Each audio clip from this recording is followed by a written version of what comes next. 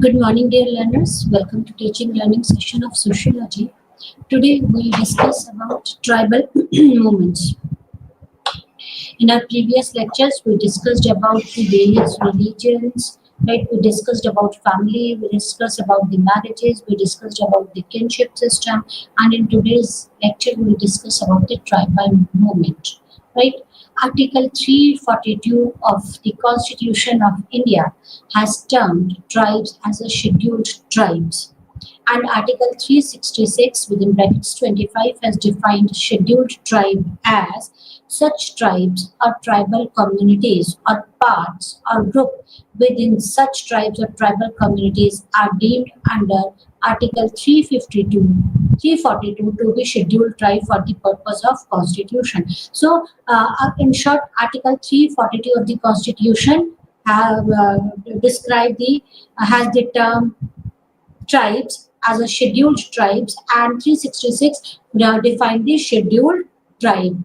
There are two categories of scheduled tribe, right? These are the frontier tribes and the non-frontier tribes. So tribes are of two types: frontier tribes and non-frontier types. Frontier tribes are those tribes which dwell in the northeast frontier state of India, such as Arunachal Pradesh, Mizoram, Manipur, Assam, Meghalaya, Tripura, and Nagaland. So all those tribes which dwells at the northeast frontier states, right, those are known as the frontier tribals. And the non-frontier tribes, though who are geographically spread across the country, however their concentration is high in the states such as Madhya Pradesh, Rajasthan, Gujarat, Odisha, Bihar, Lakshadweep Islands, Dadar and Nagar Haveli, constituting 89% of total population of tribes in India. So there are two types of the tribe. I hope you understood, right? That is the non-frontier tribe and the frontier tribe. Frontier tribe which dwells in the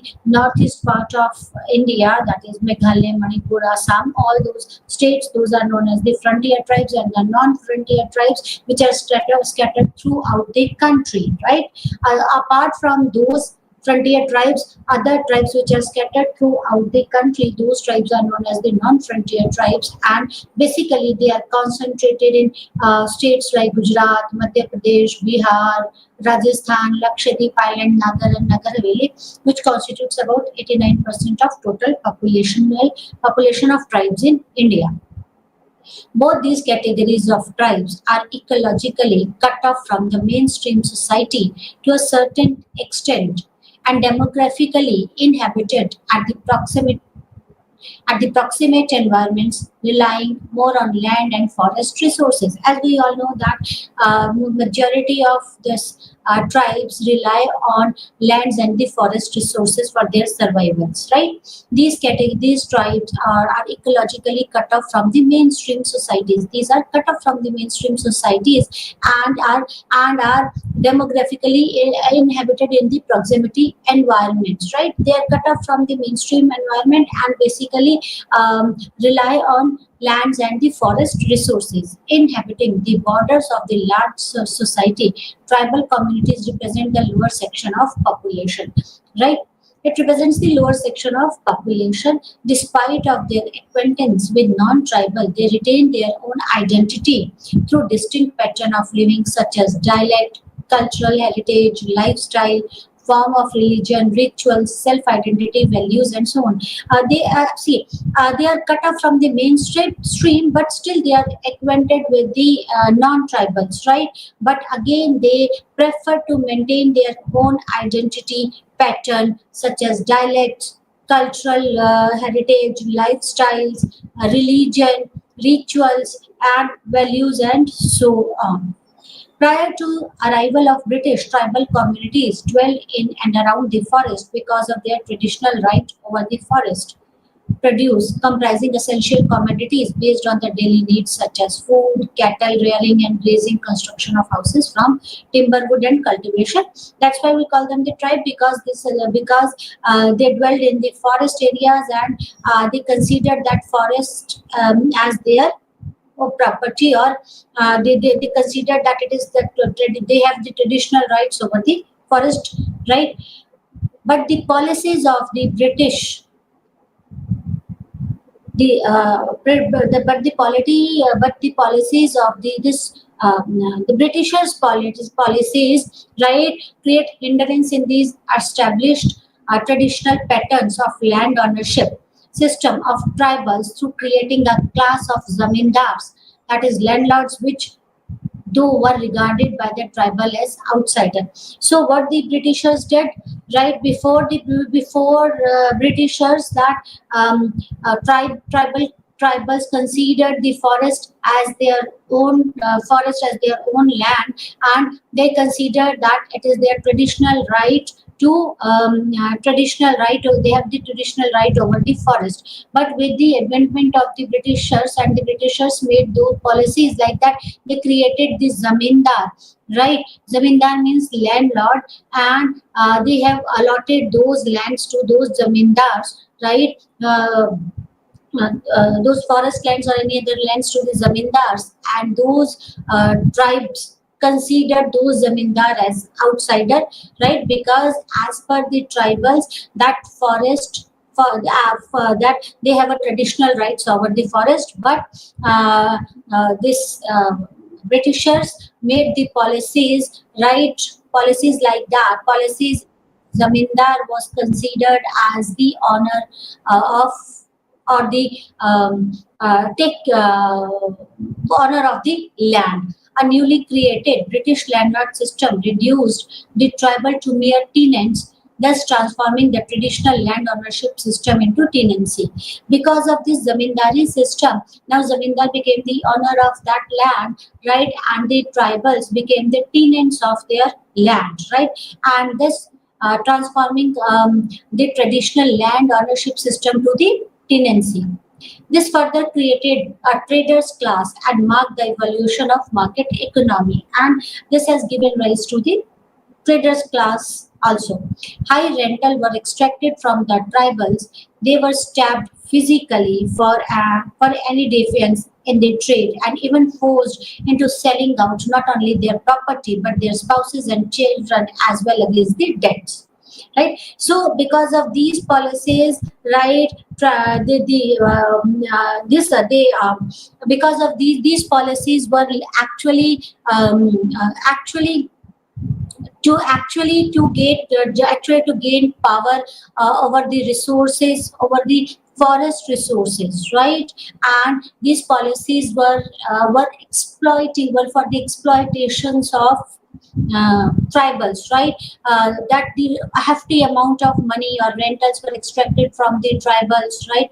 They were stabbed, not only that, but they were stabbed physically, and they were forced to sell off their spouses as well as their children against the debts, right? So from the ownership system, from the owners, they are converted to tenants.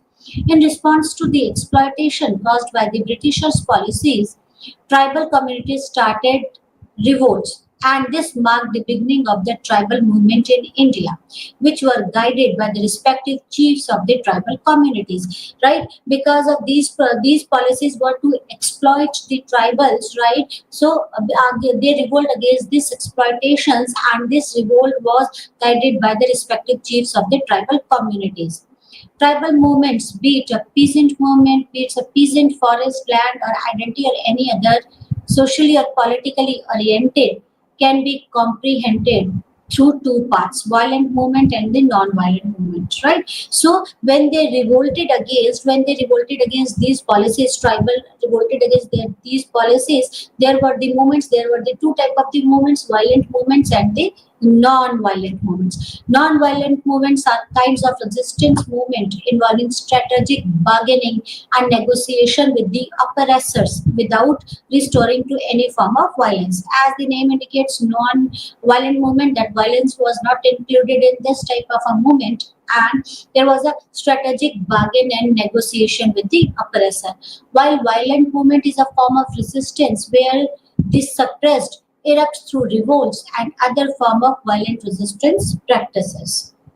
Non-violent and violent tribal movements include the Tana Bhagat movement and Mayuriya movement respectively. So Tana Bhagat movement was a non-violent movement, while Mayura movement was a violent type of a movement. Tana Bhagat movement, which is a non-violent movement, right, points towards the struggle towards the structural transformation of communities, because Tana Bhagat movement was non-violent movement, and this struggle was towards the structural transformation of the communities. That it is towards the structural transformation. While Mayuriya movement, a form of violent resistance, was directed towards reshaping and reforming the tribal pattern of livelihood involving forest and land. Causes of tribal movements. There are various causes of tribal movement. The tribal movements involve different issues that affected their livelihood and structures, right? So the first movement, but there were the different issues which impacted their livelihood and the structure, right? Their social structure. So these were the few reasons. This was the reason. There were the issues that is related to the livelihood and the structure. This is one of the reason or causes for the tribal movement. These movements erupted because of denial of their right by the British, and this suggested that the tribal movement started against the tyrannies brought about by the British through their policies. And this movement has been started because of the exploitation policies of the Britishers. Right. Causes of tribal movement can be derived from in an attempt to increase the agriculture produce by non-tribal.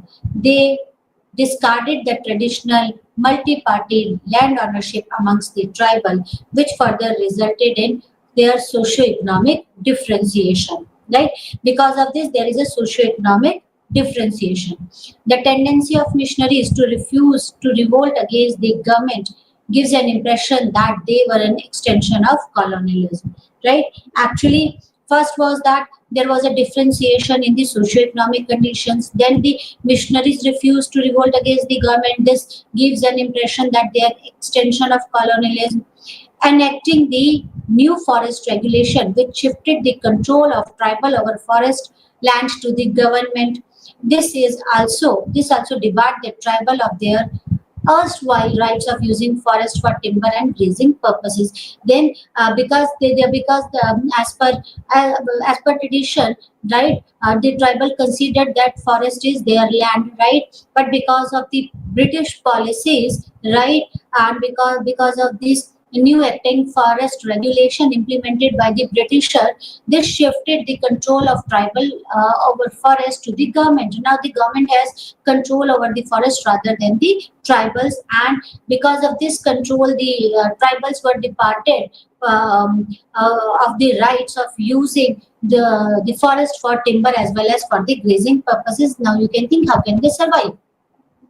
And then again, next is the emergence of zamindari system, reduced the tribal to the tenants and allowed the non-tribal to take over the settled agriculture, and the tribal lost their agricultural land in course of action. Taxes imposed on the timber uses, constrained on shifting cultivation due to land grab policy of the government, and exploitation of tribal by the money lenders. So there were many factors. Exploitation by the money lenders, right? They lost their right over the forest. Right, emergence of zamindari system was there, right? And then they were not supposed, or they were not allowed to use the timber, as well as they cannot use the forest for the grazing purposes, right? Taxes were imposed, right? Heavy taxes. Then they considering the tribal land as a private estate, as a result of which tribal lost their land, right? So considering the tribal land as a private estate, as a result of which tribal lost their land. Then we can, because of all these things, because of all these are the causes of eruption of the tribal movement. And now we can categorize the tribal movement into three phases. So I hope you understand the background of the tribal movement, what were the causes of the reasons for the tribal movement, and because of those causes or reasons, the tribal movement erupted. And now this tribal movement can be categorized into three phases. The first phase is from 1789 to 1860. The second phase is from 1860 to 1920, and the third phase is from 1920 to 1947, means till independence, right? So 1700 let's start from the first phase, that is 1789. That is known as the first revolt, is known as Tamar Revolt. That is 1789 to 1832, and this was led by Bhola Nath Sahai. Tribal communities from Tamar revolted from 1789 to 1832 against the British oppression.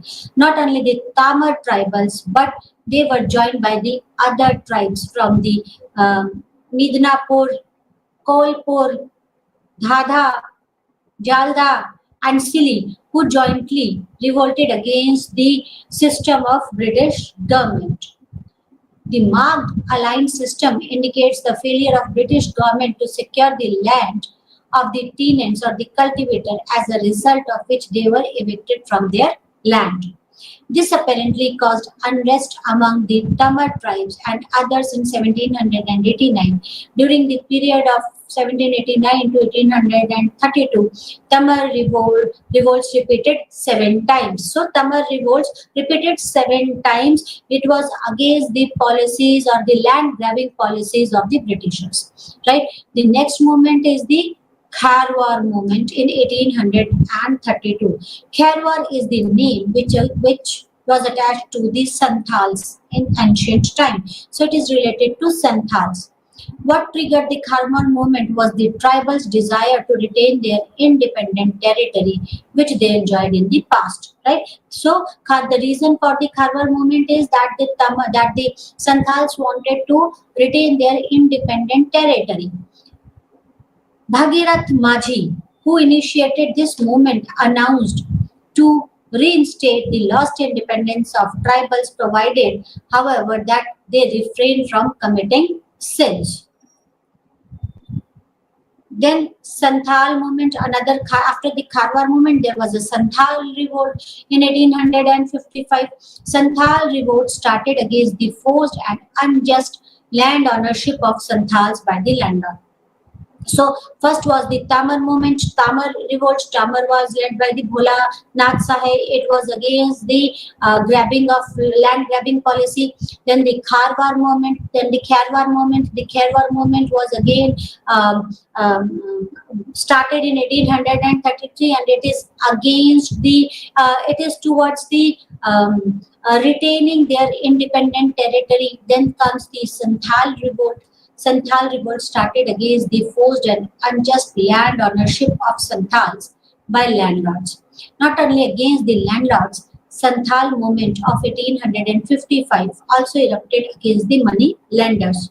This movement started under the leadership of two brothers, Sidhu and Kanu, who announced that the revolt can be called off after they take their land back. Right. So this Santhal revolt was against the land grabbing policies or the landlord system, right, as well as money lenders system, and it was started by the two brothers Sidhu and Kanu. Then the Bhakta movement in 1858. Bhakta movement, which can be understood through its 3 phases, erupted in various part of Chota Nagpur. So Bhakta movement erupted in Chota Nagpur. Singh has pointed out its 3 phases as an agrarian, revivalist, and the political phases. So this Bhakta movement, there are the 3 phases of this Bhakta movement, right? And it is erupted in Chota Nagpur, right? These 3 phases are the agrarian phase, revivalist phase, and the political phase. The agrarian phase and the revivalist phase saw protest against the landlord. So agrarian phase and the revivalist phase was the protest against the landlord. Actually, tribal tenants rebelled against the hike of land rent as well as their harassment by the landlord, and the clashes took place.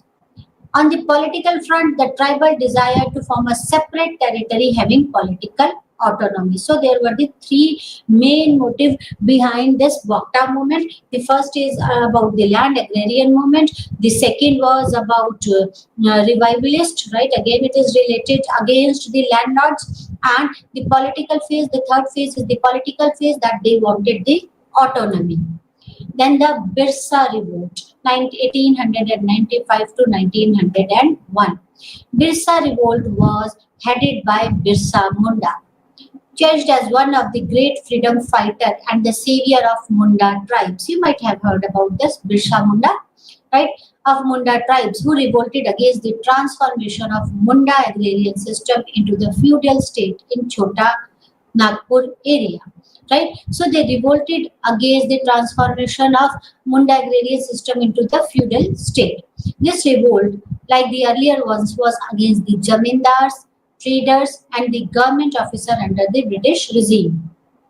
Right, so these were the movements, tribal movements, right? And the reasons for the tribal movements were the exploiting policies of the Britishers, and majority of movements were against the zamindar landlord system and the against the British government, right? And there are three. We can divide this tribes into two, that is the frontier tribe and the non-frontier tribe, right? And then we can divide the tribal revolt into two: violent tribal revolts and the non-violent tribal revolts. Few revolts were violent type of a revolts and few were non-violent type of revolts, right? I hope this is clear to you, right? The next movement is Dalit movement, because the policies, Britishers made the policies which were not in favor of Indians, right? They always wanted to exploit Indians, whether they are Dalits or any other, right? Dalit movement, and because of those exploitation policies, Dalit again revolted, and today we'll discuss about the Dalit movement too.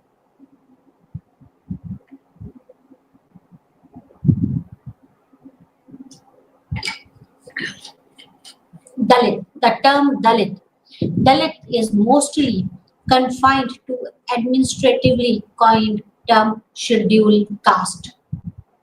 However, officially it includes the scheduled tribe and other backward classes too. Right? Britishers uses SC for untouchable in 1935 and depressed caste in 1919. So Britishers used this term Dalit, SC for untouchables in 1935, and Dalit is mostly confined. This term Dalit is mostly confined to the administratively coined term scheduled caste. Commonly, Dalit is also used for all marginalized section of society, that is poor, landless peasants, women, tribals, and worker. Marathi writers proposed the term Dalit in 1960 in place of Achut or Harijan, as it means broken or scattered in Marathi. Right? So, the Marathi writer used the term Dalit in 1960 instead of Achut or Harijan. The term Dalit in the past few decades have emerged as a power symbol of exploited masses who stood against the oppressive structure of upper caste, hegemony, and social discrimination. Right? So this Dalit term, or this term Dalit, has emerged as a powerful symbol of exploited masses. Dalit means exploited masses. It signifies all those who were denied of any basic rights of existence since time immemorial, and those who fought to change the oppressive pasts and presents. So this term Dalit signifies who were denied to the basic right of existence. The Dalits were denied of basic rights of existence since time immemorial, and those who fought to change the oppressive past and present. Let's understand the socio-historical background of Dalit. Right? We all know about Varna system. Varna system is a hierarchical segmentation of society in four orders, that is Brahman, Kshatriya, Vaishyas, and Shudras. Right? And then the untouchable or Ati Shudras, who were outside the Varna system. Right? The fourfold system, the first three are twice born. Right? See, as we all know, we discussed about the Varna system. Varna system is a hierarchical system, right? And this hierarchical segmentations, there are four hierarchies. At the top, there is a Brahman, then comes the Kshatriyas, then comes the Vaishyas, and then comes the Shudra. And this there is another hierarchy that is known as Ati Shudra. The Ati Shudras were kept out of Varna system even, right? And out of these four, that is Brahman, Kshatriya, Vaishyas, and Shudras, the first three are twice born, means they consider themselves as pure and Ati Shudras and recognize untouchability as a social practice. Right, so this Varna system, the subsumes a large number of the caste, and the caste as an endogamous group based on the notion of purity and pollution. There is a notion of purity and pollution, right? Few castes, that is the first three castes, considered themselves as a pure because they are twice born, and Shudras and Ati Shudras were considered as polluted or are considered as polluted type of a caste. Right, the social practice of untouchability, we all know that there is a practice of untouchability in this society, and untouchability in India resulted in poverty, illiteracy, servitude, and the serious contempt and exploitations within the society. And because of this, these are the results of untouchability. Based on the birth, it is practice that the oppressed many, by keeping them outside the realm of the caste hierarchy, or at the lowest, confining them to restricted occupation and considering them impure. Right? See, it is based on the caste system. This unteachability is actually based on the caste system, and caste is a status which we inherit. It is an ascribed type of a status, right? This caste, we get the caste, we just get this status of the caste or ascribed type of a status by birth, right? And because of the birth, and there are well defined, because there are the well defined occupation. Why there is a well defined occupation? Because the caste system has emerged from the Varna system, and Varna system is basically based on the occupation. On the basis of occupation, this caste, various caste has been the Varna system subsumes the caste, right? Or the caste emerged from the Varna system, and because this caste and the Varna system consider those untouchable as impure, right? And caste is a system, and because of this untouchability or impurity, it has resulted in poverty, illiteracy, right, and various serious contempt and exploitations within the society. And when and this untouchability, or this hierarchy, or this caste hierarchy, or the Varna hierarchy, right, restricts everyone. Because of this, there is a restricted occupation, right? Even for untouchable, there is restricted occupations, and they are those occupations are considered as impure because their occupations are impure. So they automatically, so society automatically considered them as impure. The practice of untouchability therefore restricts the social mingling with other members of the society, because they were considered as impure, and because of their occupation, they were considered as impure, and they were considered as untouchable, and because of this untouchability restrict their social mingling with other members of the society. They cannot be moved around freely, participate in social life, access the places of worship, participate in festivals, fair, community spaces, etc. Right? So they cannot move around freely. The Dalit leaders and the different phases of Dalit movement. So this was the historical socio background of the Dalit movements, right? Because of all this exploitation, various movements have been erupted. Dalit movements. There are certain Dalit leaders, and there are the different phases of Dalit movement. Mahatma Jyotiba Phule from 1827 to 90 belonged to the OBC caste Mali. Influenced by the wave of reform movement, he developed a strong resistance to upper class oppression and worked amongst the poor, uneducated, untouchable, and women. Right? He was from OBC caste, and he was against that operation, and then he worked towards the education and untouchable and and for the women. He founded a Satya Shodhak Samaj in 1875. So he is the founder member of the Satya Shodhak Samaj. He started establishing the school for untouchable boys and girls in Pune.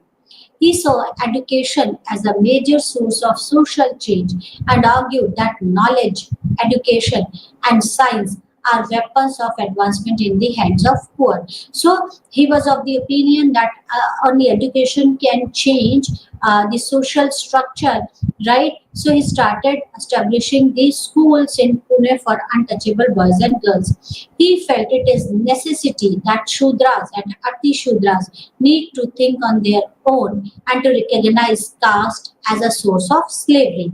Right? So, as per Jyotiba Phule, that it is required that Shudras and Ati Shudras should start think logically and recognize that caste as a source of slavery.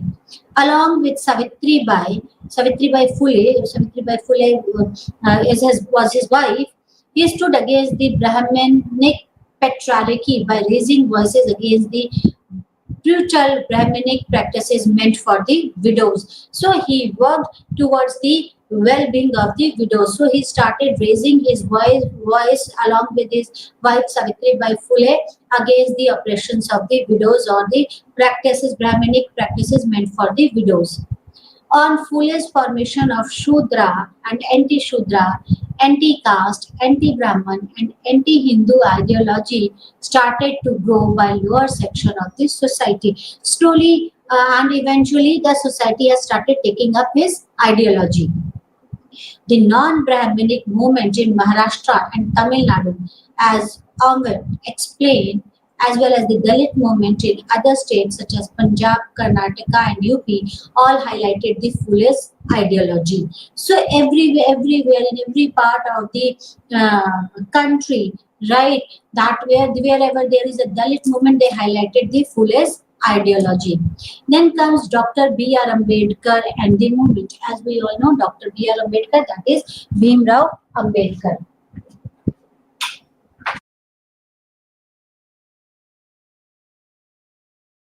Under B.R. Ambedkar, and Ambedkar insisted on the safeguarding the political rights of a Dalit. So, Jyotiba Phule, as per Jyotiba Phule, education is the tool which can impart strength to the Dalits, right?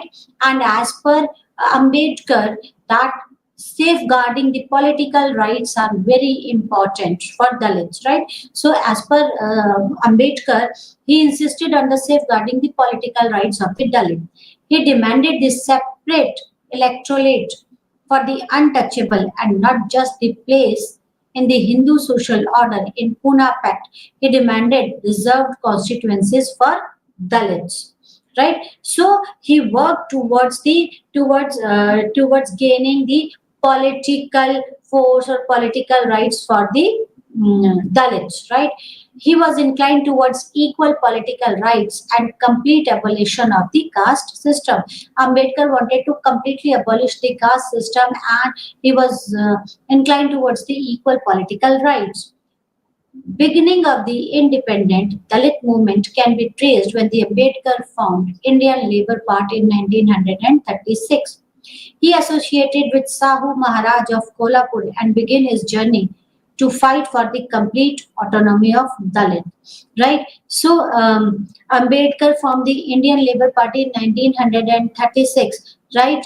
And he started working towards the independent Dalit movement or towards the rights of the Dalits, right? And he associated with Sahu Maharaj of Kolhapur and began his journey to fight for complete autonomy of Dalit. Ambedkar entered into politics with Mahars, forming Bahiskrut Hitkarini Sabha that soon started to hold conferences in and around the province. The first Dalit liberation movements, Mahar Satyagraha, was outcome of one of the conferences. So then Ambedkar entered into the politics with Mahars, right? And they formed a Bahiskrit Hitkarni Sabha, and they started holding the conferences, and the first Dalit liberation movement, Mahar Satyagraha, was outcome of one of the conferences. The decision to drink water from the two tank resulted in the failed attempt, but the message against the Brahminic suppression was loud and clear that they burned the copies of Manusmriti, right? That Maharsa, the Dalit liberation movement, the first Dalit liberation movement, they burned the copies of Manusmriti, and the decision to drink water from the two water tank resulted in fail. They try to drink the water from the same tank. Ambedkar sharpened his struggle against the upper caste by strongly proposing the unity of workers, peasants, Dalits, non-Brahmins, and political alliance with non-Congress parties. Right. So he tried to form a party he tried to form alliance among the non-Congress parties. Ambedkar wrote extensively and adopted socialist framework and believed in state-guided industrial development. So he was of the opinion that there should be an industrial development which should be under the state. Ambedkar called for the mass conversion to Buddhism because Hinduism is based on the caste ideology and therefore represented the inequality and egalitarianism, right? So he called for the mass conversion to Buddhism. He made a united front called the Republican Party that worked along with Samyukta Maharashtra Samiti. He called for ideological, cultural, and political struggle for transformation of social order. As per Ambedkar, it is required that there should be the ideological, cultural, and political changes for transformation of social order. And to do so, he made a united front called the Republican Party that worked along with Samyukta Maharashtra Samiti. Then comes the Periyar and mass movement, Periyar movement, the non-Brahman movement in Tamil Nadu, led by rise of E.V. Ramaswamy Periyar, who belongs to a merchant family. Right? He left Congress by 1925 when Mahatma Gandhi defended Varnashram Dharma. He contested it strongly and declared that if India has to gain freedom, it has to dissolve the Congress, Hindu religion, and the Brahmin domination. Right? So he was the part of the Congress, but in 1925 he left Congress. Periyar formed the Self-Respect League in 1926 that professed radically nationalism and stood fiercely against the caste and religion. So he formed a self-respect league, right? That is professed radical nationalism and against the caste and religion. Periyar radicalism, anti-caste and anti-religion views were expressed in his radical speeches. So he was against the radicalism, he was against the caste system, he was against the religion, right? And he wanted to give a new orientation to a non-Brahminical movement, right? So these were the Dalit movements, right? I hope you understood. We discussed in Dalit movement. We discussed about the Jyotiba Phule's movement, then the Ambedkar movements and the Periyar movements. Right? State, society, and religion. This is very important because everything goes hand in hand. State, society, and religion.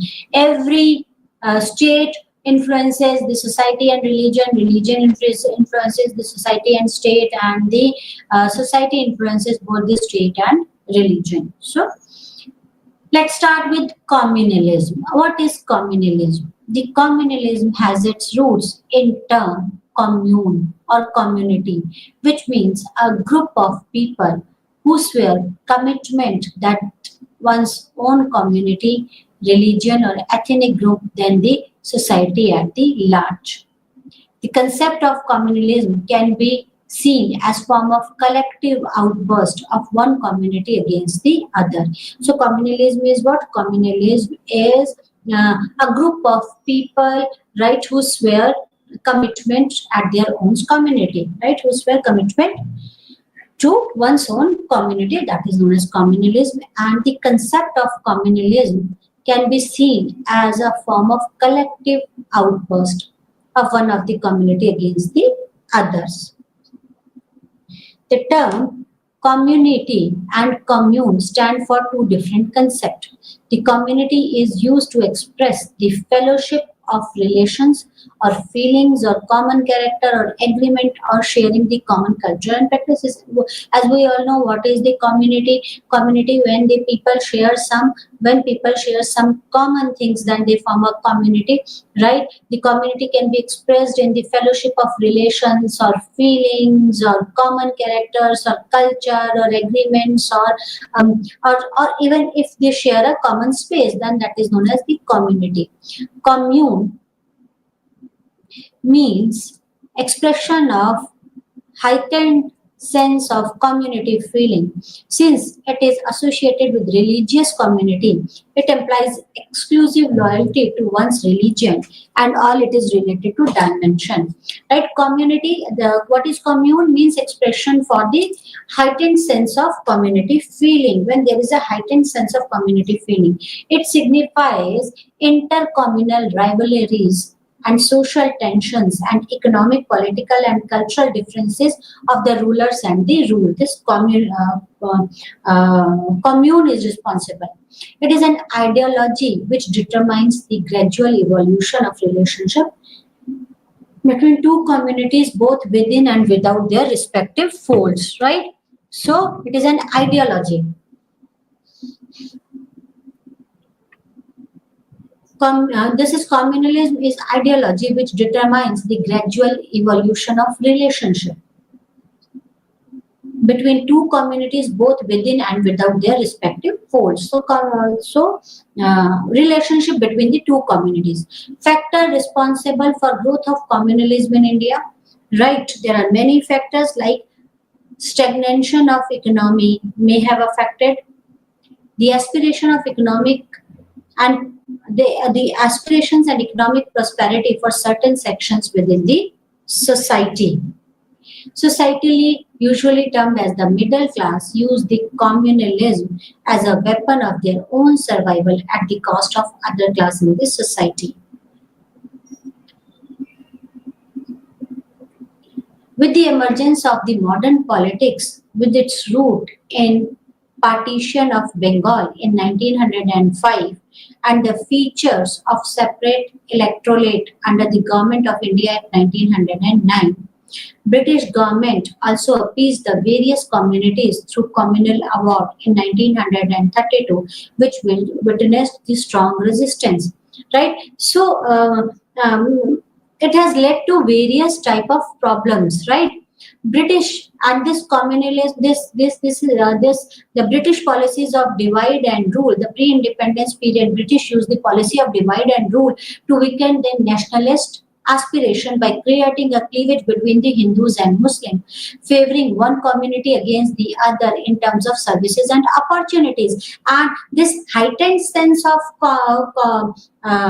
community, right? It has come up with, it is commune, and when one feels like that we are better than the other, and Britishers deliberately did it through divide and rule policy so that they can rule us in a better way. They can suppress us or rule us, right? So they use this policy, divide and policy, to weaken the national aspirants by creating a cleavage between various communities. It resulted in the communal tensions between the two groups, and therefore it is considered as Hindu-Muslim disunity took shape during the continuation of British rule in India. Many distorted texts of Indian history significantly contributed to rise of communalism during this period, right? So they deliberately did it so that there should be no unity, and they wanted to slow down our movements, national movements. During the national movements, a strong Hindu religion element was introduced in the nationalist thoughts. The Orientalist writing, which glorified the Hindu religion and the period in the history, became the basis for the propagation of nationalist idea and the pride of motherland. And in this process, Muslims were seen alien. Other factors which are believed to fan the flames of communalism includes the rumors, distorted news publicized by the media, which actually spread the false information to the public. The political parties resorted to the politics of appeasements, whereby sanctions were used to appease the different ethnic religion. So there were many factors responsible for this communalism, right? Cultural groups for the vote.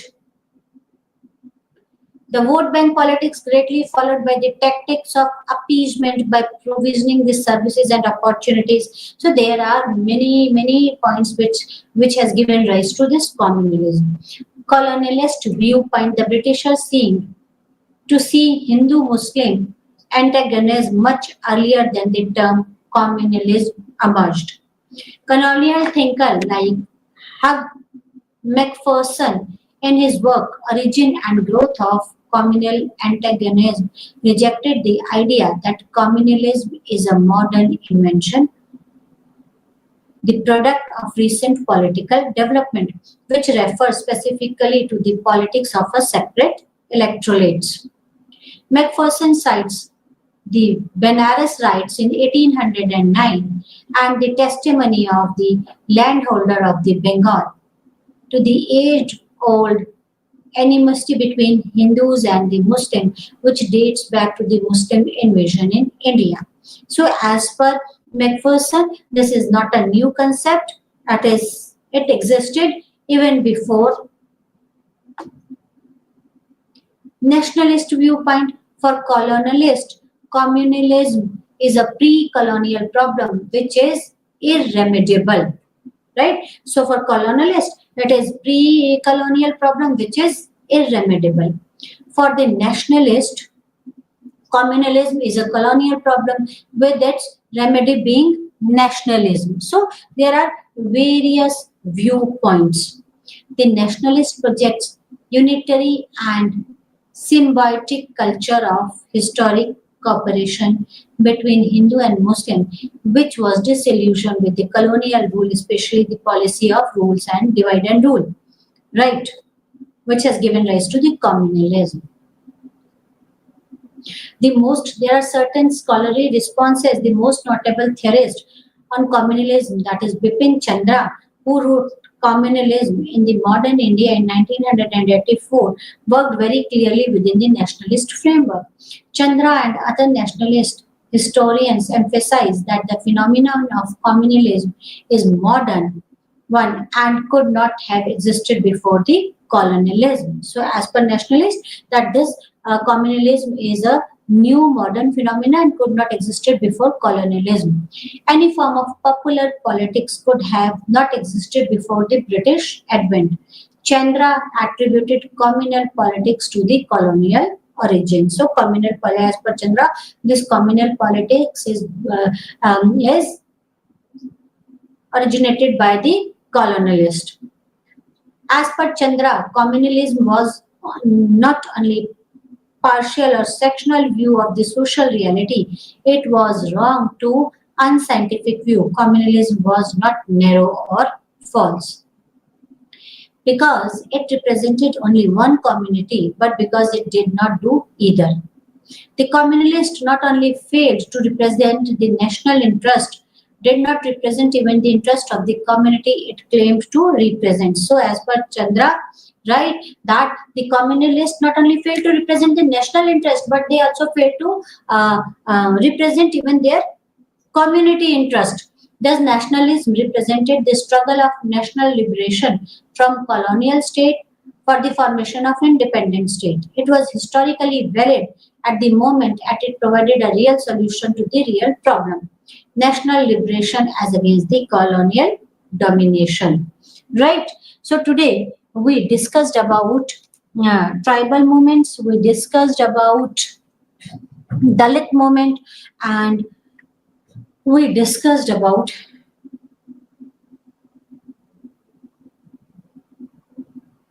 communalism, right? In today's section, in today's session, we discussed about. Let's start with tribal movement. Tribal movement is what? Tribal movement is whom we consider the tribals, right? Those who lives in forest and those who consider the forest. Traditionally, they consider that forest is their property, right? That those are known as tribals, right? And it has the tribal that in as per Indian constitution we call them the scheduled tribes, right? The article 342 of the constitution, right? Then tribal these tribes have been divided. These tribes have been divided into two: the non-frontier tribes and the frontier tribes. Frontier tribes are those tribes which lives in Assam, Meghalaya, Manipur, Mizoram, that is in the northeast state of India. Those tribes are considered as the frontier tribes, while others, while the tribes which lives other parts of the India, they are considered as the non-frontier tribe, right? And this majority of these tribes lives in states like Madhya Pradesh, Bihar, Odisha, Rajasthan, Gujarat, Jharkhand, and Dadar and Nagar Haveli and Lakshadweep. Right, both of these categorically tribes are ecologically cut off from the mainstream of the society, and traditionally they consider forest land as their own land.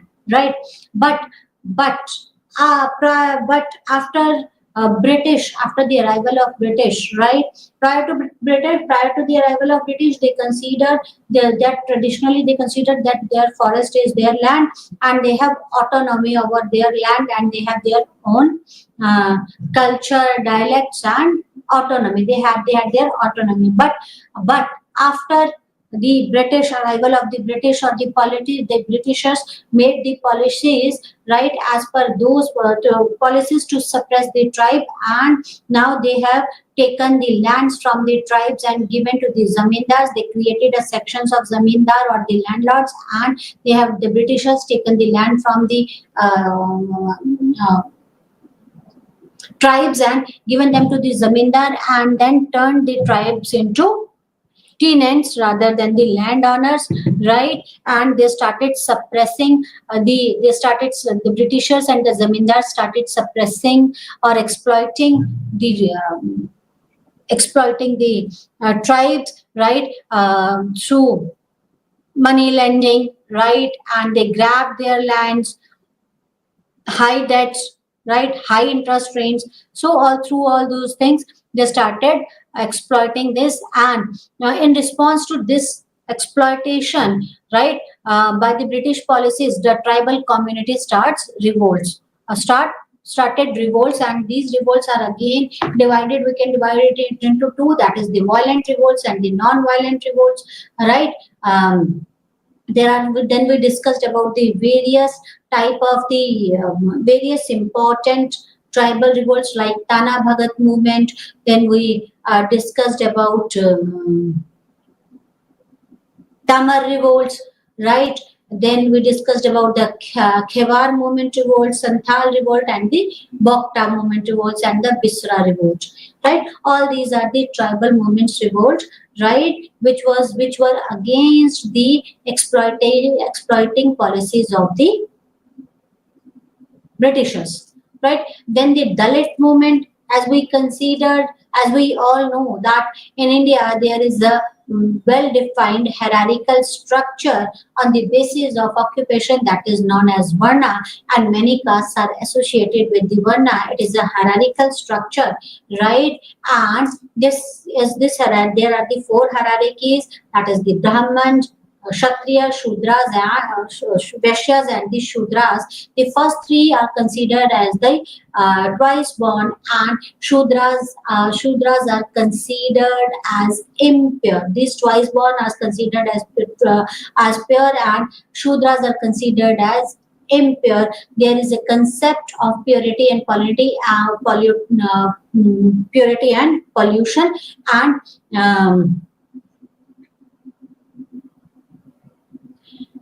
and castes are summed into this, right? Then because of this varna system, right, this varna systems, the occupations were fixed, and the top three were considered, and the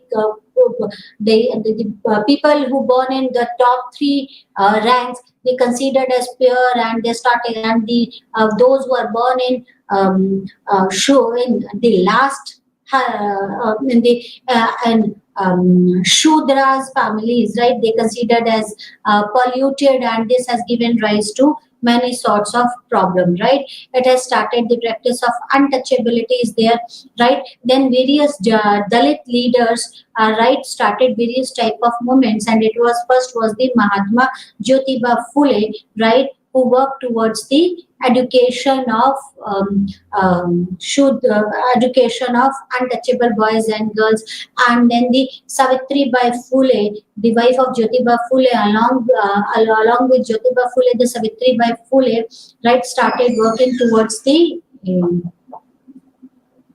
development of the widower to enhance the conditions of widows. Then the B.R. Ambedkar, Dr. Bhim Rao Ambedkar, we are well aware of the movements of Dr. Bhim Rao Ambedkar, then Periyar and the mass movement. So today we discuss about all these things. That's all for today. Thank you very much. Namaskar.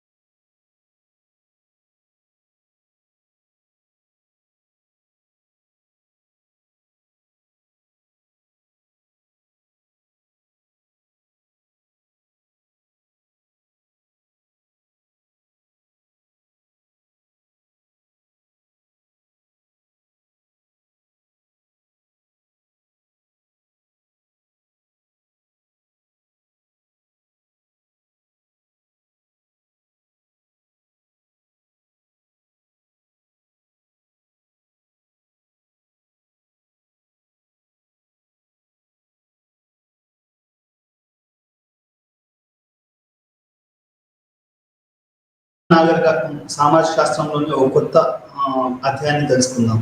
ఈరోజు రాజకీయాలన్నింటికి ఆ దేశ ఆర్థిక వ్యవస్థను ఏ రకంగా మలుస్తాయనే విషయాన్ని ఈరోజు మనం పాఠంగా తెలుసుకుందాం. మామూలుగా ఏంటంటే రాజకీయాలు ఆర్థిక వ్యవస్థ అనేది రెండు వేరు వేరు విషయాలు. ఆర్థిక వ్యవస్థ అంటే ఒక వస్తువుని ఏ రకంగా మనం ఉత్పత్తి చేస్తున్నాము, దాంట్లో మనకు శ్రమ ఎట్లా ఇమిడి ఉంది, ఆ శ్రమ వల్ల ఎట్లాంటి శ్రామికులకు ఎటువంటి న్యాయం జరుగుతుంది, ఇట్లాంటి విషయాలనేమో ఆర్థిక వ్యవస్థలోకి వస్తాయి. ఏంటి ఉత్పత్తి, దాని పంపిణీ, దాని వినియోగము, దాని యొక్క మార్కెట్ డిమాండ్, ఇవన్నీ కూడా మనకు ఆర్థిక వ్యవస్థలు వస్తాయి. రాజకీయ వ్యవస్థ ఏంటంటే రాజకీయాలు, రాజ్యాన్ని నడపడము, లేకుంటే ప్రజల యొక్క హక్కుల్ని సాధించడము, ప్రజల యొక్క కళల్ని సాధించడం అనేది రాజకీయాల్లోకి వస్తాయి.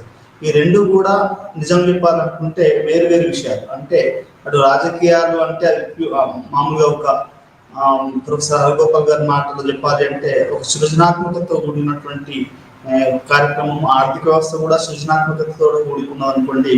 కానీ రాజకీయాలను మనకి ఆర్థిక వ్యవస్థ అనేది రెండు కూడా వేరు వేరు అంశాలు అనేది మనకి అర్థం చేసుకోవాలి. అంటే రాజకీయాలు అనేటివి ఏ రకంగా ఆర్థిక వ్యవస్థను చేస్తాయి, ఒక దేశాన్ని ఏ రకంగా నడపాలి, ఆ దేశంలో ఉన్నటువంటి రిసోర్సెస్ అంటే అక్కడ వనరులను ఏ రకంగా ఉపయోగించుకోవాలి అనేది మనం ఈ యొక్క పాఠంలో చూడాలి. ఇప్పుడు మనం చాలా వరకు చూస్తూనే ఉంటాం. ఛత్తీస్గఢ్ కానివ్వండి, తెలంగాణ కానివ్వండి, ఆంధ్రప్రదేశ్ కానివ్వండి, లేకుంటే రకరకాల రాష్ట్రాలు చూస్తే చాలా వరకు ఏమవుతుంది అంటే అంతర్జాతీయ కంపెనీలు వాళ్ళ అవసరాల గురించి అక్కడ కంపెనీలు పెట్టాలనుకుంటాయి. కానీ నందిగ్రామ్ సింగూర్ లాంటి ప్లేస్లలో కూడా మనకేమైంది అంటే అక్కడ వాళ్ళు టాటా వాళ్ళు కొన్ని పెడదామనుకుంటే దానికి వ్యతిరేకంగా పోరాటం అనేది జరిగింది. అంటే ప్రతి రాష్ట్రంలోనూ ప్రతి దేశంలోనూ ఈ యొక్క వనరులు ఏదైతే ఉన్నాయో, వనరులు అంటే అది భూమి కావచ్చు, ప్రకృతి కావచ్చు, లేకుంటే ఖనిజాలు కావచ్చు, లేకపోతే ఆ దేశంలో ఉన్నటువంటి ఇంకా వేరే ఏ వస్తువులైనా కావచ్చు, వాటిని మనం ఏ రకంగా ఉపయోగించుకుంటాము అనే దాన్ని బట్టే మనం దాన్ని పొలిటికల్ ఎకానమీ అంటాం, రాజకీయ ఆర్థిక వ్యవస్థ అంటాం. యాడమ్ స్మిత్ మాటలో చెప్పాలి అంటే వెల్త్ ఆఫ్ నేషన్స్ అనే బుక్ రాసినటువంటి యాడమ్ స్మిత్ ప్రకారం చెప్పాలి అంటే political economy is a science of managing the resources of a country for production అన్నాడు. అంటే ఒక దేశ వనరులను మనము శాస్త్రయుక్తంగా ఉపయోగించడము, ప్రజలకు అందేటట్టు చేయడమే పొలిటికల్ ఎకానమీ అని మనకు యాడమ్ స్మిత్ చెప్పాడు. అదే రకంగా కార్ల్ మార్క్స్ ఏం చెప్పాడు అంటే ఒక దేశ ఉత్పత్తి శక్తులు ఎవరి చేతిలో ఉన్నాయి, ఆ ఉత్పత్తిని ఏ రకంగా వాళ్ళు ప్రభావితం చేశారు, దానివల్ల చరిత్రను ఏ రకంగా వాళ్ళు మార్చారని చెప్పి కార్ల్ మార్క్స్ పొలిటికల్ ఎకానమీ అనే విషయాన్ని చెప్పారు. ఉత్పత్తి వ్యవస్థలు అంటే ఉత్పత్తి కారకాలు, భూమి, తర్వాత ల్యాండ్, లేబర్, క్యాపిటల్, ఈ ఎంటర్ప్రెన్యూర్షిప్ ఎవరి చేతిలో ఉన్నాయి, వాళ్ళు ఉత్పత్తిని ఏ రకంగా కంట్రోల్ చేశారు, అది ఏ రకంగా మా చరిత్రను వాళ్ళు కంట్రోల్ చేశారు అనేది మనకు యాడమ్ స్మిత్, మన కార్ల్ మార్క్స్ చెప్తున్నటువంటి అభిప్రాయం.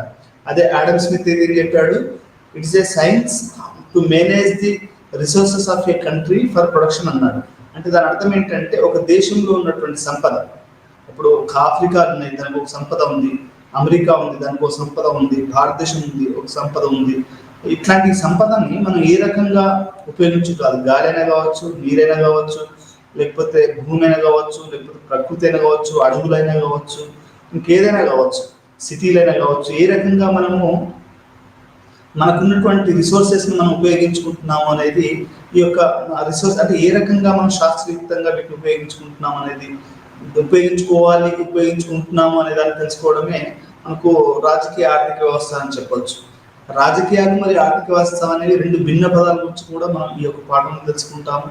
రాజకీయ ఆర్థిక వ్యవస్థ ఎలా అభివృద్ధి చెందిందో కూడా మనం తెలుసుకుంటాం. అంటే రాజ్యం అనేది ఏ రకంగా ఉండాలి, రాజ్యం అనేది ఏ రకంగా తన దేశంలో ఉన్నటువంటి ఆర్థిక వనరులను ఉపయోగించుకోవాలి, దాన్ని ప్రజల సంక్షేమానికి ఎట్లా ఉపయోగించుకోవాలి, అసలు ఆర్థిక వ్యవస్థ ఎట్లా ఉండాలని తెలుసుకోవడం కూడా మనం ఈ పాఠంలో తెలుసుకుంటాం.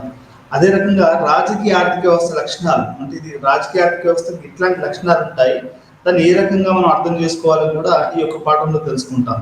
ఇంకొకటి నగర ఆర్థిక వ్యవస్థ, అంటే మొత్తం దేశ ఆర్థిక వ్యవస్థ వేరు, మళ్ళీ దాంట్లో నగరాల ఆర్థిక వ్యవస్థ వేరు. నగరాలు అనేటివి మన ఆర్థిక, దానికి బాంబే ఉందనుకోండి, బాంబే అనేది financial capital of the India అని చెప్తారు. అంటే భారతదేశానికి మొత్తానికి డబ్బు ఏదైనా ఉంది 140 కోట్ల మంది అంటే అది బాంబే నుంచే మీకు ఆర్బీఐ కానీ ఇంకేది కానీ అది బాంబే నుంచి ఆపరేట్ అవుతుందని మనం చెప్పొచ్చు. మన కలకత్తా అనుకోండి, అది cultural capital city of India అని చెప్తాం. అదే రకంగా సిటీలు అనేటివి ఏ రకంగా రాజకీయ ఆర్థిక వ్యవస్థను కలిగి ఉంటాయి, ఎట్లాంటి పొలిటికల్ ఎకానమీని కలిగి ఉంటాయి అనేది కూడా మనం ఈ యొక్క పాఠం తెలుసుకుందాం. అయితే ఆర్థిక వ్యవస్థ ఎట్లా ఉండాలి అనే దాని మీద కూడా మనం చర్చిస్తే, మనం చర్చలోకి వెళ్తే మన ఆడమ్ స్మిత్ గారు ఏం చెప్పారు అంటే, మనకు సాంప్రదాయ ఆర్థిక శాస్త్రం ఏం చెప్తుంది, ఆర్థిక వ్యవస్థ ఎట్లా ఉండేది అంటే, బంగారము ఆ తర్వాత నగలు ఇవన్నీ ఏవైతే వాళ్ళు దాన్ని అట్టు పెట్టుకునేవారు. అంటే ఒక వస్తువును కలిగి ఉండడం అనేది గొప్పగా భావించేవారు. ఇప్పటికీ మన ఊళ్ళలో కోంటోళ్ళు కానీ, లేకుంటే చదువురా నాడులు కానీ, వీళ్ళందరూ ఏంటంటే వస్తువుల్ని దాచిపెడతారు. మీరు ఆ తాకట్టు ఒక్కో దగ్గర కిలోల బంగారం ఉంటుంది, దాన్ని మార్కెట్లోకి పెట్టారు. అది ఏంటంటే సాంప్రదాయ ఆర్థిక వ్యవస్థ. ఆడమ్ స్మిత్ ఏమంటున్నాడు అంటే, ఆడమ్ స్మిత్ వీటిని క్వశ్చన్ చేస్తా ఉన్నాడు. ఎందుకు ఏమని క్వశ్చన్ చేస్తున్నాడు, ఇట్లా మనకు ఏదైతే మనం సాధించిన డబ్బుని మనం ఇంట్లో పెడితే అది ఏమైంది అంటే, అది దేనికి పనికి రాకుండా, పక్క మనిషికి పనికి రాకుండా, సమాజానికి పనికి రాకుండా ఒక డెడ్ క్యాపిటల్ గా ఉంటుంది. అలా కాదు, దాన్ని మనం మార్కెట్లో దాని ప్రొడక్షన్లోకి మార్చాలి, దాన్ని ప్రజలకు ఉపయోగపడేటట్టు చేయాలి అనేది కూడా, ఏదైతే మనకు బంగారం వెండి దాంట్లో ఖర్చు పెట్టడం, దాంట్లో దాన్ని దాయడం, ఇట్లాంటివన్నీ కూడా ఆయన దేశ ఆర్థిక ప్రయోజనాలకు మంచిది కాదు అని కూడా ఆయన చెప్పాడు. దేశం అభివృద్ధి చెందాలి అంటే ఒక బంగారం ఒకటే కాదు, అన్ని రకాలుగా అన్ని విషయాలు కూడా మనకు అభివృద్ధి చెందవలసి ఉంటుంది. ఇది ఆడమ్ స్మిత్ గారు చెప్పారు. అంటే సాంప్రదాయ ఆర్థిక శాస్త్రాన్ని ఆయన క్వశ్చన్ చేశాడు. Enquiry into the nature and wealth of the nations లో ఆయన ఏం చెప్తాడు అంటే, ఆయన ఇవన్నీ కూడా ఎంక్వైరీ చేశాడు. ఆర్థిక వ్యవస్థ అనేది సాంప్రదాయ ఆర్థిక వ్యవస్థలో ఇప్పటికీ భారతదేశంలో సాంప్రదాయ ఆర్థిక వ్యవస్థ నడుస్తుంది. చాలా మంది ఇప్పటికి కూడా బంగారం మీద ఖర్చు పెట్టడమే కాదు, దాన్ని తీసుకొని పెడతారు. ఎప్పుడో పెళ్లిళ్ళకి కానీ, పేరంటాలకు కానీ, లేకుంటే వేరే ఇళ్ళకు పోయినప్పుడు కానీ ఆ బంగారాన్ని బయటికి తీయరు. అంటే ఈ రకంగా మనకు బంగారాన్ని కానీ, ఇనుములు కానీ, లేకపోతే ఇంకేదైనా కానీ వస్తువుని దాన్ని అది మనం కనుక అట్లే అట్టి పెట్టామనుకోండి, అదేంటి అంటే అది సాంప్రదాయ ఆర్థిక వ్యవస్థ అని చెప్పొచ్చు మనం. దాన్ని ఆడమ్ స్మిత్ ఏం చెప్తాడు అంటే, ఈ సాంప్రదాయ ఆర్థిక వ్యవస్థ వల్ల దేశంలో వెల్త్ కానీ, ఉన్నటువంటి రిసోర్సెస్ కానీ అవి ఎక్కువ డెవలప్ చెందవు అని చెప్తాడు. దాని నుంచి ఆయన చెప్పాడు, మా ఆధునిక మనకు ఆర్థిక వ్యవస్థకు ఆయన పునాదులు వేశాడని చెప్పొచ్చు. ఆ పొలిటికల్ ఎకానమీకి ఆయన పునాదులు వేశాడని చెప్పొచ్చు. అంటే రాజకీయ ఆర్థిక వ్యవస్థ ఎట్లా ఉండాలి అనేది మనకు వెల్త్ ఆఫ్ నేషన్స్ లో ఆడమ్ స్మిత్ గారు చాలా చాలా స్పష్టంగా చెప్పారు. ఏ రకంగా ఉండాలి, ఒక దేశ ఆర్థిక వ్యవహారాలు ఏ రకంగా ఉండాలి, ఉత్పత్తి ఏ రకంగా ఉండాలి, దాని పెరుగుదల ఏ రకంగా ఉండాలి అనేది మనకు ఆడమ్ స్మిత్ గారు వెల్త్ ఆఫ్ నేషన్స్ లో చెప్పారు. ఆయన ఏం చెప్తారు అంటే, మార్కెట్ లెసేజ్ ఫెయిర్ అని చెప్తాడు. అంటే రాజ్యం అనేది ప్రజల యొక్క డ్రీమ్స్ ని అది నెరవేర్చారు. అది అంతవరకు ప్రజల యొక్క కోరికల్ని, కలెక్టివ్ సమాజం మొత్తంగా కోరుకున్నటువంటి కొన్ని కోరికల్ని రాజ్యం తీరుస్తుంది. అంటే ఇప్పుడు తెలంగాణ ఉందనుకోండి, తెలంగాణ ఏదైతే కోరుకుందో కొంతకాలం కేసీఆర్ కానీ, ఇప్పుడున్నటువంటి రేవంత్ రెడ్డి కానీ వాళ్ళ పని అది. కానీ ఇక్కడ మనకి వీళ్ళు ఈ యొక్క రాజకీయ వ్యవహారాలే కాకుండా ఆర్థిక వ్యవస్థను మాత్రము వాళ్ళు ఎట్టి పరిస్థితులలో ప్రభావితం చేయకూడదని ఆడమ్ స్మిత్ చెప్తాడు. ఎందుకు అంటే, ఆర్థిక వ్యవస్థకు లెసేజ్ ఫెయిర్ అంటే ఇండిపెండెన్స్ ఇవ్వాలి అని కూడా మనకు ఆడమ్ స్మిత్ చెప్తాడు. మరి ఒకవేళ ఫెయిల్ అయిపోతే ఎట్లా సార్ మీరు అడగవచ్చు. ఆయన సాంప్రదాయ ఆర్థిక వ్యవస్థను క్వశ్చన్ చేశాడు, అది వాస్తవం. కానీ ఏంటంటే ఇక్కడ ఒక్కోసారి ఏమైంది అంటే, మోడర్న్ ఆర్థిక వ్యవస్థలో లెసేజ్ ఫెయిర్ ఇచ్చిన తర్వాత అది ఫెయిల్ అయితే ఏంటి అనే పరిస్థితి ఉంది. ఆధునిక అంటే మోడర్న్ ఇప్పుడున్నటువంటి న్యూ ఎకనామిస్టులు కూడా వాళ్ళు దాని రకరకాల క్వశ్చన్స్ వచ్చాయి. న్యూ ఎకనామిక్ థింకర్స్ కొత్త వీళ్ళంతా ఆడమ్ స్మిత్ నుంచి, అమర్త్య సేన్ నుంచి ఇంకా ముందుకెళ్ళి అభిజిత్ సేన్ వరకు కూడా ఆర్థిక వ్యవస్థ అనేది ఏ రకంగా ఉండాలి, కొత్తగా ప్రపంచీకరణ నేపథ్యంలో, మల్టీనేషనల్ కంపెనీల నేపథ్యంలో ఏ రకమైనటువంటి మనం ప్రగతి చెందాలి అనే వాటి గురించి రకరకాల ఆర్థిక శాస్త్రవేత్తలు రకరకాలుగా మనకు కొత్త థియరీస్ అనేది ఇస్తున్నారు. ఎందుకంటే ఆర్థిక వ్యవస్థ అనేది ఆ దేశాన్ని నడిపేది. ఏ దేశ ఆర్థిక వ్యవస్థ గట్టి ఉంటుందో ఆ దేశం ప్రజలు కొంచెం హ్యాపీగా ఉంటారు. అంటే స్వేచ్ఛ స్వతంత్రాలు ప్రాథమికం, కానీ దాంతో పాటు ఆర్థిక స్వేచ్ఛ కూడా చాలా ముఖ్యమైనది. యాక్చువల్గా చెప్పాలంటే రాజకీయ వ్యవస్థను ఆర్థిక వ్యవస్థ రెండు పూర్తిగా ఉన్నటువంటి భిన్నమైన అంశాలు. ఈ రాజకీయాలనేవి రాజ్యము, ప్రజలు, హక్కులు, స్వేచ్ఛ, స్వతంత్రాలు, వాళ్ళ యొక్క ప్రాథమికమైనటువంటి ఇల్లు, ఇవన్నీ కూడా చూస్తారు. ఆర్థిక వ్యవస్థ ఏంటంటే ప్రొడక్షన్, అంటే ఉత్పత్తి, దాని యొక్క డిస్ట్రిబ్యూషన్ అంటే ఇప్పుడు మన పబ్లిక్ డిస్ట్రిబ్యూషన్ సిస్టమ్ ఉంటుంది. మా ఊర్లో మేము మా అమ్మ మాటికి పోయి వచ్చాయని ఒక ఆయన ఉన్నాడు మా ఊర్లో కంట్రోల్, ఆయన దగ్గరికి వచ్చి బియ్యం వచ్చాయో తెలుసుకోపో, చక్కెర వచ్చిందో లేదో తెలుసుకోపో అని నన్ను పంపించారు. గ్యాస్ వచ్చేది నా చిన్నప్పుడు. అది డిస్ట్రిబ్యూషన్ సిస్టమ్. డిస్ట్రిబ్యూషన్లో మనకు ల్యాండ్ ఉంటుంది, క్యాపిటల్ ఉంటుంది, ఆ తర్వాత వేజెస్ ఉంటాయి, ఇవన్నీ డిస్ట్రిబ్యూషన్లోకి వస్తుంది. ఆ తర్వాత కన్సంప్షన్ అంటే మనం చివరికి ఏ రకంగా ఒక వస్తువుని మనము దాన్ని వాడుతున్నాం అనేది ఉంటుంది. అంటే ఆర్థిక వ్యవస్థనేమో ఉత్పత్తి మరియు దాని యొక్క పంపిణీ మరియు దాని యొక్క వినియోగం మీద ఆధారపడితే, మార్కెట్ దాని యొక్క ఫ్లక్చుయేషన్ మీద ఆధారపడితే, రాజకీయాలేమో దేశ ప్రజలు స్వేచ్ఛ స్వతంత్రాలు, కలెక్టివ్ డ్రీమ్స్, రాజ్యానికి ఏంటంటే ఆ హక్కు ఉంటుంది, మార్కెట్ను కూడా కంట్రోల్ చేసే హక్కు ఉంటుంది. కానీ ఇప్పుడు ఆడమ్ స్మిత్ ఏం చెప్తున్నాడు అంటే రాజ్యం అనేది ఎప్పుడు కూడా వీళ్ళ యొక్క ప్రజల యొక్క మార్కెట్ సిస్టమ్, మార్కెట్ అనేది ఇండిపెండెంట్ గా పెట్టాలి, మార్కెట్ అనేది ఇండిపెండెంట్ గా పెట్టినప్పుడు అది గ్రోత్ అవుతుంది. ఆయన ఏమంటాడు అంటే ఎందుకు ఇండిపెండెంట్ పెట్టాలి, ఇన్విజిబుల్ హ్యాండ్ అనే ఒక సిద్ధాంతాన్ని కూడా మనకు ఆడమ్ స్మిత్ చెప్తాడు. ఇప్పుడు ఒక మార్కెట్లో కూడా పనిచేసేవాడు ఏంటంటే స్వార్థపూరితంగా పనిచేస్తూ ఉంటాడు.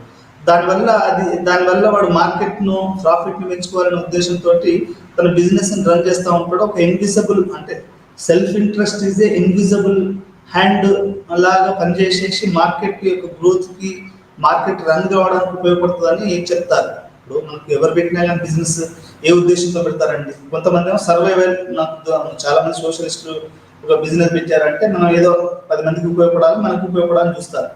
కానీ పెట్టుబడిదారుడు మార్కెట్లో చెప్పేవాడు మధ్యతరగతి కానీ పెట్టుబడిదారుడు కానీ ఎందుకు పెడతాడు షాపు అంటే డబ్బులు సంపాదించాలి మనం అనే ఉద్దేశం. ప్రాఫిట్ ఓరియంటెడ్, సెల్ఫ్ ఓరియంటెడ్ అనేది ఉంటుంది. దీన్ని బట్టే ఎవరైనా కానీ షాపులు పెడతారు. మీరు ఫిల్మ్ ప్రొడక్షన్ అయినా కానివ్వండి, బిజినెస్ ప్రొడక్షన్ అయినా కానివ్వండి, గూడ్స్ ప్రొడక్షన్, ప్లాస్టిక్స్ ఉన్నది ఇప్పుడు, లేకపోతే గాజు ముక్కలు ఉన్నది, లేకపోతే ఇదంతా కూడా ఇప్పుడు లైట్ ఉన్నది, ఇవంతా ప్రొడక్షన్ ఎట్లా జరుగుతుంది? వాడు స్వార్థాన్ని పర్ యూనిట్ ఇంత అని ఉంటుంది మనకి. ఇప్పుడు మనకు ఎలక్ట్రిసిటీలో ఏంటంటే ఈ యూనిట్ ఇంత, ఈ పర్ యూనిట్ ఇట్లా అనేది మనకు అది అవపడతా ఉంటుంది. అంటే వాళ్ళు ప్రైవేట్ రంగం వాళ్ళు వచ్చారు. ఈ మధ్యలో ఒక హీరోని అరెస్ట్ చేశారని విన్నాను, ఎందుకంటే ఎలక్ట్రిసిటీ బిజినెస్ లో ఉన్నాడు అనేది. అంటే ఇక్కడ మార్కెట్ అనేది ఫ్రీగా ఉండాలి. అప్పుడు ఏమవుతుంది అంటే మనకు ఆ యొక్క వస్తువుల యొక్క సప్లై కానీ, వినియోగం కానీ, ఆర్థిక వ్యవస్థ కానీ, లేకపోతే వెల్త్ జనరేషన్ కానీ ఎక్కువగా జరుగుతుందని ఆడమ్ స్మిత్ మనకు భావించాడు. అయితే ఆధునిక రాజ్యము మరి ఒక డిప్రెషన్ వచ్చింది అనుకోండి, లేకపోతే ఒక లాస్ వచ్చింది అనుకోండి, అప్పుడు వాడు మళ్ళీ గవర్నమెంట్కే వాడు తన యొక్క అప్లికేషన్ ఇస్తాడు. ఉదాహరణకి మీరు ఊర్లలో మా అమ్మ నాన్న బతికినప్పుడు ఏమైంది అంటే ఒక ఆయనకి వాడు మాటికి తిరుగుతుంటే మా అమ్మ రికమెండ్ చేస్తే మా నాన్న అప్పిచ్చిన తర్వాత వాడు కుమారస్వామి ఏదో ఉంటుంది అని పేరు, వాడు ఏం చేశాడు, ఐపీ పెట్టాడు, ఇన్సాల్వెన్సీ పిటిషన్ పెట్టాడు.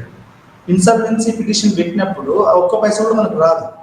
ఇప్పుడు బిజినెస్లో ఆడమ్ స్మిత్ గారు ఏం చెప్తున్నారు, మనకు ఫ్రీ హ్యాండ్ ఉండాలి, ఇన్విజిబుల్ హ్యాండ్ ఉంటుంది అని చెప్తున్నారు.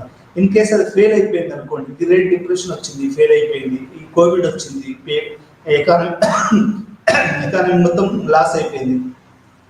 అప్పుడు ఏం చెప్పారు, కోవిడ్ వచ్చినప్పుడు రెంట్లు కట్టొద్దు, ఇంట్రెస్ట్ కట్టొద్దు, మీరు బతుకుంటే చాలు, ఇంటికి అన్ని మేము పంపిస్తామని ప్రతి రాష్ట్రం, ప్రతి ప్రభుత్వం కూడా మనకు చెప్పింది. అంటే ఇక్కడ నేను చెప్పదలసిన పాయింట్ ఏంటి అంటే ఒక ముక్కలో చెప్పాలంటే ఆడమ్ స్మిత్ గారు చెప్పినటువంటి లెసెజ్ ఫైర్, ఇన్విజిబుల్ హ్యాండ్ అనేది ఒకవైపు ఉంటే, ఇంకొక వైపు కూడా స్టేట్ కంట్రోల్ లేకుండా ఏ ఎకానమీ కూడా రన్ కాదు అని చెప్పడం నా ఉద్దేశం. అంటే మార్కెట్ కూడా చివరికి అది ఎవరి మీద సక్సెస్ అయినా ఫెయిల్ అయిపోయినా అది ఎవరి మీదకి వచ్చి పడుతుంది, రాజ్యం మీద, రాజకీయాల మీదనే పడుతుంది. మీరు ఉదాహరణ తీసుకుంటే మొన్న జనరల్ ఎలక్షన్స్ ముందు అమిత్ షా మోడీ ఒక ఇంటర్వ్యూ ఇస్తూ ఎవరైనా బాండ్ షేర్ కొనుక్కోవాలంటే ఇప్పుడే కొనుక్కోండి, మీకు రాబోయే రోజులలో చాలా లాభాలు ఉంటాయని చెప్పారు. అది పెద్ద స్టాక్ మార్కెట్ ఫ్రాడ్. దానివల్ల కొన్ని వేల మంది కోట్ల మంది వాళ్ళు షేర్లను కొనుగోలు లాభం చేశారు. అంటే మార్కెట్ని ఒక ప్రధానమంత్రి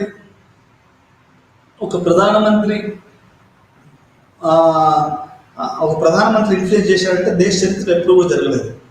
మళ్ళీసారి చెప్తున్నాను, ఒక దేశ చరిత్రలో స్టాక్ మార్కెట్లో ఒక హోమ్ మినిస్టరు, ఒక ఫైనాన్స్ మినిస్టరు, ఒక ప్రధానమంత్రి కలిసి మీరు పలానా దాంట్లో పెట్టుబడి పెట్టండి, ఆ మార్కెట్లో కొనండి, స్టాక్ మార్కెట్లో ఇది కొనండి అంటే వాళ్ళ కంపెనీలు కొనమని చెప్పడం అనేది దేశ చరిత్ర, భారతదేశ చరిత్ర ఎప్పుడు జరగలేదు. కానీ ఒక రాజకీయ నాయకుడు ఒక స్టాక్ కొనమని సాదాసీదా ప్రజలకి, మధ్యతరగతి ప్రజలకి, లేకుంటే ఆ దేశ ప్రజలకు చెప్తా ఉన్నాడు. అంటే దాని అర్థం ఏంటి?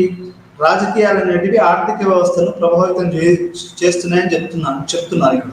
ఇప్పుడు సుబ్బిరామిరెడ్డి కొన్ని వేల కోట్లు రద్దు చేశారు, లేకపోతే చాలా మంది మనకు పెద్ద బడా పారిశ్రామికవేత్తల యొక్క అప్పులు కొన్ని వేల కోట్లు రద్దు చేస్తున్నారు. ఎందుకు రద్దు చేస్తున్నారు అంటే ఎకానమీ మొత్తం డౌన్ అయింది కాబట్టి. కానీ ఆడమ్ స్మిత్ గారు ఏం చెప్తున్నారు? మార్కెట్ అభివృద్ధి చెందాలి, సెల్ఫ్ ఇంట్రెస్ట్ ఉంటుంది అని చెప్తున్నారు వాస్తవాన్ని.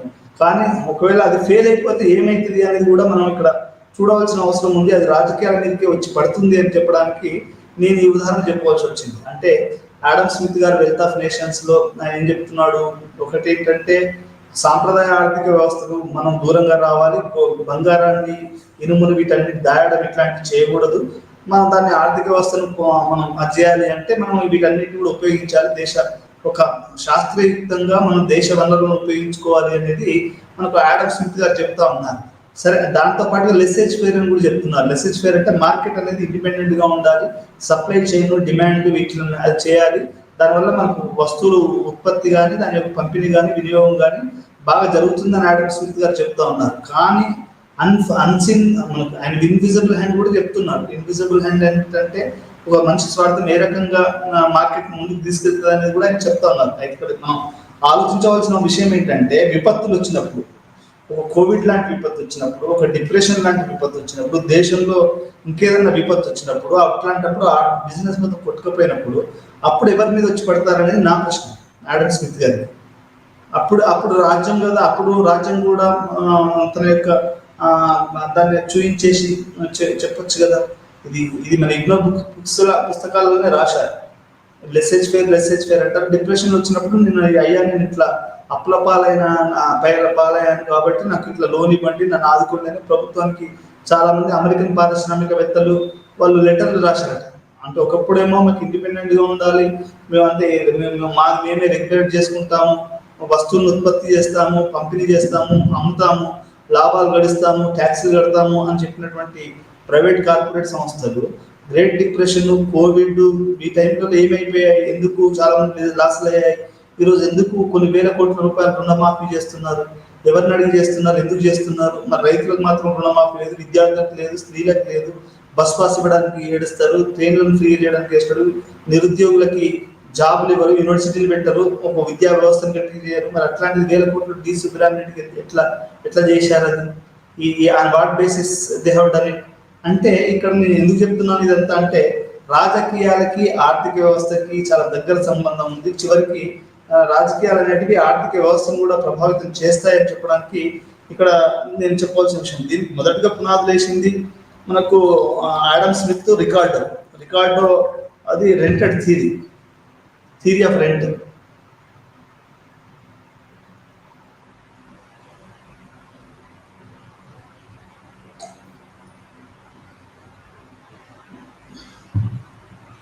ఈ థియరీ ఆఫ్ రెంట్ లో ఆయనే ల్యాండ్, హౌసెస్కి ఎట్లా రెంట్ వస్తాయి, ల్యాండ్స్కి ఎట్లా రెంట్ వస్తాయి, వీళ్ళిద్దరు కూడా ఆడమ్ స్మిత్ అండ్ రికార్డో అనే వాళ్ళు ఇద్దరు కూడా వాళ్ళు ఈ యొక్క పొలిటికల్ ఎకానమీ, రాజ్యం ఎట్లా ఉండాలి, మార్కెట్ ఎట్లా ఉండాలి, మార్కెట్ని ఎట్లా కంట్రోల్ చేయాలి, ఏ రకంగా ప్రాఫిట్ రావాలి, ఎట్లా వెల్త్ జనరేట్ అవుతుంది, వెల్త్ ఆఫ్ నేషన్, ట్రెడిషనల్ ఎకానమీకును మోడర్న్ ఎకానమీకి తేడాను, ట్రెడిషనల్ ఎకానమీని ఏ రకంగా మనకు ఆడమ్ స్మిత్ గారు చెప్పి వ్యతిరేకించాడు, ఆధునికమైనటువంటి ఆర్థిక వ్యవస్థను ఏ రకంగా ఆయన పునాదులు వేశాడు అనేది మనకు wealth of nations, political economy అనేది మనకు అర్థమవుతుంది.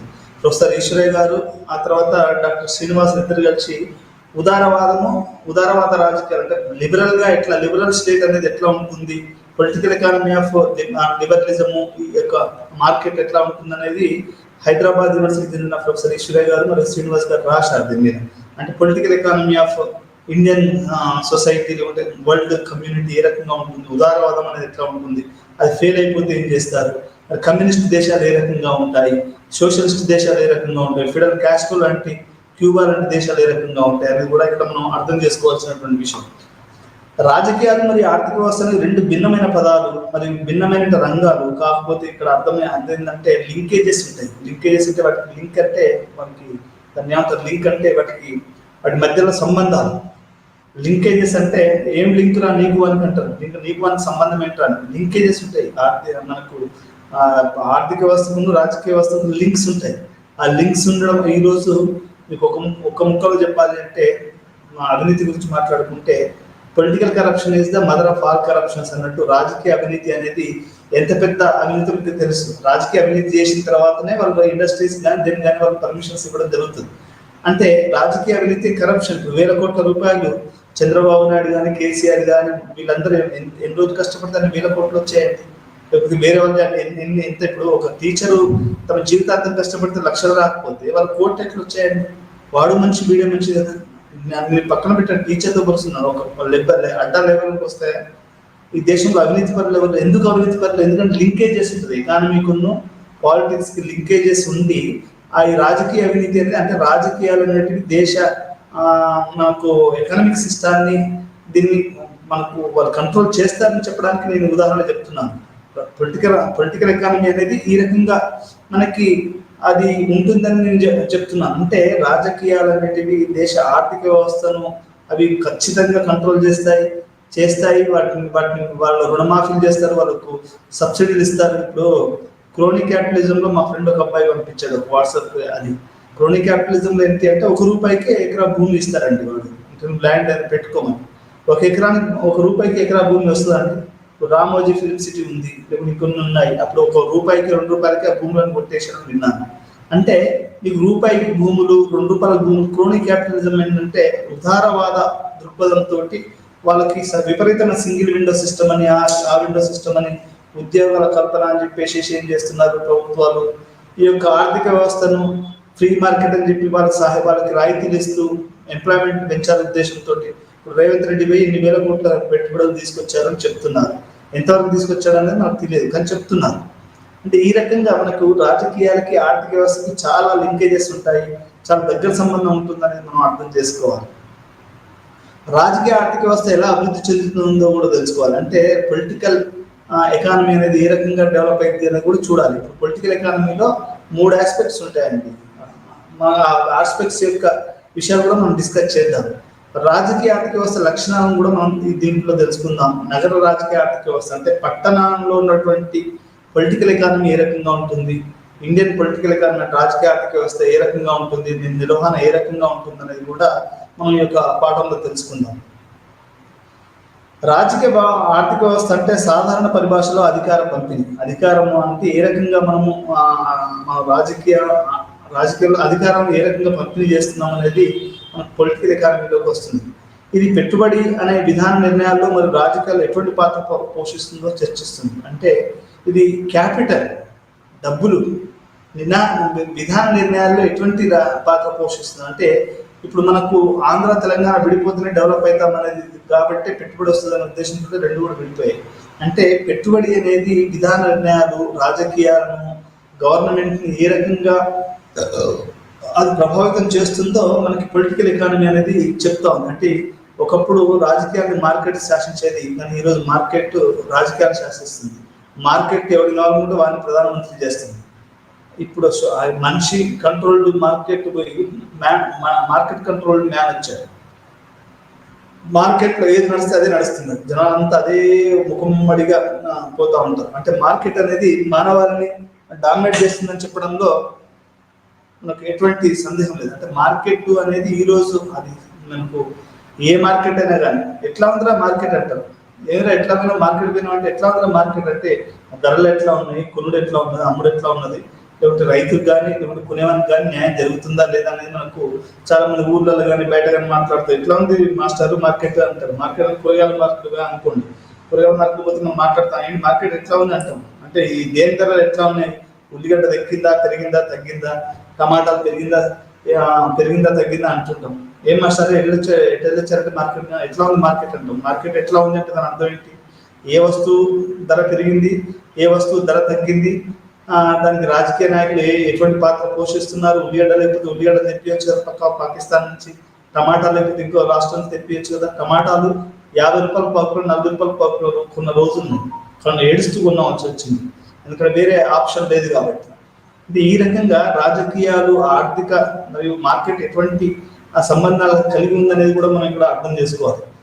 ఇది నగర స్థానిక ప్రభుత్వాలు అంటే ఇక్కడ లోకల్ గవర్నెన్స్ ఉంటాయి. ఇప్పుడు అర్బన్ GHMC ఉంది, హైదరాబాద్ గ్రేటర్ హైదరాబాద్ మున్సిపాలిటీ ఉంది, ఆ గ్రేటర్ మున్సిపాలిటీకి ఈ యొక్క పెట్టుబడికి ఎటువంటి సంబంధం ఉంది, లేకపోతే ఇక్కడ ఇక్కడ మొత్తం ఈ గవర్నెన్స్ అనేది ఏ రకంగా జరుగుతుంది, రియల్ ఎస్టేట్ ఎట్లా జరుగుతుంది, ఈ స్థానిక ప్రభుత్వాలు పెట్టుబడి డబ్బు మరియు రియల్ ఎస్టేట్. ఇక్కడ హైదరాబాద్ మొత్తం కూడా రియల్ ఎస్టేట్ మీదనే నడుస్తుంటుంది. మీకు చూస్తే తెల్లారు లేచిన కానీ బిట్లు బిట్లుగా వాళ్ళు రకరకాలుగా ఇట్లా మనకు చూస్తూ ఉంటారు.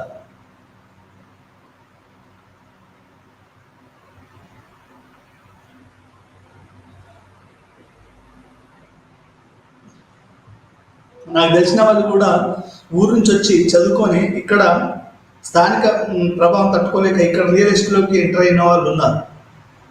అంటే ఇది నగరాలలో స్థానిక ప్రభుత్వాలు పెట్టుబడి డబ్బు మరియు రియల్ ఎస్టేట్ మధ్య ఎటువంటి సంబంధాలు అనేది కూడా మనకు ఈ యొక్క పాఠం మనం తెలుసుకుంటాం. నగర ఆర్థిక వ్యవస్థ స్థానిక పరిపాలన స్థలంతో సంబంధం లేకుండా జాతీయంగా మరియు అంతర్జాతీయంగా ముడిపడి ఉంటుంది. నగర ఆర్థిక వ్యవస్థ స్థానిక పరిపాలనా స్థలంతో సంబంధం లేకుండా జాతీయంగా మరియు అంతర్జాతీయంగా ముడిపడి ఉంటుంది. దాని అర్థం ఏంటంటే మనకు ఫైనాన్షియల్ క్యాపిటల్స్, ఇప్పుడు హైదరాబాద్లో ఫైనాన్షియల్ సిటీ అని ఉందండి. ఫైనాన్షియల్ సిటీలో అంటే ఏంటంటే అది దాని అర్థం ఏంటి అంటే ఇది మనకు ఇప్పుడు దీక్షకుంటుకున్న ఫైనాన్షియల్ సిటీకి సంబంధం ఏంటండి. ఇప్పుడు మీరు ఢిల్లీ ఉందండి, ఢిల్లీలో మనకు ఒక డిఎల్ఎఫ్ అని పెడతాడు, లేకపోతే ఇంకేదన్నా గూగుల్ వాడు ఒక కంపెనీ పెడతాడు. యాక్చువల్గా ఏంటంటే నగర ఆర్థిక వ్యవస్థ ఇక్కడ పరిపాలనతో కాకుండా మనకు ప్రపంచంగా కూడా అది కనెక్ట్ అయి ఉంటుంది. అంటే కనెక్ట్ అయి ఉంటుంది అంటే వాడు ఇక్కడ పర్మిషన్ తీసుకోవచ్చు, కానీ ఇక్కడ పరిపాలనతో వాళ్ళకి పెద్ద సంబంధాలు ఉండవు. ఇక్కడ పరిపాలనతో సంబంధాలు ఉండవు. వాడు ఏంటంటే ఒక రకంగా మొత్తం జాతీయంగా మరి అంతర్జాతీయంగా ముడిపడి ఉంటుంది. అంటే ఇక్కడ స్థలంతో పరిపాలనతో సంబంధం లేకుండా, అంటే తెలంగాణ ప్రభుత్వం కాదు, ఇప్పుడు హైదరాబాద్ అనేది ఒక ఇండిపెండెంట్గా పోతా ఉంటుందండి. ఇండిపెండెంట్గా అంటే దాన్ని ఏంటంటే అది ఒక అంతర్జాతీయంగా ముడిపడి ఉంటుంది. ఏ ప్రభుత్వం వచ్చింది ఏం పోయింది అనేది కాకుండా మీకు ఇప్పుడున్న ప్రభుత్వం ఏ దాన్ని కూడా కంట్రోల్ చేయడానికి కుదరదు. అన్ని కూడా అంతర్జాతీయంగా ముడిపడి ఉన్నాయి. అవుట్ సోర్సింగ్ కంపెనీస్ ఉన్నాయి. అవుట్ సోర్సింగ్ ఉంది, ఇక్కడ ప్రభుత్వానికి కూడా సంబంధం ఏంటండి. ఇప్పుడు అవుట్ సోర్సింగ్ చేస్తారు, అమెరికాలో ఏదో ఉంటుంది, ఏదో ఒకటి ఇక్కడికి వచ్చి ఏదో పడుతుంది. ఆ పడ్డ తర్వాత ఇదేమవుతుంది అంటే ఇక్కడ మనకి ఇక్కడ ప్రభుత్వాలకు వాళ్ళకి ఒక రకంగా అది సంబంధం లేకుండా ఒక ఇండిపెండెంట్ గా ఈ మల్టీనేషనల్ కంపెనీస్ పనిచేస్తాయి. అవి రాష్ట్రంలో ఉంటాయి, కానీ అక్కడ ఉన్నటువంటి స్థానిక పరిపాలనతోటి ఎటువంటి సంబంధాలు సరిగ్గా కలిగి ఉండవు అవి. ఎందుకంటే అవన్నీ అంతర్జాతీయ మిడ్ నైట్ లో జరుగుతూ ఉంటాయి. మీరు బాంబేలో కానీ లేకపోతే హైదరాబాద్లో కానీ బెంగళూరులో కానీ మిడ్ నైట్ అవి అంతర్జాతీయంగా రకరకాల ఫైనాన్షియల్ ట్రాన్సాక్షన్స్ కానీ లేకపోతే రకరకాలుగా అవి చేస్తూ ఉంటాయి. ఇది నగర ఆర్థిక వ్యవస్థ అనేది మనకు జాతీయంగా కానీ అంతర్జాతీయంగా ముడిపడి ఉంటుంది అనేది మనం అర్థం చేసుకోవాలి. అంటే ఇక్కడ స్థానిక పరిపాలన కాకుండా జాతీయంగా మరియు అంతర్జాతీయంగా ముడిపడి ఉంటుంది. అది ఆర్బీఐకో లేకుంటే దానికో దీనికి సంబంధం ఉంటుంది, కానీ లోకల్గా అది జిహెచ్ఎంసీ తోటి ఫైనాన్షియల్ పెద్ద సంబంధం ఉండకపోవచ్చు. ఇది ఆడమ్ స్మిత్ మరియు కార్ల్ మార్క్స్ దీన్ని ఏ విధంగా విశదీకరించారో కూడా మనం చర్చించాలి. అంటే నగర ఆర్థిక వ్యవస్థలో ఎట్లా కార్ల్ మార్క్స్ దీన్ని అర్థం చేసుకున్నాడు. యాక్చువల్ కార్ల్ మార్క్స్ సిటీ గురించి ఎప్పుడు రాయలేదు. ఆయన ఉత్పత్తి వ్యవస్థ గురించి మాట్లాడాడు, ఏ రకంగా మాట్లాడాడు తప్ప సిటీ అనేది ఎట్లా డెవలప్ అవుతుంది, ఎట్లా అయింది, సబర్బ్ ఎట్లా డెవలప్ అవుతుంది, ప్రజలు ఎట్లా ఉంటుంది, urbanism as a way of life ఎట్లుంటుంది, అర్బనిజం అనేది ఒక లైఫ్ ఎట్లా ఉంటుంది అనేది కూడా ఆయన ఎప్పుడు సరిగ్గా చెప్పలేదు. ఈ స్థూలంగా ఉత్పత్తి, పంపిణీ మరియు వినియోగం ఎలా మార్పు చెందుతాయో రెండు ప్రధాన పద్ధతుల ద్వారా వివరిస్తుంది. ఇది ఏంటంటే మనకు పొలిటికల్ ఎకానమీ అనేది స్థూలంగా ఉత్పత్తి, పంపిణీ మరియు ఎక్స్చేంజ్ మరియు కన్జంప్షన్, ఇది ఏ రకంగా కూడా వివిధ పద్ధతుల ద్వారా తెలియజేస్తుంది. ఒకటి నూతన మార్క్సిస్ట్ ఆలోచన విధానం, రెండోది నూతన విభేదన విధానం. ఇది తెలిసి మారిన పరిస్థితులు కూడా మనకు ఆడమ్ స్మిత్ అవి కాకుండా మనకు ఈ యొక్క మార్క్సిస్ట్ పద్ధతి ఆ తర్వాత విభేదన పద్ధతి ద్వారా మనకేంటంటే ఈ రెండు కూడా మనకు తెలియజేస్తాయి. అంటే మనకు స్థూలంగా ఇదేం చెప్తుంది, పొలిటికల్ ఎకానమీ ఉత్పత్తి, పంపిణీ మరియు వినియోగం ఎలా మార్పు చెందుతాయో కూడా రెండు పద్ధతుల ద్వారా మనం వివరించవచ్చు. ఒకటేమో నూతన మార్క్సిస్ట్ ఆలోచన విధానం, రెండవ నూతన విభేదన విధానం ద్వారా మనకు సిటీ ఆర్థిక వ్యవస్థను అర్థం చేసుకోవచ్చు. రాజకీయ ఆర్థిక వ్యవస్థ తెలుసుకునే ముందు దీనికి కలిసి ఉన్న రాజకీయాలు మరియు ఆర్థిక వ్యవస్థ అనే పదాలను మనం తెలుసుకోవాలి. రాజకీయాలు అంటే రాజకీయాలు చేసేవారు మరియు రాజ్యాన్ని నడిపేవారు అర్థం. అంటే రాజ్యాన్ని నడపడం, ఒక రాష్ట్రాన్ని కానీ ఒక రాజ్యాన్ని నడపడాన్ని మనం రాజకీయాలు చేయడం అని చెప్తాం. మనం దాన్ని రాజకీయాలు అంటాం. రాజకీయాలు కావాల ఉన్నవారు విధాన నిర్ణయాలు చేయలేరు. అంటే రాజకీయాల్లో ఉన్న వాళ్ళు మాత్రమే శాసనాలు చేయగలుగుతారు. దానికి కావాల ఉన్నవారు ఎవరు, నేను కానీ నువ్వు కానీ మనం విధాన నిర్ణయం అంటే ఇప్పుడు చట్టాలు చేయడానికి కుదరదు. రాజకీయాల్లో ఉన్న వాళ్ళు మాత్రమే చట్టాలు చేయగలుగుతారు. ఒక రాజ్య పరిధిలో మరియు బయట కూడా రాజకీయాలు జరుగుతాయి. ఒక రాజ్యంలో మరియు బయట కూడా రాజకీయాలు జరుగుతాయి. అంటే రాజకీయాలు అన్నింటి ఓన్లీ రాజకీయ నాయకులే కాదు, రాజ్య పరిధికి అవతల కూడా రాజకీయాలు జరుగుతాయి. రాజకీయాలకు అర్థం కాలానుగుణంగా మారుతూ వస్తున్నది. అంటే ఇప్పుడు కూడా ఒకప్పుడు రాజకీయాలు వేరు, ఇప్పుడు రాజకీయాలు వేరు. రాజకీయాలు అంటే కేవలం రాజ్యాన్ని నడపడమే కాదు, దీన్ని సమాజ లక్ష్యాలను సాధించడం కూడా చెప్పవచ్చు. అంటే ఒక కలెక్టివ్ ఆస్పిరేషన్స్ ఆఫ్ ది పీపుల్ని మనకు రాజ్యం అనేది నెరవేరుస్తూ ఉంటుంది. రోడ్లు కావాలి, ఎలక్ట్రిసిటీ కావాలి, జాబులు, ఇదంతా collective expressions of government people. ఈ మొత్తం సమాజం యొక్క లక్ష్యాలని ఆ ప్రభుత్వము, రాజకీయాలు, రాజ్యాన్ని నడపడం కాదు, దీని సమాజ లక్ష్యాన్ని కూడా సాధించే దిశగా చెప్పొచ్చు. తెలంగాణ రాష్ట్రం అనేది మనకు కేసీఆర్ యొక్క విజన్ కాదనుకుని చెప్పింది. ఇది ఓన్లీ ఇప్పుడు తెలంగాణ మాత దాన్ని కూడా అది మార్చారు, కంకి పెట్టుకున్నారు. ఇంతమంది బంగారం పెట్టుకున్నారు, అది సమాజ లక్ష్యం కాదు. బంగారం పెట్టుకోవడం ఇప్పుడైతే కంకి కొడవలు పెట్టుకున్నట్టు గ్రామీణ వాతావరణం దీన్ని చూపించింది. అంటే ఒక సమాజం యొక్క లక్ష్యాలు అనేది మారాయి. కేసీఆర్ ప్రభుత్వానికి ఇప్పటి ప్రభుత్వానికి మొత్తం మారాయి. ఇప్పుడు జనాలు హానెస్ట్గా ఉండాలనుకుంటున్నారు, సింపుల్గా ఉండాలనుకుంటున్నారు. ఈ సమాజ లక్ష్యాన్ని సాధించే దిశగా రాజ్యం అనేది నడుస్తూ ఉంటుంది, అర్థం చేసుకోవాలి. ఆర్థిక వ్యవస్థ అంటే రాజ్యంలోని వ్యవస్థలు ఎటువంటి ఉత్పత్తి విధానాన్ని అవలంబిస్తున్నాయి. అది పెట్టుబడిదారీ ఉత్పత్తి వ్యవస్థన, అది ఎటువంటి సోషలిస్ట్ ఉత్పత్తి వ్యవస్థన, మిక్స్డ్ ఎకానమీనా, ఎటువంటి రాజకీయ ఆర్థిక వ్యవస్థను చూపిస్తుంది అనేది ఇక్కడ మనకు ఆర్థిక వ్యవస్థ చెప్తుంది. ఉత్పత్తి ఎలా పంపిణీ జరుగుతుంది, వనరులు ఎలా పంపిణీ జరుగుతున్నాయి, వస్తువుల విలువల నిర్ణయం మరియు ఎగుమతి దిగుమతుల విధానాన్ని నిర్ణయిస్తుంది. అంటే ఎక్స్పోర్ట్స్ అండ్ ఇంపోర్ట్స్ పాలసీ. ఉదాహరణకి మన్మోహన్ సింగ్ గారు ఎక్స్పోర్ట్స్ ఇంపోర్ట్స్ ఎగ్జిమ్ పాలసీ మీదనే ఆయన పిహెచ్డీ చేశారు. ఇది ఆర్థిక వ్యవస్థ అనేది ఉత్పత్తి, పంపిణీ, కన్జంప్షన్, ఎక్స్చేంజ్, ఆ తర్వాత ఎక్స్పోర్ట్, ఇంపోర్ట్, వీటన్నిటి మీద ఎకానమీ మనకు ఆర్థిక వ్యవస్థ అనేది ఆధారపడి ఉంటుంది. ఇది దేశ రాజకీయ వ్యవస్థ మీద ఆధారపడి ఉంటుంది. ఇది కూడా ఎలా నడవాలి అనేది కూడా ఎవరు చెప్తారు అంటే దేశ రాజకీయ వ్యవస్థ చెప్తుందని చెప్పొచ్చు. ఆర్థిక వ్యవస్థకు రెండు రకాలుగా నడుస్తుంది. ఒకటి, ఉత్పత్తి సాధనాలు ప్రైవేట్ వ్యక్తుల్లో చేతుల్లో ఉండి ఉత్పత్తి మరియు గిరాకీలు వాళ్ళ ఉత్పత్తి ఆధారపడి ఉండి, ఉత్పత్తి ఎక్కువగా ఉండి గిరాకీ తక్కువగా ఉండడం, ధరలు తక్కువగా ఉంటే ఉత్పత్తి తక్కువగా ఉండి గిరాకీ ఎక్కువ ఉండడం, ధరలు ఎక్కువగా ఉంటాయి. ఆర్థిక వ్యవస్థ అనేది ఉత్పత్తి సాధనాలు ప్రైవేట్ వ్యక్తుల చేతిలో ఉండి ఉత్పత్తి మరియు గిరాకీల వాళ్ళ ఉత్పత్తుల మీద ఆధారపడి ఉంటాయి. అంటే ఉత్పత్తి గిరాకీ వాళ్ళ యొక్క దాని మీద ఆధారపడి ఉంటాయి. ఉత్పత్తి ఎక్కువగా ఉండి గిరాకీ తక్కువగా ధరలు తక్కువ ఉంటాయి. అంటే ఉత్పత్తి ఎక్కువగా ఉండి డిమాండ్ తక్కువ ఉంది అనుకోండి. ఇప్పుడు మీరు 100 చాక్లెట్లు ప్రొడ్యూస్ చేశారు, కానీ మన మార్కెట్లో ఏంటంటే 100 చాక్లెట్లకు లేదు, పిల్లలు ఎక్కువ కొనట్లేదు చాక్లెట్. కొనకపోతే అప్పుడు ఏమవుతుంది అంటే మన యొక్క చాక్లెట్ ధర తగ్గుద్ది, రూపాయికి 2 ఇస్తాడు వాడు. గిరాకీ ధరలు తక్కువగా ఉంటాయి, ఉత్పత్తి తక్కువగా ఉండి గిరాకీ ఎక్కువగా ఉంటే ధరలు ఎక్కువగా ఉంటాయి. ఈ మార్కెట్ వ్యవస్థ ఎట్లా ఉంటుందంటే మార్కెట్ వ్యవస్థ ఎట్లా ఉంటుందంటే ఒక ప్రైవేట్ వ్యక్తుల చేతుల్లో ఉండి అది గిరాకీ డిమాండ్ సప్లై మీద ఆధారపడి ఉంటుంది. ఉదాహరణకి నెట్ ఎగ్జామ్ పేపర్ని ఒక కంపెనీ వాళ్ళు ఎక్కువగా అమ్ముతున్నారు అనుకోండి, దాన్ని కంపెనీ బట్టి వాడి యొక్క ధరలు ఉంటుంది. మనం ఎక్కువ డిమాండ్ చేస్తే దాని ప్రొడక్షన్ ఎక్కువ కావాలి కాబట్టి అది ధర ఎక్కువ ఉంటుంది. మనకు అది ఉత్పత్తి ఎక్కువై మనకు జనాలు గిరాకీ తక్కువ ఉంది అనుకోండి, వాడు యూజీసీ ఉపకారంలో ఒక 1000 పుస్తకాలు వేసాడు, కానీ అక్కడ అడుగుతున్నది 200కి గిరాకీ ఉంది అనుకోండి. అప్పుడు వాడు ఏం చేస్తాడు, ఉపకారం 500 పుస్తకాన్ని 200కి ఇస్తాడు, 200 పుస్తకాన్ని 50 రూపాయలకి ఇస్తాడు. ఎందుకంటే అక్కడ గిరాకీ లేదు, సోషాలజీ డిమాండ్ పడిపోయింది. లేకుంటే మనకు దాన్ని అనుకున్నాం అనుకోండి, అప్పుడు ఏమైంది అంటే దాని యొక్క ధర తక్కువగా ఉంటుంది. అంటే ఈ యొక్క ఉత్పత్తి ఎక్కువగా ఉండడము, గిరాకీ తక్కువగా ఉండడము, ధరలు ఫ్లక్చువేట్ కావడము, ఇవన్నీ కూడా ఒక మార్కెట్ అంటే ఒకటి ఉత్పత్తి సాధనాలు ఆర్థిక వ్యవస్థ అనేది ఇట్లా ఆధారపడి ఉంటుంది. రెండోది, ఉత్పత్తి సాధనం పూర్తిగా ప్రభుత్వ చేతిలో ఉండడం, దీన్ని కమాండ్ సిస్టమ్ అంటారు. అంటే ఒక వస్తువును ఉత్పత్తి చేసేటప్పుడు నెట్ ఎగ్జామే ఉందండి, ఆ నెట్ ఎగ్జామ్కి ఉపకార్ బుక్ ఉందనుకోండి, ఆ ఉపకార్ బుక్ని మొత్తం ప్రభుత్వ చేతిలోనే అది వాళ్ళు ఉండి వాళ్ళే ప్రొడక్షన్ చేసి వాళ్ళే అమ్మారు అనుకోండి, దాన్ని కమాండ్ సిస్టమ్ అంటారు. కానీ ఇక్కడ మనకు మార్కెట్లోకి పోతే మీకు 10 రకాలైనటువంటి నెట్ ఎగ్జామ్స్ పేపర్లు అవపడతాయి. ఒకటేమో మనకు టాటా మైగ్రా వాళ్ళు అవపడుతుంది, ఒకటే ఉపకార్ అవపడుతుంది, ఇంకొక రకం అవపడుతుంది. ఇవి కాకుండా సొంతంగా నోట్స్ టాపర్స్ నోట్ అని మధ్యలో వస్తుంది. ఈ రకంగా 2 రకాలైనటువంటి ఉత్పత్తి వ్యవస్థలు ఉంటాయి. ఒకటి ప్రైవేట్ వ్యక్తుల చేతిలో ఉండి సప్లై చైన్ గిరాకీ మీద ఉండి ఆ ధరలు ఎక్కువగా తక్కువ ఉండడం ఉంటాయి. రెండోది, మొత్తం పూర్తిగా ప్రభుత్వ చేతిలో ఉండడం. అది పెన్ అయినా కానివ్వండి, పెన్సిల్ అయినా కానివ్వండి, సైకిల్ అయినా కానివ్వండి, అది విమానమైనా కానివ్వండి, గున్నుపిండి నుంచి విమానం వరకు కూడా మొత్తం కూడా ప్రభుత్వ ఆధీనంలో కనుక ఉత్పత్తి వ్యవస్థ ఉంటే దాని కమాండ్ సిస్టమ్ అని కూడా మనం ఆర్థిక వ్యవస్థను చెప్పొచ్చు.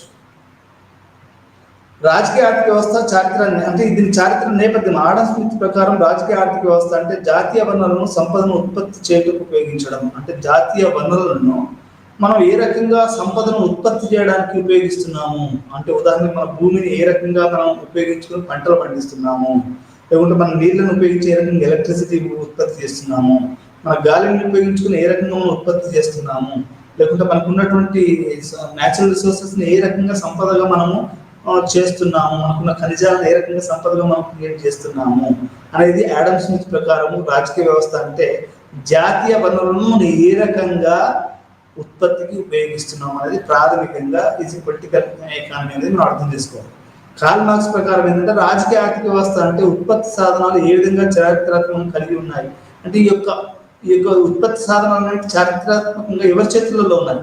భూమి ఎవరి చేతిలో ఉంది, ముస్లింల చేతిలో ఉండే నిజాం టైంలో, ఇప్పుడు రెడ్డిస్ చేతిలో ఉంది, ఒకప్పుడు వేరే బ్రిటిషర్స్ టైంలో క్రిస్టియన్స్ చేతిలో ఉంది. అంటే ఉత్పత్తి సాధన ల్యాండ్, లేబర్, క్యాపిటల్ అందరూ కూడా కలోనియల్ టైంలో ఎవరి చేతిలో ఉండే అదంతా కూడా మనకి వీళ్ళ చేతిలో ఉండే, బ్రిటిషర్స్ చేతిలో ఉండే, ఆ తర్వాత ముస్లింస్ చేతిలో ఉండే, ఆ తర్వాత ఇప్పుడు రెడ్డిస్ చేతిలో ఉంది. దళితులు కానీ, మైనార్టీలు కానీ, మహిళలు కానీ పూర్తిగా దీంట్లో మహిళలు అయితే అసలు ఎక్కడ కూడా మనకు కోపడదు. మార్క్సిజం మ్యాన్ అని చెప్పి కూడా మ్యానిజం అని కూడా చెప్తా ఉంటారు. అంటే ఈ రకంగా ఉత్పత్తి సాధనాలు ఏ విధంగా ఉన్నాయి, ఏ రకంగా చరిత్ర కలిగి ఉన్నాయి, ఎవరు కలిగి ఉన్నారు అనేది తెలుసుకోవడం కూడా అది కార్ల్ మార్క్స్ ప్రకారం అది పొలిటికల్ ఎకానమీ అని మనం చెప్పొచ్చు. తర్వాత కాలంలో రాజకీయ ఆర్థిక వ్యవస్థ అంటే రాజకీయాలకు మరియు ఆర్థిక వ్యవస్థ ఎటువంటి సంబంధాలను నిర్వహించడం. 17వ శతాబ్దంలో భూస్వామ్య వ్యవస్థ నుండి పెట్టుబడి వ్యవస్థగా మారుతున్నప్పుడు ఆడమ్ స్మిత్ మరియు డేవిడ్ రికార్డో దీన్ని పండించిన ఆర్థిక వ్యవస్థ గురించి చదివారు, సంధించిన వీరిని రాజకీయ వ్యవస్థాపకులుగా మనం చెప్పుకోవచ్చు. అంటే 17వ శతాబ్దంలో భూస్వామ్యం నుండి ఎప్పుడైతే పెట్టుబడిదారు విధానం మారుతుందో అప్పుడు ఆడమ్ స్మిత్, డేవిడ్ రికార్డో అనే వాళ్ళు ఈ ఆర్థిక వ్యవస్థ ఏ రకంగా ఉండాలి అనేది వీళ్ళు పునాదులు వేశారు. అంటే దీన్ని మనం ఈ యొక్క పొలిటికల్ ఎకానమీకి మనము పునాదులు వ్యవస్థాపకులుగా ఫౌండర్స్ ఆఫ్ ది పొలిటికల్ ఎకానమీని ఆడమ్ స్మిత్ రికార్డోను కూడా మనం డేవిడ్ రికార్డోను వీళ్ళిద్దరిని కూడా మనము వాళ్ళు founder fathers of the political economy అని చెప్పొచ్చు. సాంప్రదాయ రాజకీయ ఆర్థిక వ్యవస్థను కార్ల్ మార్క్స్ మరియు ఫ్రెడరిక్ ఎంగెల్స్ ఒప్పుకోలేదు. సాంప్రదాయ రాజకీయ ఆర్థిక వ్యవస్థ అంటే వారు పెట్టుబడి ఉత్పత్తి విధానం జరుగుతున్న శ్రమ దోపిడీ, పేదరికం పెరగడం, విపరీతమైన పేదరికం చూశారు. సమాజంలో తరగతులు విడపడి పెట్టుబడిదారులు శ్రమ దోపిడీని చేయడం జరిగింది అని వ్యాఖ్యానించారు. మనకు మొత్తంగా ఈ పొలిటికల్ ఎకానమీలో ఏం జరిగింది అంటే ఈ యొక్క రాజకీయంగా ఈ యొక్క ఎకానమీని ఏ రకంగా చేశారు, దాంట్లో ఏం జరిగింది, శ్రమల యొక్క దోపిడీ అనేది విపరీతంగా జరిగింది అనేది ఇక్కడ మనం చెప్పుకోవాలి. విపరీతమైన పేదరికం, విపరీతమైన శ్రమ దోపిడీ అనేది జరిగింది అనేది ఇక్కడ మనం అర్థం చేసుకోవాలి. కార్ల్ మార్క్స్ ప్రకారం పెట్టుబడిదారు వ్యవస్థ శాశ్వతమైనది కాదు. పెట్టుబడిదారులకు మరియు శ్రామికుల మధ్య జరిగే పోరు వీళ్ళని నశించి శ్రమ దోపిడీ సమాజం వస్తుందని చెప్పారు. కార్ల్ మార్క్స్ ప్రకారం ఈ పెట్టుబడిదారి వ్యవస్థ కూడా అది ఈ రోజు ఉంటది అని కాదు, ఇది పోయి ఇది నశించి ఒక సోషలిస్ట్ పరమైనటువంటి మనకు ఆర్థిక వ్యవస్థ వస్తుంది అని మనకు కార్ల్ మార్క్స్ గారు చెప్పడం జరిగింది. అంటే ఈ పెట్టుబడిదారు విధానం శాశ్వతం కాదు, ఎందుకంటే దీంట్లో శ్రమ దోపిడీ జరుగుతూ ఉంది, విపరీతమైన పేదరికం పెరగడం. మీరు చదువుకున్న వాళ్ళు డబుల్ PhD చేసి అసలు బతకడమే ఒక నరకంలాగా బతుకుతున్న వాళ్ళు కొన్ని చాలా వందల మంది ఉన్నారు. అంటే ఇక్కడ ఏం జరుగుతుంది అంటే విద్యాశ్రమ దోపిడీ అనేది విపరీతంగా జరుగుతుంది అనేది కూడా మనం అర్థం చేసుకోవాలి. అంటే విపరీతమైనటువంటి పేదరికం జరుగుతుంది, పేదరికాన్ని పెంచుతున్నారు. సమాజాన్ని పెంచడం కాదు, లేకుంటే ఉత్పత్తిని పెంచడం కాదు, పేదరికాన్ని పెంచుతున్నారు. ఇప్పుడున్నటువంటి వాళ్ళు శ్రమ దోపిడీ చేస్తూ ఉన్నారు అనేది మనం అర్థం చేసుకోవాలి. కార్ల్ మార్క్స్ ప్రకారం పెట్టుబడిదారు వ్యవస్థ శాశ్వతమైనది కాదు, పెట్టుబడిదారులు మరియు శ్రామికుల మధ్య పోరు జరిగే ఇది వాళ్ళు నశించి శ్రమ దోపిడీ లేని సమాజం వస్తుందని ఆయన చెప్పారు. అంటే ఎప్పుడైతే శ్రమ దోపిడీ జరుగుతుందని శ్రామికులు గమనించారో, ఎప్పుడైతే విద్యా వ్యవస్థను విద్యా దోపిడీ గురవుతుందని విద్యార్థులు గమనించారో, ఎప్పుడైతే రైతులు గమనించారో, ఇదంతా ఎప్పుడైతే మనకు రియలైజేషన్ అంటారు దాన్ని, అంటే class in itself to class for itself అని అంటారు ఇంగ్లీష్లో. ఎప్పుడైతే ఇదంతా మనం గమనించి మనం అనుకుంటామో అప్పుడేమవుతుంది అంటే ఒక పోరు జరిగి పెట్టుబడిదారులకు ఇటు శ్రామికుల పోరు జరిగి ఒక నూతన సమాజం, శ్రమ దోపిడీ లేని సమాజం వస్తుంది అనేది మనం అర్థం చేసుకోవాలి. అది కార్ల్ మార్క్స్ గారు చెప్పారు.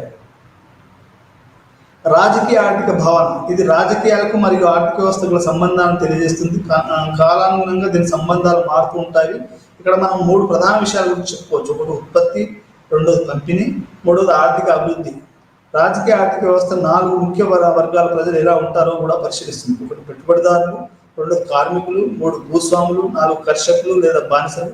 ఈ 4 వర్గ ప్రజలు ఆర్థిక వ్యవస్థలో ఎలా ఉంటారో పరిశీలిస్తుంది. అంటే ఈ 4 వర్గాలు కూడా ఒక సమాజంలో ఏ రకంగా వీళ్ళు బతుకుతారు, పెట్టుబడిదారులు ఏ రకంగా ఉన్నారు, లేకుంటే భూస్వాములు ఏ రకంగా ఉన్నారు, వాళ్ళ కార్మికులు ఏ రకంగా ఉన్నారు, లేకుంటే కట్టు బానిసలు ఏ రకంగా ఉన్నారు అనేది మొత్తం ఈ పొలిటికల్ ఎకానమీ అనేది అది పరిశీలిస్తుంది అనేది మనం అర్థం చేసుకోవాలి. ఇది ఎలా ఉత్పత్తి ఎలా జరుగుతుందో కూడా ఇది పొలిటికల్ ఎకానమీ పరిశీలిస్తుంది. అంటే ఒక సున్నితమైనటువంటి దాన్ని మనం ఇది పరిశీలిస్తుందని చెప్పవచ్చు. ఇది చాలా ముఖ్యమైనది. అంటే ఇక్కడ కార్మికులు, పెట్టుబడిదారులు, భూస్వాములు, కర్షకులు, బానిసలు వీళ్ళు ఏ రకంగా ఉంటున్నారు అనేది మనకు పొలిటికల్ ఎకానమీ అనేది అది పరిశీలిస్తుందని చెప్పాలి. రాజకీయ ఆర్థిక వ్యవస్థలో ప్రధాన అంశాలు, ఒకటి ఉత్పత్తి. ఏదైనా పొలిటికల్ ఎకానమీ అంటే దాంట్లో ఏంటి ప్రధానమైనది అంటే ఉత్పత్తి అంటే శ్రమ మరియు పెట్టుబడి అనే 2 అంశాలు ఉంటాయి. ఈ ఉత్పత్తిలో ఏదైనా ఉత్పత్తి చేయాలంటే దానికి 2 విషయాలు కావాలి. ఒకటేమో శ్రమ కావాలి, రెండోది పెట్టుబడి కావాలి. ఈ 2 ఉంటే ఏంటంటే ఒక వస్తువును మనం తయారు చేయొచ్చు.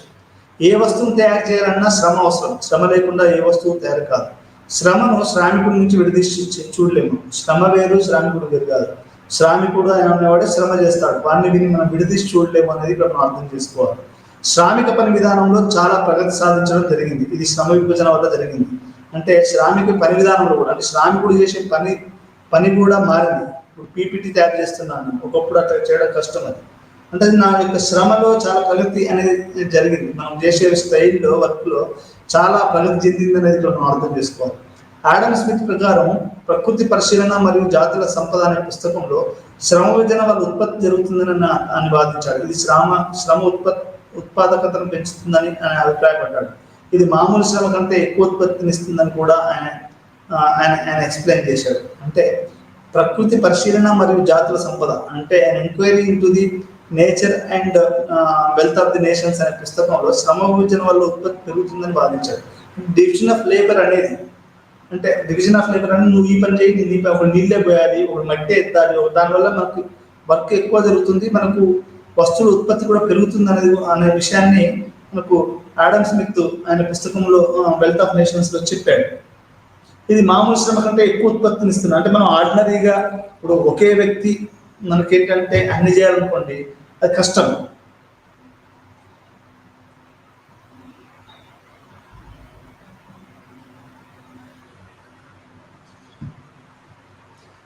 ఇది మామూలు శ్రమ కంటే ఎక్కువ ఉత్పత్తి అంటే డివిజన్ ఆఫ్ లేబర్ అనేది మనకు ఎక్కువగా, అంటే ఫ్యూడల్ ఎకానమీ నుంచి మనకు మోడర్న్ ఎకానమీ మారేటప్పుడు ఏమైంది అంటే ఈ యొక్క శ్రమ యొక్క డివిజన్ ఆఫ్ లేబర్ అనేది ఎక్కువగా మనకు ఉత్పత్తినిస్తుంది అనేది మనకు ఆడమ్ స్మిత్ గారు చెప్పారు.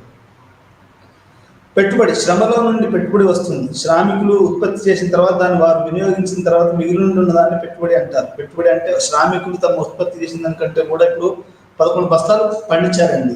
పండించిన తర్వాత దాంట్లో 5 శ్రామికులు ఉంటే 5 బస్తాలు పోతే వాళ్ళు తీసుకున్న తర్వాత మిగిలిన దాన్ని పెట్టుబడి అనొచ్చు. ఉదాహరణకి ఒక రైతు తన పొలంలో శ్రామికులను ఉపయోగించకుండా తానే శ్రమపడి ఉత్పత్తి చేస్తే దాన్ని వినియోగించుకున్న తర్వాత మిగులు మొత్తం పెట్టుబడి అని మనం చెప్పుకోవచ్చు. అంటే ఇప్పుడు మొత్తం ఒక రైతు 5 ఎకరాల భూమిలో ఒక పంట వేసి తానే వ్యవసాయం చేసుకుంటే తన శ్రమ మొత్తం, తను పెట్టిన డబ్బులు మొత్తంపై మిగిలిన మొత్తం కూడా ఆయనకు వచ్చిన పెట్టుబడి అని చెప్పవచ్చు. రాజకీయ ఆర్థిక వ్యవస్థలో రెండో ప్రధాన అంశం ఏంటంటే పంపిణీ. దీనిలో ఒకటి అద్దె, రెండవది వేతనపు చెల్లింపు, మూడవది లాభం. అంటే రెండో ఆర్థిక వ్యవస్థను పంపిణీ. ఒకటేమో అద్దె. ఇప్పుడు కిరాణా కొట్టు తీసుకుంటామండి, రేషన్ షాప్, దానికి అద్దె చెల్లించాలి కదా. వేతనాలు చెల్లింపు, రేషన్ షాప్లో ఎవరైనా పెట్టుకుంటావు మనిషిని, వానికి వేతనాలు చెల్లించాలి కదా. మూడవది లాభం, నువ్వు ఎంత చేస్తే అంత లాభం వస్తుంది. అంటే ఒకటేమో ప్రొడక్షన్ పెట్టుబడి, రెండోది ఏమో పంపిణీ. ఇవి రాజకీయ వ్యవస్థలో రెండో ప్రధాన అంశం మనం చేసుకోవచ్చు. రాజకీయ ఆర్థిక వ్యవస్థలో మూడో ప్రధాన అంశం మార్పిడి, అంటే ఎక్స్చేంజ్. ఉత్పత్తి చేసిన సరుకులు మరొక సరుకులతో మార్పిడి చేసుకోవచ్చు. ఒక సరుకు ధర ఎక్కువగా ఉంటే మరొక సరుకు ద్వారా తక్కువగా ఉంటే వేరే సరుకు ఎక్కువగా ఇవ్వాల్సి ఉంటుంది. అంటే ఇప్పుడు మన ఉదాహరణకి పంచదార ఉందండి, పంచదార ఎట్లా కిలో, 41 రూపాయలు కిలో. వాడు ఏం చేస్తాడు, 20 రూపాయల మొక్కజొన్నలు తీసుకొచ్చేసేసి నాకు కిలో చక్కెర, కిలో కిలో మొక్కజొన్నలు కిలో చక్కెర రాదు. మీకు కిలో పత్తికి కిలో చక్కెర కంటే ఎక్కువ వస్తుంది. ఎందుకంటే ఇక్కడ ఒక సరుకు ధర ఎక్కువగా ధర, ఇక్కడ పత్తి ధర ఎక్కువ కాబట్టి మీకు చక్కెర కిలో వస్తుంది. మీకు జొన్నలకి రాగులకి రాదు, ఎందుకంటే వీటి ధర తక్కువ కాబట్టి కిలో చక్కెర రావడం అంటే కష్టం. అంటే ఇక్కడ మనకు మార్పిడి అంటే ఆర్థిక వ్యవస్థ, రాజకీయ ఆర్థిక వ్యవస్థలో మూడో ప్రధాన అంశం ఏంటంటే పొలిటికల్ ఎకానమీ ఆఫ్ ఎక్స్చేంజ్ అనేది మనం చూస్తే, అంటే ఏ రకంగా అది మనం ఎక్స్చేంజ్ అవుతుంది అనేది కూడా మనం చూడొచ్చు. తర్వాత లాస్ట్లో ఏంటంటే వినియోగం. చివరికి ఎవడైనా కానీ మనిషి అన్ని చేసి వ్యవసాయం చేసినా, మార్కెట్ చేసినా, ఇంకేం చేసినా సిటీకి వచ్చిన చివరికి తినాలి, వినియోగపడాలి. ఉపయోగ వినియోగము, నిరుపయోగ వినియోగం. అంటే యాక్టివ్ కన్జంప్షన్, ప్రొడక్టివ్ కన్జంప్షన్, ఉపయోగ వినియోగం, నిరుపయోగ వినియోగం. అంటే మనకు పనికొచ్చే అది నిరుపయోగ వినియోగం అనేది రెండు రకాలుగా ఉంటుంది. నగర ఆర్థిక వ్యవస్థ, ఇది నగర రాజకీయ ఆర్థిక వ్యవస్థలో పెట్టుబడి ఎటువంటి పాత్ర నిర్వహిస్తుందో తెలియజేస్తుంది. ఇది నగర స్థానిక పరిపాలన వ్యవస్థను మరియు పెట్టుబడి మరియు ఆర్థిక వ్యవస్థ సంబంధాలను పరిశీలిస్తుంది. నగర ఆర్థిక శాస్త్రవేత్తలు దీన్ని పరిశీలిస్తారు. నగర పరిపాలన మరియు ఆర్థిక వ్యవహారాలను రెండు పద్ధతుల ద్వారా పరిశీలించడం జరుగుతుంది. అంటే అర్బన్ ఎకానమీ అనేది ఏ రకంగా ఉంటుంది అంటే, అర్బన్ ఎకానమీలో పెట్టుబడి ఇవన్నీ ఏ రకంగా ఉంటాయి అనేది మనకి యొక్క అర్బన్ సోషియాలజీలో కానీ నగర ఆర్థిక వ్యవస్థలో మనం పరిశీలించవలసి ఉంటుంది. నగర పరిపాలన అంటే జిహెచ్ఎంసీ కానీ, బాంబే, ముంబై జిహెచ్ఎంసీ కానీ, లేకపోతే బెంగళూరు కానీ, చెన్నై మున్సిపాలిటీస్ కానీ, అట్లా ఇవన్నీ కూడా ఏంటంటే నగర ఆర్థిక వ్యవస్థ, నగర పరిపాలన, స్థానిక పరిపాలన. ఒక కౌన్సిలర్ కానివ్వండి, సిటీలో ఒక కౌన్సిలర్ కావాలి, అంటే ఒక వీధిలో ఉండాలి, అందరికి తెలిసి ఉండాలి, గెలవాలి, ఒక రాజకీయ పార్టీకి సంబంధమై ఉండాలి. ఇవన్నీ కూడా కనుక చూస్తే అప్పుడు నీ కౌన్సిలర్ అవుతావు. అంటే నగర ఆర్థిక వ్యవస్థ, రాజకీయ పరిపాలన ఎట్లా ఉంటుందంటే ఒక కౌన్సిల్ కావడం అనేది చాలా చాలా కష్టం. ఇక్కడ నగర ఆర్థిక శాస్త్రవేత్తలు దీన్ని పరిశీలిస్తారు. నగర పరిపాలన మరియు ఆర్థిక వ్యవహారాలను రెండు పద్ధతుల ద్వారా పరిశీలించడం అనేది జరుగుతుంది. ఈ రెండు నగర ఆర్థిక వ్యవస్థను రెండు రకాలుగా చూడొచ్చు. ఒకటి నూతన మార్క్సిస్ట్ పద్ధతి, రెండవది నూతన బెవేరియన్ పద్ధతి. అంటే ఒక మార్క్సిస్ట్ పద్ధతి ద్వారా మనం సిటీని చూడొచ్చు, రెండోది నూతన బెవేరియన్ పద్ధతి. అంటే మార్క్సిస్ట్ ప్రకారం ఏం చూడొచ్చు అంటే, సిటీ అనేది ఏ రకంగా అభివృద్ధి చెందింది. సిటీల మీద ఎక్కువ కార్ల్ మార్క్స్ రాయలేదు, ఆయన ఉత్పత్తి వ్యవస్థ మీద రాశాడు. కానీ ఆయన సిటీ ఏ రకంగా డెవలప్ అవుతుంది ఏంటి అనే విషయాన్ని చాలా తక్కువగా రాశాడు. అదే బెవేరియన్ పద్ధతి ఎట్లా ఉంటుంది అంటే మూడు రకాలుగా ఉంటాం. బెవేరియన్ అంటే అర్బన్ ఎలిట్స్ అనే వాళ్ళు ఎట్లా ఉంటారు. అర్బన్ ఎలిట్స్ అంటే వాడు టాటా, బిర్లా, అంబానీలు, అదానీలు వీళ్ళంతా ఎట్లా ఉంటారు, వాళ్ళు ఏ రకంగా సమాజాన్ని. ఇప్పుడు బాంబే మొత్తం ఎవరి చేతిలో ఉంటుందండి, ఏ టాటా చేతిలోనో, ఎవరు అదానీ, అంబానీ చేతిలో ప్రతి వాళ్ళు వాళ్ళని చూస్తారు. ఇంకా హైదరాబాద్ ఎవరి చేతిలో ఉంటుంది, ఎవరో కొద్దిమంది రెడ్డీస్, కమ్మాస్, విలమాస్, ముస్లిమ్స్, ఇట్లా కొంతమంది వాళ్ళ చేతుల్లో ఉంటుంది.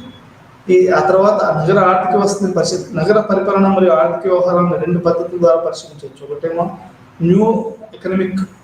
New Marxist method. అంటే ట్రెడిషనల్ మార్క్సిజం ఏంటంటే ల్యాండ్, లేబర్, క్యాపిటల్, ఊరు, ఎకానమీ వీటి గురించి చెప్తుంది. మన ప్రాలిటరేట్. న్యూ మార్క్సిస్ట్ అనేది సిటీస్, ఆ తర్వాత సబర్బ్స్ ఎట్లా డెవలప్ అవుతాయి, ఇక్కడ లేబర్ అనే వాళ్ళు ఏ రకంగా సిటీలో మనకు వాళ్ళు దోపిడీకి గురవుతారు, అది ఏ రకంగా మనం దాన్ని ఎదుర్కోవాలి. అర్బన్లో మనకు యాక్టివ్ ఉంటారు, అంటే యాంటీ ఎక్స్ప్లాయిటేటివ్ చట్టాలు కానివ్వండి, ఇంకేమైనా కానీ. మనకు సిటీలో ఇప్పుడు పల్లెటూరులో ఒక లేడీని ఎవడన్నా చేస్తే కానీ దాని పెద్దగా ఎవరు పట్టించుకోరు. కానీ అదే సిటీలో ఎవరినైనా అన్నా అనుకోండి, అది అందరు పట్టించుకుంటారు. అంటే ఇక్కడ చైతన్యం ఉంటుంది. ఒక సిటీని మనం అర్థం చేసుకొని చదువుకున్న వాళ్ళు ఉంటారు, మొబిలిటీ ఉంటుంది, థింకింగ్ ఉంటుంది, నేషనాలిటీ ఉంటుంది. ఇవన్నీ సిటీలో ఉంటాయి. ఒకటి నూతన మార్క్సిస్ట్ పద్ధతి ద్వారా మనం ఏ రకంగా సిటీని అర్థం చేసుకోవాలి.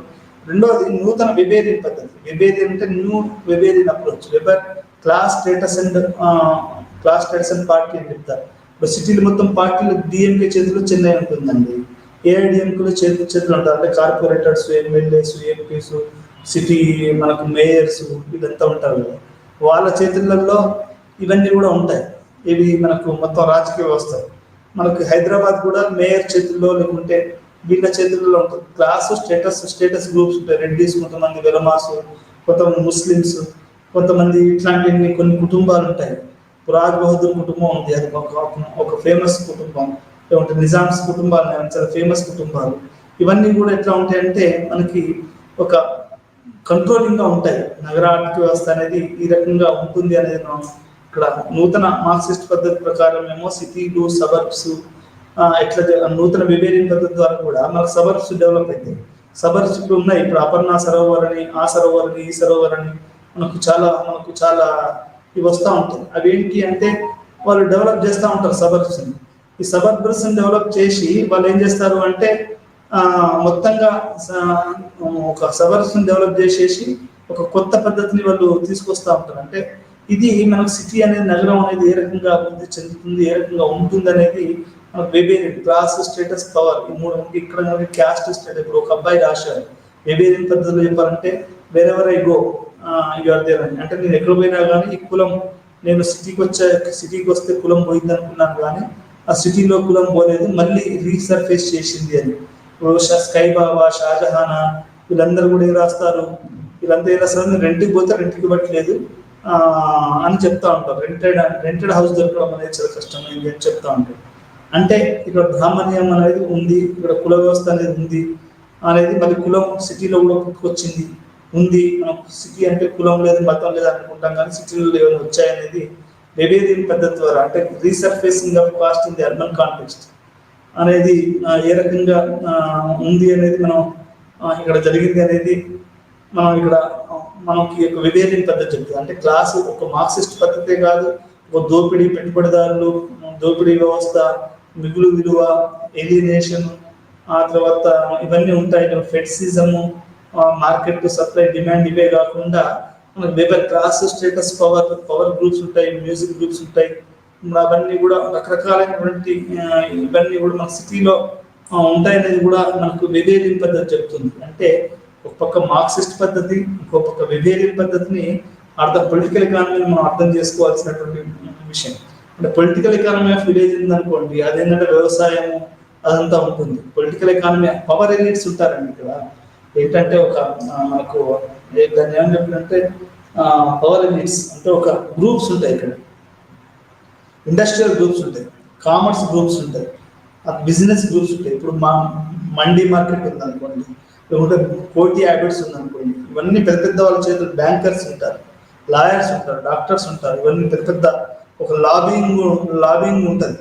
లాబింగ్లలో వీళ్ళందరూ కూడా షుగర్ ఫ్యాక్టరీస్ ఉంటాయి, లేకపోతే కాటన్ ఫ్యాక్టరీస్ ఉంటాయి, ఇనుము ఫ్యాక్టరీస్ ఉంటాయి, పెద్ద పెద్ద ఇండస్ట్రియల్ మిలిటరీ కాంప్లెక్స్లు, ఇవన్నీ కలిసి సిటీ అనేది ఉంటుంది. ఇది చాలా చాలా కఠినమైనటువంటి ఒక ఇది టాంటీటా అన్నట్టు అట్లా ఆ రకంగా ఉంటుంది. వెబేరియన్ పద్ధతి ఏంటి అంటే అదొక నూతన ఇప్పుడు క్లాస్ స్టేటస్, కొంతమంది డబ్బుల్లో పోల్చుకునే వాళ్ళ స్టేటస్ మాత్రం మారదు కదా. ఇప్పుడు నిజామ్స్ కానీ వీళ్ళు కానీ చాలా మంది ఉన్నారు. అట్లా వెబేరియన్ పద్ధతి అనేది ఇది ఈ రకంగా చూస్తుంది. మార్క్సిస్ట్ పద్ధతినేమో మొత్తంగా సిటీ అనేది ఏ రకంగా మారుతుంది, సబర్బ్స్ ఎలా మారుతున్నాయి అనేది కూడా మార్క్సిస్ట్ పద్ధతి చెప్తా ఉంది. ఈ రెండు మార్క్స్ ఆయన క్లాసికల్ సిటీ అనే దాని గురించి ప్రత్యేకంగా రాయలేదు కార్ల్ మార్క్స్. ఆయన ఏం చేశాడు అంటే మొత్తం వ్యవస్థీకృతమైనటువంటి దోపిడీ ఎట్లా ఉంది, అది ఏ రకంగా మారుతుంది అనేది దాని గురించి కార్ల్ మార్క్స్ చెప్పాడు తప్ప సిటీ ఏ రకంగా డెవలప్ అవుతుంది, సిటీని మనం ఎట్లా అభివృద్ధి చేయాలి, జనాలు ఎట్లా migration, inward migration, outward migration, like ethnicity, race, community, language differences, వీటన్నిటి గురించి కూడా కార్ల్ మార్క్స్ పెద్దగా మాట్లాడలేదు. ఉత్పత్తి వ్యవస్థ గురించి మాట్లాడాడు, వైవిధ్యం గురించి మాట్లాడలేదు. ఇది మనం అర్థం చేసుకోవాలి. రెండు నూతన విభేదన పద్ధతి అంటే మనకు న్యూ విభేదన పద్ధతి ఏం చెప్తుంది అనేది కూడా మనం చూడాల్సి. ముగింపుగా మనం ఈ పాఠంలో రాజకీయ ఆర్థిక వ్యవస్థలో రాజకీయాలు అంటే ఏమిటి మరియు ఆర్థిక వ్యవస్థ అంటే ఏమిటో తెలుసుకున్నాం. అంటే మొత్తంగా ఈ పాఠంలో మనం ఏం తెలుసుకున్నాం, రాజకీయాలు అంటే మొత్తం రాజ్యం అనేది ప్రజల యొక్క కోరికలని, అవసరాలను తీర్చే ఒక వ్యవస్థగా మనం అర్థం చేసుకున్నాం. ఆర్థిక వ్యవస్థ అంటే ఉత్పత్తి, పంపిణీ మరియు ఎక్స్చేంజ్, మార్పిడి మరియు వినియోగం అనేది తెలుసుకున్నాం. ఈ రెండింటి కూడా చాలా దగ్గర సంబంధం, లింకేజెస్ అనేవి ఉంటాయి. రెండు వేరు వేరు వ్యవస్థలు అయినప్పటికీ ఈ ఆర్థిక వ్యవస్థలు కూడా రాజకీయాలే మనకు శాసిస్తాయని మనం చెప్పవచ్చు. కేరళ లాంటి రాష్ట్రాల్లో సోషలిస్టులు ఆర్థిక వ్యవస్థను కంట్రోల్ చేస్తే, మన తెలంగాణ, ఆంధ్రప్రదేశ్లో పెట్టుబడిదారులు, లోకల్ బూర్జువాజీ పార్టీలు అని వాళ్ళు చేస్తూ ఉన్నారు. వీళ్ళకి ఎన్ని కోట్ల రూపాయలు ఎక్కడి పక్తు వీళ్ళంతా గూన్స్ అని చెప్పుకోవచ్చు, ఆర్థిక నేరగాండ్లు అని చెప్పవచ్చు. ఆర్థిక నేరగాండ్లు కాదు, రకరకాల నేరగాండ్లు వీళ్ళంతా. ఒక నేరపూరిత సమాజంలో మనం బతుకుతున్నాం. ఎందుకంటే ఈ వ్యవస్థ అట్లా తయారైంది. మనం ఎంత ఉద్యమాలు చేసి ఇంకా చాలా ఎన్నో ఉద్యమాలు చేయాల్సినటువంటి అవసరం ఉంది. సమాజాన్ని మార్చవలసినటువంటి అవసరం ఉంది. రాజకీయాలకు ఆర్థిక వ్యవస్థకు గల సంబంధాలను తెలుసుకున్నాం. రాజకీయాలకు మనకు ఆర్థిక వ్యవస్థకు ఎట్లాంటి సంబంధాలు కూడా మనం ఈ పాఠంలో తెలుసుకున్నాం. రాజకీయాలు మరియు ఆర్థికం అనే రెండు పాదాల అర్థాన్ని వాటి సంబంధాన్ని తెలుసుకున్నాం.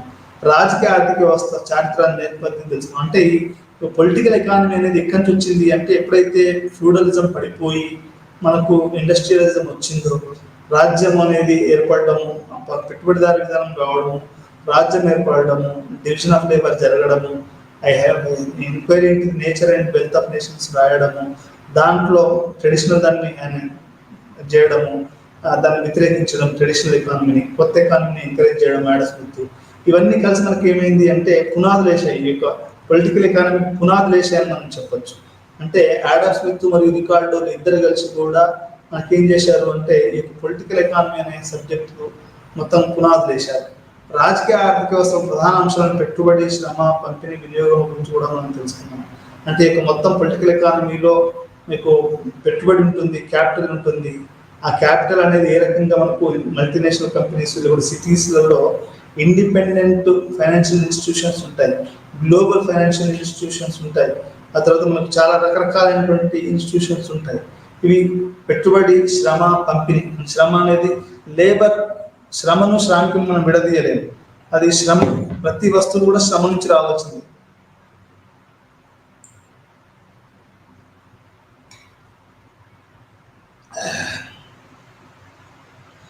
అక్కడ పంపిణీ ఎట్లా ఉంటుంది, పంపిణీ తర్వాత పంపిణీ అనేది మార్కెట్ గిరాకీ మీద ఎట్లా ఆధారపడి ఉంటుంది, గిరాకీ ఉంటేనే మనకు ఉత్పత్తి ఉంటుంది, దాని యొక్క వినియోగం ఉంటుంది అనేది మనకు అర్థం చేసుకోవాలి. వినియోగంలో గురించి కూడా మనం తెలుసుకున్నాం, కన్జంప్షన్ ఏ రకంగా జరుగుతుంది అనేది కూడా మనం ఈ యొక్క పాఠంలో తెలుసుకున్నాం. చివరగా నగర రాజకీయ ఆర్థిక వ్యవస్థ ఎలా ఉంటుందో మార్క్స్ మరియు విధేయన్ పద్ధతుల ద్వారా మనం తెలుసుకున్నాం. అంటే మొత్తంగా దీని ఒక సిద్ధాంతపరంగా, అంటే ఏదో అది ఉంటుంది ఇది ఉంటుంది అని కాకుండా దీని ఒక సిద్ధాంతపరంగా మనం ఏ రకంగా అర్థం చేసుకోవాలన్నా కూడా మన కార్ల్ మార్క్స్ సిద్ధాంతాన్ని బట్టి కానివ్వండి, లేకుంటే వెబేరియన్ సిద్ధాంతాన్ని బట్టి కానివ్వండి, అంటే వెబర్ నూతన వెబేరియన్ పద్ధతి, అంటే మనం వెబర్లో కూడా నూతనంగా ఎట్లాంటి మనకు వ్యవస్థలు వస్తున్నాయి, ఎట్లాంటి పద్ధతులు వస్తున్నాయి, ఇట్లాంటి కూడా వెబేరియన్ పద్ధతుల ద్వారా మనం ఏ రకంగా సిటీ ఆర్థిక వ్యవస్థను, నగర ఆర్థిక వ్యవస్థను, మొత్తం సమాజాన్ని అర్థం చేసుకోవచ్చు అనేది మనం ఈ యొక్క పాఠంలో తెలుసుకున్నాం. అంటే మొత్తంగా సోషియాలజీలో పొలిటికల్ ఎకానమీ గురించి ఇంత క్షుణ్ణంగా మనకు అర్బన్ సోషియాలజీలోనే మాకు ఏ టీచర్ కూడా ఇంత క్షుణ్ణంగా, అంటే అర్బన్ సోషియాలజీ కూడా నేను చదువుకున్నప్పుడు కూడా నాకు అర్బన్ అంటే మనకు ఆ ఏజ్లో ఏంటి అంటే మనకు అది అర్థం కావడమే చాలా ఎక్కువ అన్నట్టు, చాలా తొందరగా మనం ముందుకు వెళ్తూ ఉంటాం. అప్పుడు అర్థం కాలేదు, కానీ మనం చదివిన కొద్దీ, మాట్లాడుతున్న కొద్దీ నాకు అర్థమైంది ఏంటంటే పొలిటికల్ ఎకానమీ ఆఫ్ అనేది చాలా ప్రధానమైనటువంటి విషయం. దీంట్లో ఉత్పత్తి ఉంటుంది, పంపిణీ ఉంటుంది, కన్జంప్షన్ ఉంటుంది, ఆర్థిక వ్యవస్థ అనేది ఎట్లా ఉండాలి అనేది కూడా మనకు ఒక పొలిటికల్ ఎకానమీ ఉంటుంది. సిటీ అనేది, సిటీలో ఎలీట్స్ ఎట్లా ఉంటారో, పొలిటికల్ ఎలీట్స్ ఎట్లా ఉంటారో, వాళ్ళు ఏ రకంగా రాజకీయాలు ప్రభావితం చేస్తారు, వాళ్ళ వల్ల ఎట్లాంటి అది ఉంటాయి అనేది కూడా మన యొక్క పాటు మనం మొత్తం వ్యవస్థని ప్రధానమంత్రులే వాళ్ళు లేపేస్తారు. ఇప్పుడు ఉదాహరణ చెప్పాలంటే అమెరికన్ ఇంపీరియలిజం అంటే తమ మార్కెట్ను కాపాడుకోవడానికి మనం ఏకధ్రువ ప్రపంచంలోకి ఎండాము, అంతర్యుద్ధం ముగిసింది అని చెప్తున్నాం కదా. దీంట్లో ఏంటంటే మనకు వాళ్ళ వస్తువులు అమెరికన్ కంప్యూటర్, యాపిల్ ల్యాప్టాప్ కానీ మొత్తం అమెరికనైజేషను, చైనైజేషను, ఇవన్నీ కూడా మనకు ఆర్థిక వ్యవస్థలు ఏంటంటే ఇప్పుడు మొత్తం కూడా క్రోనిక్ ఎకానమిక్ క్యాపిటలిజం మారి ఒక నూతన అంతర్జాతీయంగా మనం ఏ రకంగా ఎదుర్కోవాలి, మార్క్సిజం ఈ యొక్క మొత్తం దీన్ని అనేది కూడా మనం కొత్తగా మనం అర్థం చేసుకోవచ్చు. గ్లోబలైజేషన్ మనకు స్టిగ్లిష్ మనకు చెప్పాడు, గ్లోబలైజేషన్ డిస్కంటెంట్. ఆ తర్వాత మనకు confessions of economic hit man అని, ఇవన్నీ కూడా ఏ రకంగా ప్రపంచ ఆర్థిక వ్యవస్థ అనేది ప్రపంచం ఇప్పుడు ఎట్లా మారుతుంది, IMF, వరల్డ్ బ్యాంకు, ఇప్పుడు ఏ రకంగా ఫైనాన్స్ క్యాపిటల్ అప్పులు ఇంతకుముందు అప్పు గురించి ఇంతగా ఎప్పుడు నేను వినలేదండి. ఒక మనిషి అప్పు గురించి, ఒక మనిషి దాని గురించి ఇంతగా వినలేదు. దేశ అప్పుల గురించి కానీ ఇది కానీ. ఈ మధ్యకాలంలో మీరు మనిషిని తీసుకున్న అప్పుల గురించి మాట్లాడుతున్నాడు, రాష్ట్రాల గురించి మాట్లాడుతున్నాడు, లేకపోతే దేశం గురించి. ఎందుకు ఇదంతా అంటే కంపెనీల వల్లనే ఇదంతా జరుగుతుంది. ఈ ప్రైవేట్ కంపెనీల వల్లనే ఇదంతా జరుగుతుంది. ప్రైవేట్ కంపెనీలు ఏంటంటే వాళ్ళ వస్తువులను అమ్మడానికి, వాళ్ళే అప్పు ఇచ్చి వాళ్ళే వస్తువులు కొనేటట్టు చేసి చివరికి వాళ్ళే మన అందరినీ ఒక అందమైన సాలెగూడు లాంటి ఒక కళను చూపించి ఆ సాలెగూడులో మనందరం పురుగుల్లాగా దాంట్లో ఎక్కువ దాంట్లో చచ్చిపోయేటట్టు మన యొక్క నూతన ఆర్థిక విధానం, రైతుల ఆత్మహత్యలు, విద్యార్థి ఆత్మహత్యలు, యువతుల ఆత్మహత్యలు, బిజినెస్ పీపుల్ ఆత్మహత్యలు, ప్రొఫెషనల్ ఆత్మహత్యలు ఇవన్నీ ఏం చూస్తున్నాయి అంటే మనకు అందమైనటువంటి ఒక దుష్టపూరితమైనటువంటి ఎకానమీ మనకు అందించారు. అది దానివల్ల దాంట్లో ఆ వలలో పడి చాలా మంది చనిపోతూ ఉన్నారు అనేది మనం ఇక్కడ అర్థం చేసుకోవాలి. మొత్తంగా పొలిటికల్ ఎకానమీ అర్థం చేసుకోవడం అనేది చాలా చాలా చాలా ముఖ్యమైనది సమాజాన్ని అర్థం చేసుకోవడానికి. దాంట్లో మళ్ళీ పట్టణ ఆర్థిక వ్యవస్థను, లోకల్ గవర్నెన్స్ని, సిటీలలో ఆర్థిక వ్యవస్థ ఎట్లా ఉంటుంది, ఏ రకంగా గ్లోబల్ సిటీలుగా ఉంటాయని తెలుసుకోవడం కూడా ఇంకా చాలా చాలా ప్రధానమని అనుకుంటూ మీ అవకాశం ఇచ్చిన మీ అందరికీ నమస్కారం. మరొక పాఠంలో మళ్ళీ కలుద్దాం. అప్పట్లో నమస్కారం.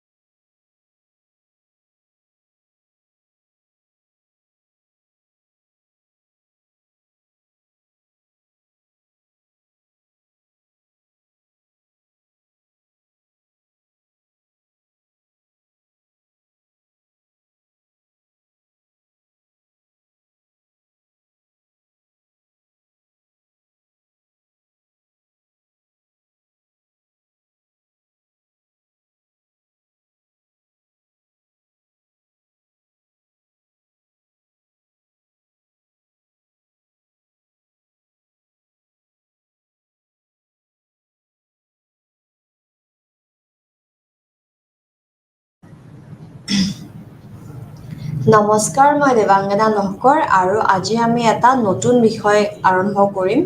বিষয়টো হৈছে ইন্ট্ৰডাকশ্যন টু চাইক'লজিকেল ডিজঅৰ্ডাৰ্ছ বা আমি চাইক'লজিকেল ডিজঅৰ্ডাৰ্ছ বুলি ক'লে মনোবৈজ্ঞানিক ব্যাধি বুলি ক'লে কি বুলি আমি বুজো বা কিমানখিনি আমি জানিবলগীয়া আছে আমি তাৰে বিষয়ে আলোচনা কৰিম। এতিয়া আমি যেতিয়া হেল্থ বুলি কওঁ বা স্বাস্থ্য বুলি কওঁ, স্বাস্থ্য বুলি কোৱাৰ লগে লগে আমাৰ মাথাত কি আহে, আমাৰ মূৰত এইটো আহে যে আমি জ্বৰ উঠিব নালাগে বা কিবা ফিজিকেল যেনেকে ইনডাইজেশ্যন হ'ব নালাগে, বদ হজম হ'ব নালাগে, তেনেকুৱা ধৰণৰ আমাৰ আইডিয়া এটা থাকে। কিন্তু হেল্থ বুলি কোৱাৰ লগে লগে, স্বাস্থ্য বুলি কোৱাৰ লগে লগে অকল হেৰিটোৱে নুবুজায় যে আমাৰ জ্বৰ নাই বা আমাৰ বেলেগ কোনো সাংঘাতিক বেমাৰ যেনেকে ধৰি লওক এস্থমা হওক বা লাংজৰ কিবা ইছ্যু হৈ আছে, তেনেকুৱা ধৰণৰ বুলি নহয়। আমাৰ যিখিনি মনোস্থিতি, আমাৰ যিখিনি চাইকলজিকেল এছপেক্টটো হয় যে আজি মন ভাল লাগি থকা নাই, মোৰ ইমানেই মানে অশান্তি লাগি আছে, ঘৰত ইমানেই অশান্তি হৈছে যে মই মোৰ কামত ফ'কাছ কৰিব পৰা নাই, এনেকুৱা লাগিছে মই ক'ৰবাত হেৰাই গৈছো, এনেকুৱা লাগিছে মই ইমানেই মানে বিপদবোৰত সোমাই গৈ আছো যেন মোক আৰু টানি উলিয়াবলৈ কোনো নাই, মানে মই নিজেও নোৱাৰিছো, মোৰ এনেকুৱা লাগিছে এই সংসাৰখন এৰি যাওঁগে। দিজ আৰ চুইচাইডেল থটছ, হয়নে? এইবোৰ কি হয় যে যাওঁগে আৰু নোৱাৰিছো, পাৰা নাই, এনেকুৱা ধৰণৰ চুইচাইডেল থটছ। গতিকে ধৰি লওক যেনেকে আমাৰ সামান্য জ্বৰ বেমাৰ হ'লে আমি যেনেকে ভাবো যে আমি নিজৰ কেয়াৰ ল'ব লাগিব, তেনেকুৱা ধৰণে আমি যেতিয়া ভাবো যে নাই নহৈছে আমাৰ দ্বাৰা, তো তেতিয়াও আমাৰ কি হয়, আমি আমাৰ ধ্যান ৰাখিব লাগে। We have to take care of ourselves, হয়নে?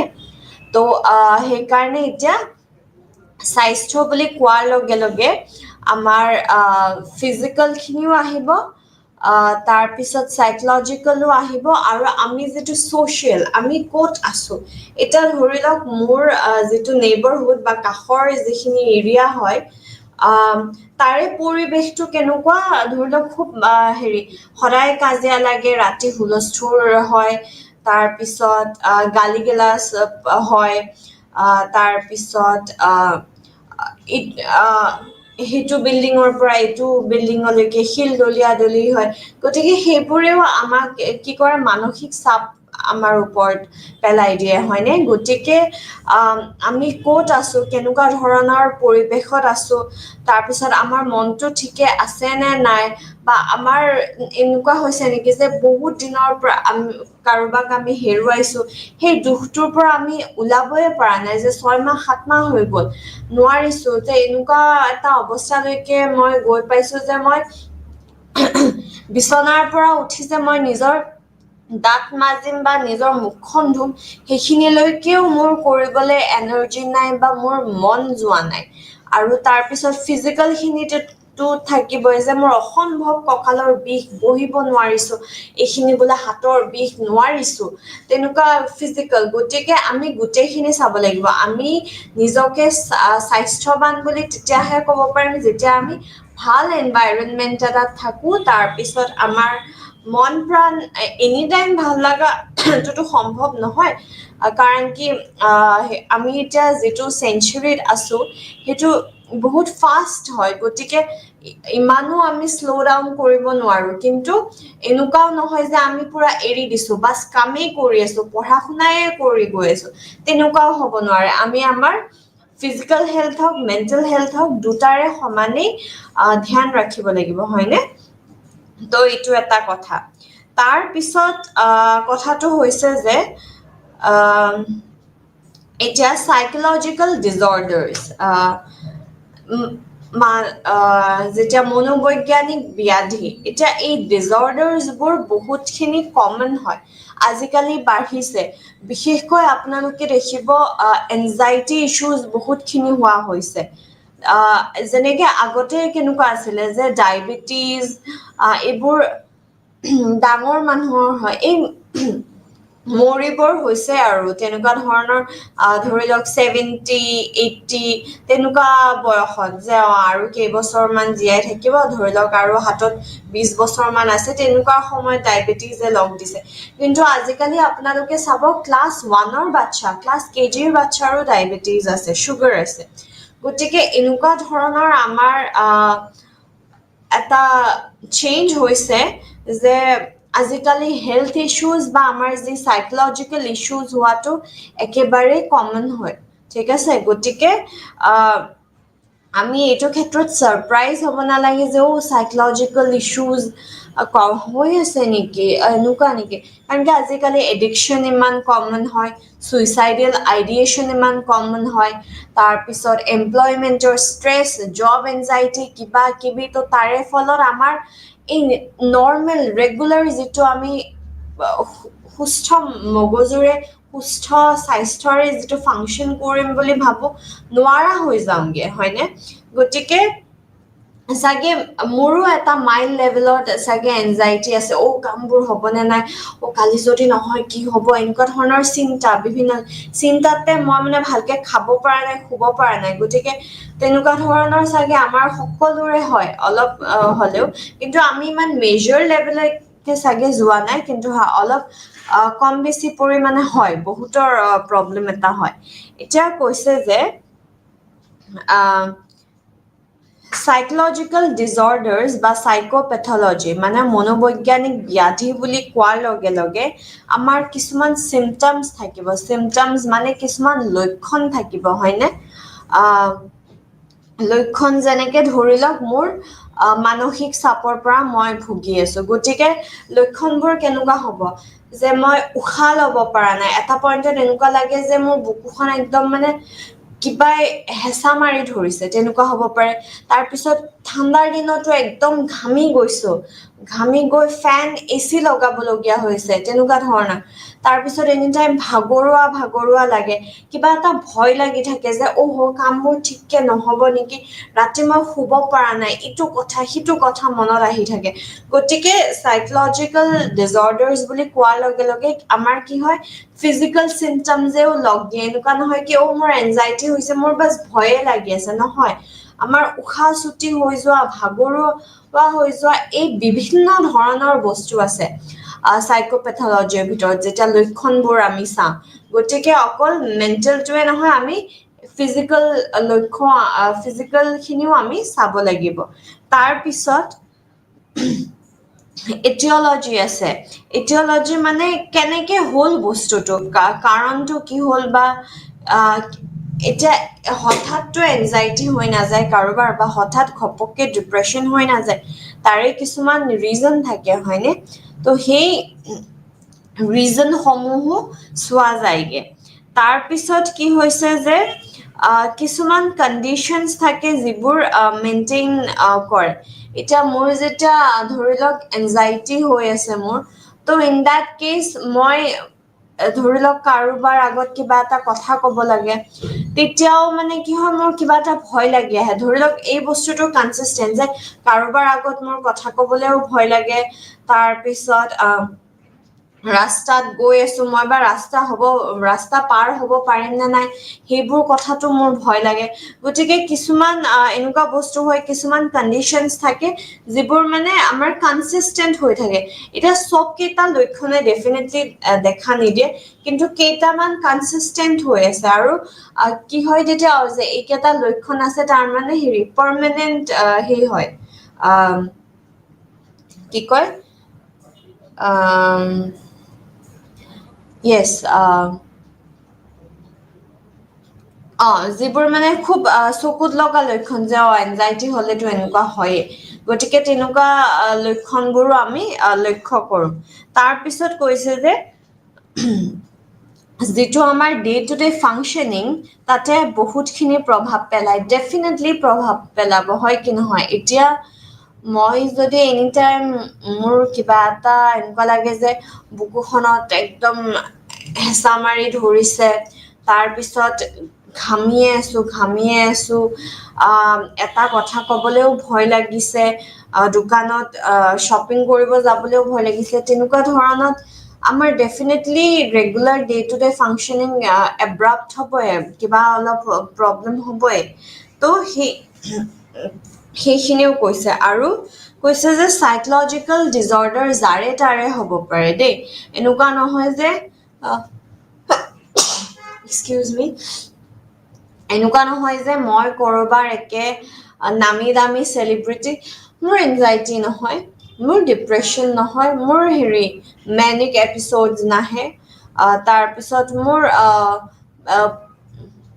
PTSD নহয়, তেনেকুৱা কথা নহয়। আমাৰ যিকোনো আমি লিংগৰ হ'ব পাৰোঁ, মেল ফিমেল হ'ব পাৰোঁ, আমাৰ বয়স 30 হ'ব পাৰে বা বয়স 13 হ'ব পাৰে।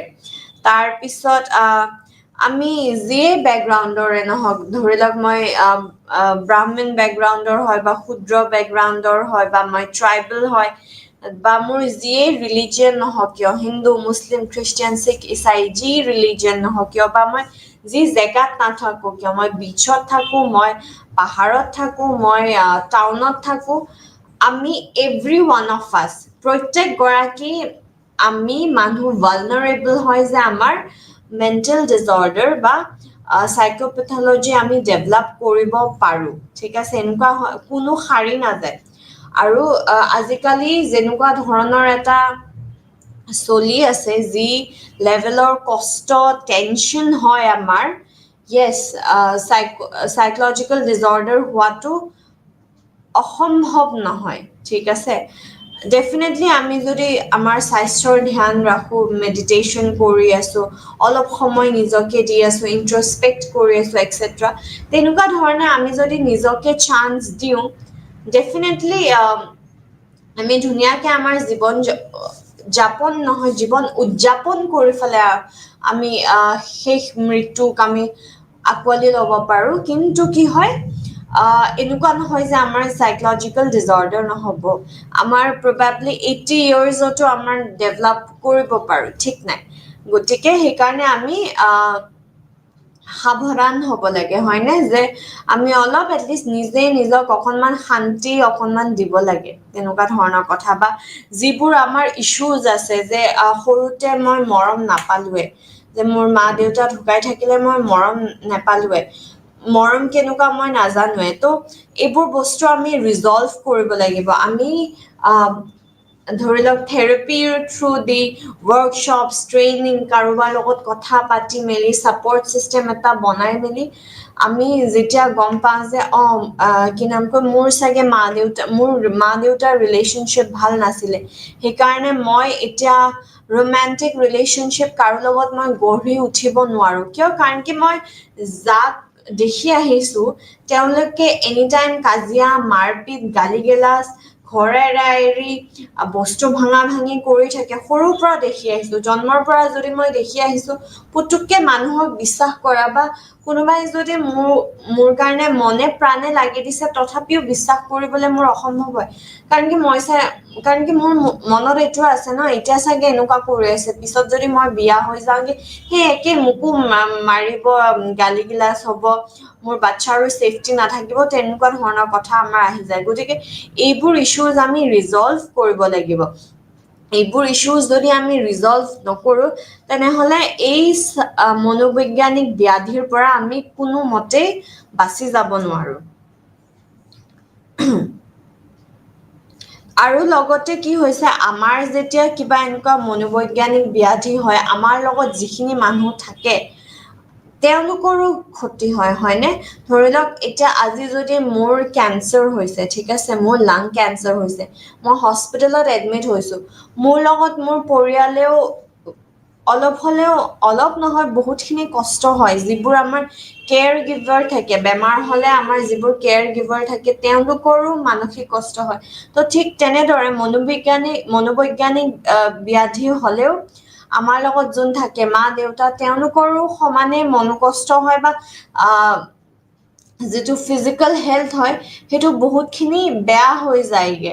গতিকে অকল আমিয়ে এফেক্ট নহওঁ, আমাৰ লগৰখিনিও আমাৰ লগত এফেক্ট হয়। তাৰপিছত কি হৈছে যে, এনেকুৱা নহয় যে অকল এটাই প্ৰব্লেম হৈ আছে ধৰি লওক এনেকুৱা হ'ব যে মোৰ এনজাইটি হৈ আছে তাৰপিছত এনজাইটি হৈ এটা পইণ্টত ডিপ্ৰেশ্যনলৈকে টাৰ্ণ হৈ গ'ল বা ধৰি লওক মোৰ কণ্ডাক্ট ডিজৰ্ডাৰ আছে মই কথা নুশুনো ধৰি লওক মই যিবোৰ ৰাস্তাই ঘাটে যিবোৰ কুকুৰ ঘূৰি থাকে মেকুৰী ঘূৰি থাকে তাহাঁতক মই শিলগুটি মাৰি ভাল লাগে মোৰ কষ্ট দি ফালে তাৰপিছত বেলেগৰ পেঞ্চিল চেঞ্চিল চুৰ কৰি ভাঙি মেলি ক'ৰবাত খিৰিকীৰে পেলাই দিলো তাৰপিছত সেই বেলেগজনে বিচাৰি আছে ইয়ে ৰাম মোক মায়ে ইমান মৰমত আনি দিছিলে বস্তুটো কিন্তু সেই যে সেই ল'ৰাটো বা সেই বাচ্ছাটোৱে যে হেৰাই দিছে তাৰপিছত হেৰুৱাৰ ফলত যিটো দুখ পাইছে সেইবোৰ দেখি মোৰ মানে ভাল লাগিছে তাৰপিছত মই কথা নুশুনো হোমৱৰ্ক কৰি নাহো টিচাৰক মুখে উত্তৰ দিওঁ একদম লেতেৰা পেতেৰাকে যাওঁ স্কুললৈ যেনেকে যাব লাগে যে ধুনীয়াকে শ্বাৰ্টৰ বাটন মাৰি ধুনীয়াকে যাব লাগে সেইবোৰ কথা মই নুশুনো শ্বাৰ্টৰ দুটামান বাটন ওপৰত খোলা আছে একফালে শ্বাৰ্টৰ এটা চাইড সোমাই থৈ দিছো আনটো চাইড ওলাই থৈ দিছো গতিকে সেয়া ধৰি লওক মোৰ কণ্ডাক্ট ডিজৰ্ডাৰ তাৰপিছত লাহে লাহে এইবোৰ কি হয় এণ্টাই ছ'চিয়েল ডিজৰ্ডাৰলৈকে পৰিণত হৈ যাব পাৰে এণ্টাই ছ'চিয়েল এজেন যে মানুহক দুখত দেখি বা মানুহক কষ্টত দেখি যিটো প্লেজাৰ আমি পাওঁ যিটো সুখ আমি অনুভৱ কৰোঁ ধৰি লওক মাৰি ফালে মাথাত মাৰি তেজ ওলাই দিলো মাথা ফাটাই দিলো একদম যিটো সুখ অনুভৱ হয় মাৰিছো দে ঠিক এই যে ভেণ্ট আউট আমি কৰি দিওঁ মাৰি ফালে বেয়াকে কৈ ফালে তাৰপিছত কষ্ট দি ফালে এইবোৰ আমাৰ এণ্টি ছ'চিয়েল পাৰ্চনেলিটিলৈকে কনভাৰ্ট হৈ যায়গে গতিকে প্ৰত্যেকটা বস্তুৱে আমি অভিভাৱক হিচাপে আমি শিক্ষক হিচাপে আৰু আমি নিজেও আমি চাব লাগিব যে আমি কিবা এনেকুৱা বেয়াৰ ফালে ঢাল খাই গৈ আছো নেকি তো সেইবোৰ বস্তু আমি পদে আমি নিজকে চেক কৰিব লাগিব তেতিয়াহে আমি মুক্ত থাকিম সাইকোলজিকেল ডিজৰ্ডাৰৰ পৰা নহলে ডেফিনেটলি মোৰো বিপদ আছে আপোনালোকৰো বিপদ আছে আৰু এতিয়া কথা হ'ল যে এনেকুৱা নহয় যে সাইকোলজিকেল ডিজৰ্ডাৰ অকল ভাৰততহে মানে বৃদ্ধি পাই আছে একদমেই নহয় গোটেই পৃথিৱীখনত বৃদ্ধি পাই আছে যেনেকে হ্যাপিনেস ইনডেক্স চাই ন যে কোনখন দেশ সবতকে হ্যাপি আমাৰ ভাৰত সদায় লাষ্টত আহাগে তাৰ মানে আমাৰ সেলিব্ৰেট কৰিবলৈ আমাৰ উদযাপন কৰিবলৈ ইমান বস্তু আছে আজি দুৰ্গা পূজা আহিলে কাইলে লক্ষ্মী পূজা পৰহিলে দিৱালী আহিল সৰস্বতী পূজা আহিল আৰু আমি থাকো একেলগে ঈদ হওক খ্ৰীষ্টমাছ হওক গুৰু নানকৰ জন্মদিন হওক আমি এনেকুৱা বিভিন্ন ধৰণৰ ফেষ্টিভেল হওক বা তেনেকুৱা ধৰণৰ অকেজন আমি সেলিব্ৰেট কৰোঁ তথাপিও ইমান সেলিব্ৰেট কৰাৰ পিছতো ইণ্ডিয়াই যিমান সেলিব্ৰেট কৰে ফেষ্টিভেলছ কোনো দেশে ইমান সেলিব্ৰেট নকৰে তথাপিও আমাৰ মন প্ৰাণ বেয়া হৈ থাকে হয়নে আমি হ্যাপিনেছৰ ইনডেক্সত আমি তলত আহিছো এজ এ কান্ট্ৰি তাৰ মানে ভাবক আমাৰ কিমান আনৰিজলভড ইস্যু আছে আমি কিমান মনত বা সাপ্ৰেছ কৰি থৈ দিছো আমাৰ যিবোৰ আমাৰ খুক আছে যিবোৰ দুখ আছে সেইবোৰ আমি সাপ্ৰেছ কৰি থৈ দিছো গতিকে সেইবোৰ আমি এটাকে ৰেকগনাইজ কৰিব লাগিব আমি টাইম দিব লাগিব নিজকে যে সৰুতে মোক মই ইমান মাৰ খাইছিলো সেই বস্তুটো গতিকে মই যিহেতু মাৰ খাইছো মই মোৰ ল'ৰা ছোৱালীকো ঠিক পিটন দিম গতিকে এনেকুৱা হ'ব নোৱাৰে মই মাৰ খাইছিলো কাৰণ কি আগতে মা দেউতাহঁতে এইটোৱে ভাবিছিলে যে চেকনিৰ আগত বিদ্যা হয়নে এই কথাটো কয় চেকনিৰ আগত বিদ্যা গতিকে মাৰ খোৱাটো ভাল কথা কিন্তু এতিয়া আমি লাহে লাহে শিকিছো যে নহয় এনেকে চবৰে আগত পুতুককে নিজৰ বাচ্চা হল বুলি চৰিয়াই দিলো এইবোৰ নট কাৰেক্ট হয়নে গতিকে আমি সেইবোৰ কথা আমি শিকি মেলি আমি নৱপ্ৰজন্মৰ সৈতে আমিও আগবাঢ়ি যাব লাগিব সোসাইটি চেঞ্জ হৈছে গোটেই পৃথিৱীখন চেঞ্জ হৈছে গতিকে আমিও নিজৰ সেই পৰিৱৰ্তন আমি নিজৰ মাজত আনিব লাগিব হয়নে তাৰপিছত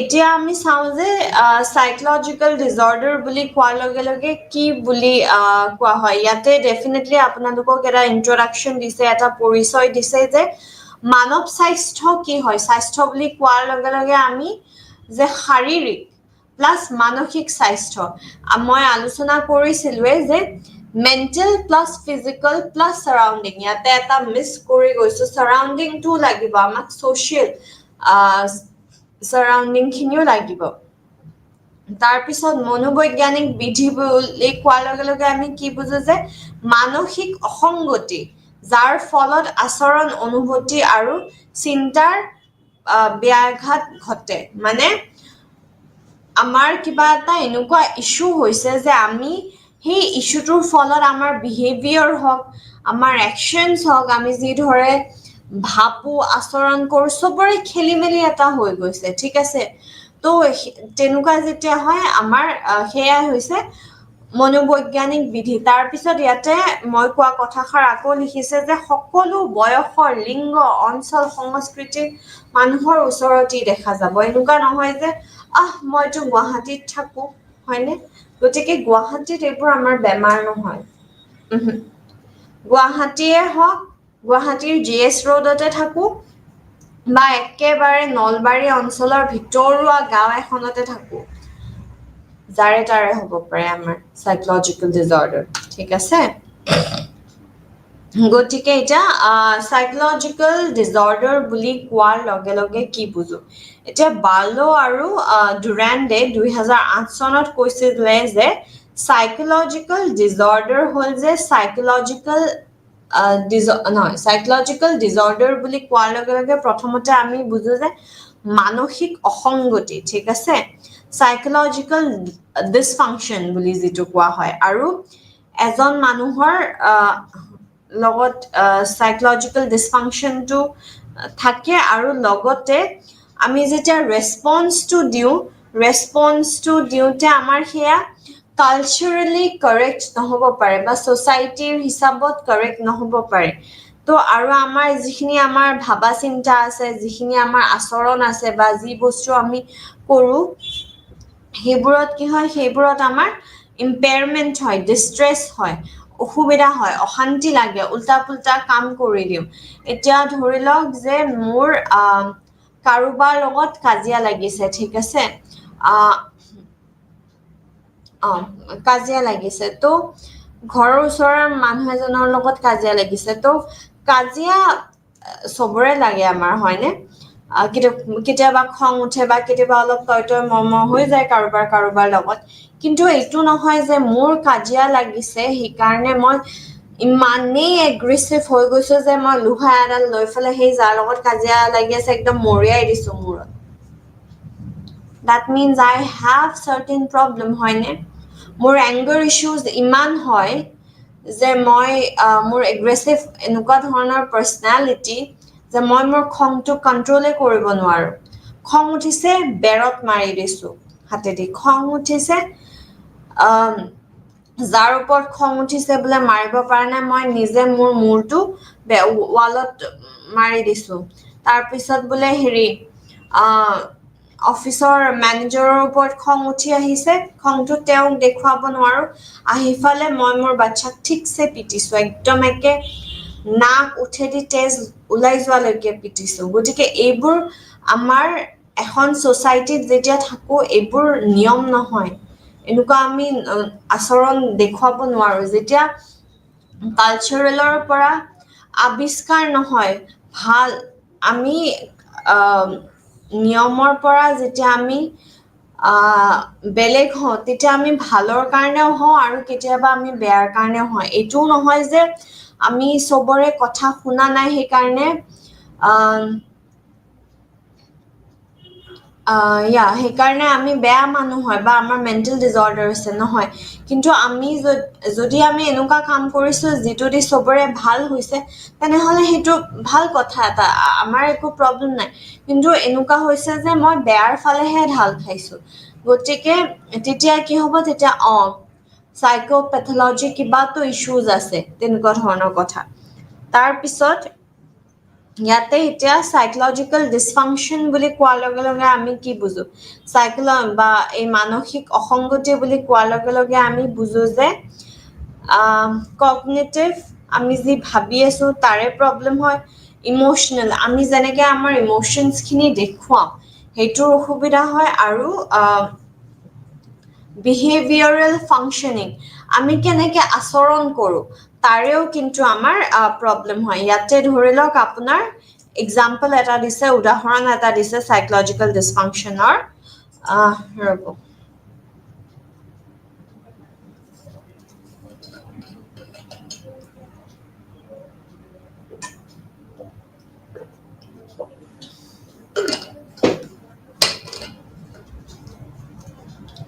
ওকে তো ইয়াতে আপোনালোকৰ এটা উদাহৰণ দিছে যে আপুনি মাৰ্কেটত গৈছে ঠিক আছে মাৰ্কেটত শ্বপিং কৰিবলৈ গৈছে এটা মলত ফুৰিব গ'লে কিমান ভাল লাগে হয়নে নাই গতিকে সেই মলত ফুৰিবলৈ গৈছো আৰু তাৰ পিছত মই এনজয় কৰা নাই ঠিক আছে মোৰ ভাল লগা নাই মোৰ কিবা এনেকুৱা লাগিছে ভয় এটা লাগি আহি আছে যিমানেই মই গ্ৰাউণ্ড ফ্ল'ৰৰ পৰা ফাৰ্ষ্ট ফ্ল'ৰৰ পৰা ছেকেণ্ড ফ্ল'ৰ গৈ আছো ঘূৰি আছো সিমানেই ভয় লাগি আহি আছে তাৰপিছত এনেকুৱা লাগে যে মই একদম এতিয়াই দৌৰি ঘৰ গুচি যাওঁ এতিয়া মলত মোক কোনে কি কৰিব হয় কি নহয় কিন্তু মোৰ এনেকুৱা লাগি আছে যে মোৰ পিছে পিছে কোনোবা আহি আছে নেকি সেই গ্ৰাউণ্ড ফ্ল'ৰৰ পৰা মোৰ পিছে পিছে উঠি আহি আছে নেকি এনেকুৱা ধৰণৰ এটা ভয় সোমাইগে তাৰপিছত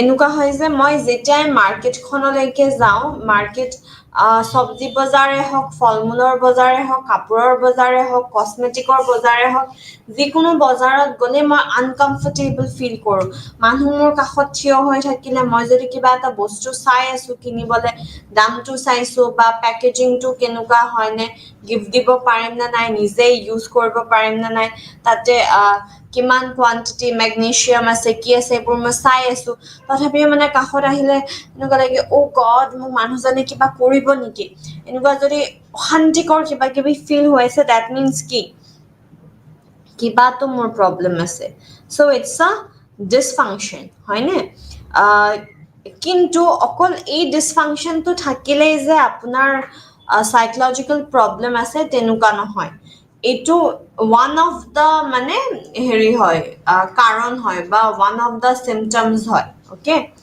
তাৰপিছত কি হ'ব নেক্সট আমাৰ আৰু থাকিব যে লগতে অসুবিধা বা দুখ ইম্পেয়াৰমেণ্ট ডিষ্ট্ৰেছ মানে আমি কামবোৰ ভালকে কৰিব পৰা নাই ঠিক আছে যেনেকুৱা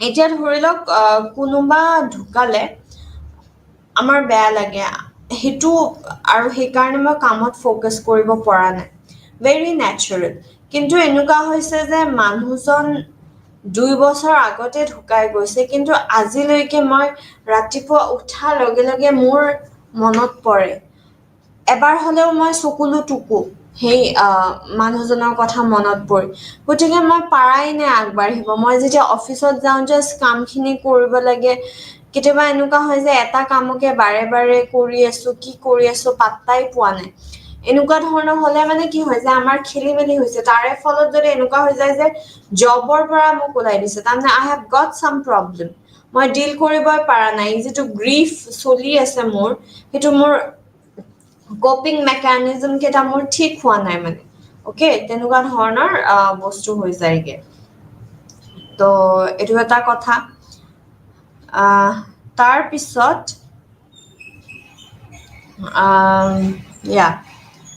আকৌ কৈছে যে সংস্কৃতিৰ দিশেৰে অস্বাভাৱিক প্ৰতিক্ৰিয়া আমাৰ কিছুমান কালচাৰেলি এপ্ৰপ্ৰিয়েট বিহেভিয়াৰ আছে হয়নে যে এইখিনি কৰিলে কি হয় যে মানে আমাৰ কালচাৰত এই বস্তুটো নাই তেনেকে কোৱা শুনিছে চাগে বহুতে তো তেনেকুৱা কথা যে কি নাম কয় যেনেকে আমি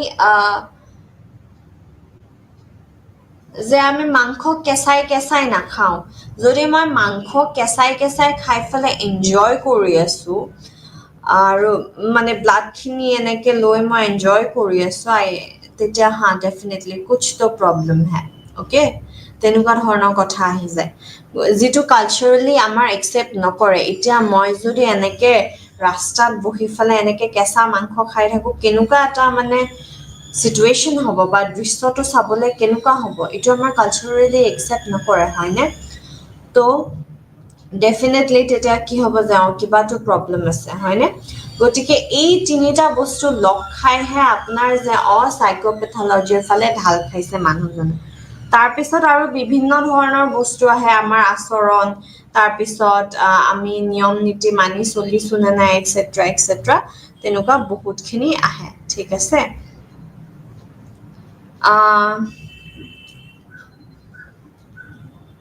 এতিয়া DSM-5 এ সাইকোলজিক্যাল ডিসঅর্ডাৰক কি বুলি ডেসক্ৰাইব কৰিছে DSM-5 এ ব্যাখ্যা কৰিছে যে সাইকোলজিক্যাল ডিসঅর্ডাৰ কি হয় যেতিয়া আমাৰ বিহেভিয়ৰাল ইমোশনাল আৰু কগনিটিভ ডিসফাংশন হয় ঠিক আছে আৰু যিবোৰ কালচাৰেলি একসেপ্ট কৰা নহয় আৰু যিবোৰে আমাক অশান্তি দিয়ে আৰু আমি ভালকে জীৱন যাপন কৰিব নোৱাৰা হৈ যাওঁগে গতিকে তেতিয়া কি হয় আমাৰ সাইকোলজিক্যাল ডিসঅর্ডাৰ হয়গে এতিয়া আমি আগবাঢ়িম ঐতিহাসিক দৃষ্টিভংগীৰ ফালে এতিয়া প্ৰধান মানদণ্ডটো আকৌ এবাৰ চাই লওঁ ইয়াতে প্ৰধান মানদণ্ড কি লিখা আছে যে মানসিক অসংগতি হয় ডেফিনেটলি দৈনন্দিন কাৰ্য ক্ষমতাৰ হানি তাৰপিছত সমাজৰ দৃষ্টিৰে অস্বাভাৱিকতা সামাজিক নিয়ম ভংগ পৰিসংখ্যাগত দৃষ্টিৰে অস্বাভাৱিকতা ঠিক আছে তো গতিকে এইকেইটা আমাৰ প্ৰধান মানদণ্ড হয় যে এইবোৰ থাকিলে হা উই কেন সে যে বা আমি মানি ল'ব পাৰো যে হা কিবাটো প্ৰব্লেম আছে ঠিক আছে এতিয়া আমি হিষ্ট্ৰীখিনি চাম হা হিষ্ট্ৰীত কৈছে যে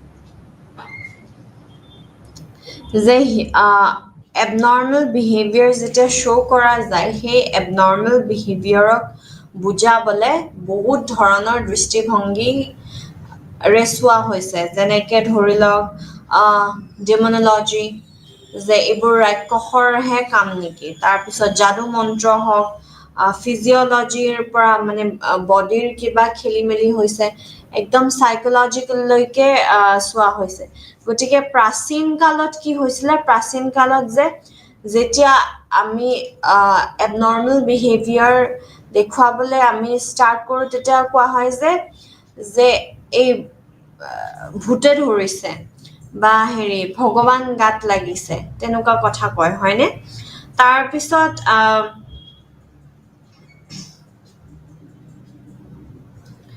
লাহে লাহে যেতিয়া সিভিলাইজড হ'ব ধৰিলে চাইনা গ্ৰীচ ইজিপ্ট তো এবনৰ্মেল বিহেভিয়াৰ মানে সেই প্ৰথমতেতো কোৱা হৈছিলে ন যে এনেকুৱা ভূতে ধৰিছে কোনোবাই মেজিক কৰিছে ভগৱানে ধৰিছে কিবা কিবি তেনেকুৱা মানা হৈছিলে কিন্তু চাইনা গ্ৰীচ ইজিপ্টে বহুত তদন্ত চলাই মেলি অকণমান আগবাঢ়ি ফালে কয় যে ক'লে যে হেৰি যে নহয় এইটো এনেকুৱা নহয় যে ভগৱানে ধৰিছে ভূতে ধৰিছে কালা যাদু কিবা কৰিছে এটসেট্ৰা নহয় তেনেকুৱা নহয় আমাৰ শৰীৰৰ ভিতৰত 4টা লিকুইড আছে ঠিক আছে তো সেই লিকুইড কেইটাই যেতিয়া ঠিককে কাম নকৰে ধৰি লওক এইটো কথা হেৰিয়ে দিছিলে হিপোক্ৰেটিছে দিছিলে ঠিক আছে তো হিপোক্ৰেটিছ কি হয় ফাদাৰ অফ মডাৰ্ণ মেডিচিন হয়নে তো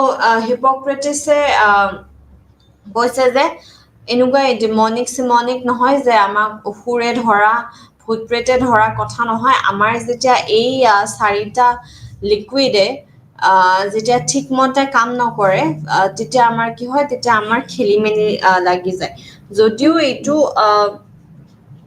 কাৰেক্ট এক্সপ্লেনেশ্যন এটা নাছিলে কিন্তু এই কথাটোৱে বা এই হিপোক্ৰেটিছৰ থিয়ৰিটোৱে এটা দিশ দিছিলে যে আমি অন্ধবিশ্বাসৰ পৰা ওলাই আহি যে প্ৰব্লেমটো আমাৰ কিবা ফিজিকেল প্ৰব্লেম হৈছে আমি ট্ৰিটমেণ্ট ল'লে ভাল পাম যে এইবোৰ বস্তু ট্ৰিট কৰিব পাৰি গতিকে সেই দিশটোলৈ আগবাঢ়িছিলে গতিকে আগৰ দিনত কেনেকুৱা হৈছিলে যেনেকে এইবোৰ শুনিলে যে আমাতকে বেলেগ হয় কিবা অদ্ভুত আচৰণ দেখুৱাইছে দেখোন দে জীয়াই জ্বলাই দিয়া জীয়াই মাটিত পুতি দিয়া এইবোৰ ধৰণৰ কাম হৈছিলে কিন্তু এটলিষ্ট হিপক্ৰেটিছে এইটো কনচেপ্ট দিলে যে নাই ইয়াৰে ট্ৰিটমেণ্ট ডেফিনেটলি আছে গতিকে এক ষ্টেপ নহয় বহুতখিনি ষ্টেপ আগুৱাই গ'ল এটলিষ্ট এইখিনি যেতিয়া প্ৰচলিত হ'ল তেতিয়া যে মানুহক এনেকে জীৱন্ত জ্বলাই দিছো এইবোৰ কাম বন্ধ হৈ গ'ল ট্ৰিটমেণ্টৰ কাৰণে নিয়া হ'ল কিন্তু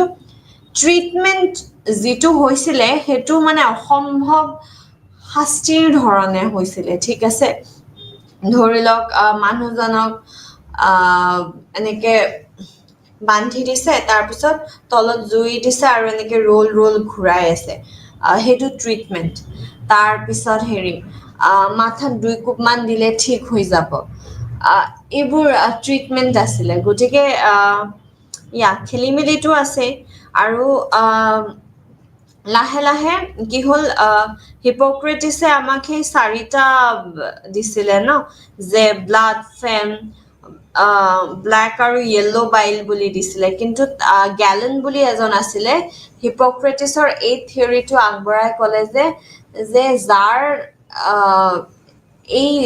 এই কেইটা লিকুইডে আমাৰ পাৰ্চনেলিটিও ডিচাইড কৰে আমাৰ পাৰ্চনেলিটি কেনেকুৱা হ'ব ধৰি লওক আমাৰ স্যাংগুইন এই যে ব্লাড আছে ব্লাডৰ পাৰ্চনেলিটিটো স্যাংগুইন হয় গতিকে এই স্যাংগুইনত কি হৈছে যে আমি খুব মৰমীয়া খুব মানে এক্টিভ ভাল লাগে তেনেকুৱা ধৰণৰ পাৰ্চনেলিটি তাৰপিছত মেলানকলিক পাৰ্চনেলিটিত আমি দুখতে থাকো তেনেকুৱা ধৰণৰ মানে আগবঢ়াই নিলে এই থিয়ৰিটো ঠিক আছে ফ্লেগমেটিক পাৰ্চনেলিটি মেলানকলিক স্যাংগুইন তেনেকুৱা তাৰপিছত এইখিনিৰ পিছত কি হ'ল এইখিনিৰ পিছত প্লাটো আহিলে প্লাটোই কি কৰিলে এটা ফিলচফিকেল ভিউ ল'লে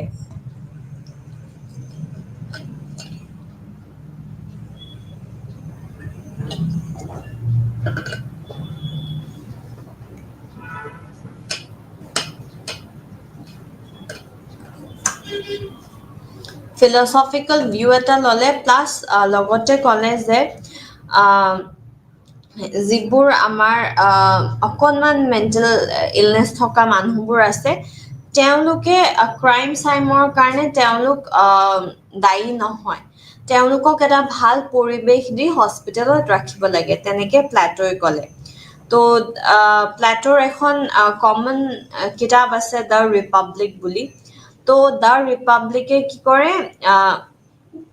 আণ্ডাৰস্ক'ৰ কৰি দিয়ে আণ্ডাৰস্ক'ৰ কি কৰে the importance of individual differences in mental and physical abilities and role of socio-cultural factors in thinking and behavior যে আমাৰ ইণ্ডিভিজুৱেল ডিফাৰেঞ্চ আছে ফিজিকেল এবিলিটিজ হওক মেণ্টেল এবিলিটিজ হওক আৰু লগতে আমাৰ যিখিনি ছ'চিঅ' কালচাৰেল বস্তু আছে সেইখিনিও আমি চাব লাগিব গতিকে এটা হলিষ্টিক এপ্ৰ'চৰ বিষয়ে মানে কথা কৈছিলে প্লাটো ঠিক আছে তাৰপিছত এৰিষ্টটল প্লাটো আৰু ছক্ৰেটিছৰ পৰা বহুতখিনি শিকিছিলে আৰু শিকি মেলি এৰিষ্টটলে লিখা আৰম্ভ কৰিলে মেণ্টেল ডিজৰ্ডাৰ আৰু কনচিয়াছনেছৰ ওপৰত ঠিক আছে তাৰপিছত কৈছে যে তেওঁ ৰিজেক্ট কৰিছে আচলতে যে সাইকোলজিকেল ফেক্টৰছবোৰ ৰিজেক্ট কৰিছে আৰু কৈছে যে নাই এইটো আমাৰ বায়োলজিৰ খেলি মেলিৰ কাৰণে আমাৰ ডিজৰ্ডাৰটো হয় ঠিক আছে তাৰপিছত চাইনা আমাৰ চীন প্ৰথম আছিলে ডেভেলপ কৰাত এই মেডিকেল এটেনশ্যন টু মেণ্টেল ডিজৰ্ডাৰ্ছ যে আমি মেডিচিন এনেকুৱা ৰেডি কৰিব লাগিব যাতে আমি মানুহখিনিক ভাল কৰি তুলিব পাৰোঁ ঠিক আছে তো আৰু লগতে এটা যেটো আমাৰ ইন ইয়ান কনসেপ্ট আছে পজিটিভ নেগেটিভৰ কনসেপ্টৰ ওপৰত চাইনাৰ মানুহসকলে বহুত ধ্যান দিবলৈ ধৰিলে আৰু সেই যে নেগেটিভ ফোৰ্স আৰু পজিটিভ ফোৰ্সৰ ওপৰত বস্তুবোৰ চাই মেলি কাম কৰা ষ্টাৰ্ট দিলে ঠিক আছে তাৰ পিছত এটা আমাৰ কি হল ভাৰতৰ কথা ক'ব গ'লে ভাৰত বহুতখিনি আগবাঢ়ি আছিলে কাৰণ কি আমাৰ আয়ুৰ্বেদা আছিলে তাৰ পিছত আয়ুৰ্বেদাত যি আমাৰ বাত পিত্ত কফ এইবোৰ আমি চাইছিলো তাৰ পিছত ৰাজস তামস সত্ত্ব এইবোৰ personalities বোৰ চাই মেলি গতিকে যোগাই কেনেকে হেল্প কৰে মেডিটেশনে কেনেকে হেল্প কৰে তাৰ পিছত চৰক সংহিতা সুশ্ৰুতা সংহিতা এইবোৰে কেনেকে আমাক হেল্প কৰে আগবাঢ়িবলৈ বা ডিসঅৰ্ডাৰছ কি হৈ আছে বেমাৰ কি হয় জানিবলৈ আমাক এইবোৰত সহায় কৰিছিলে গতিকে ভাৰতেও বহুতখিনি আগবাঢ়িছিলে ঠিক আছে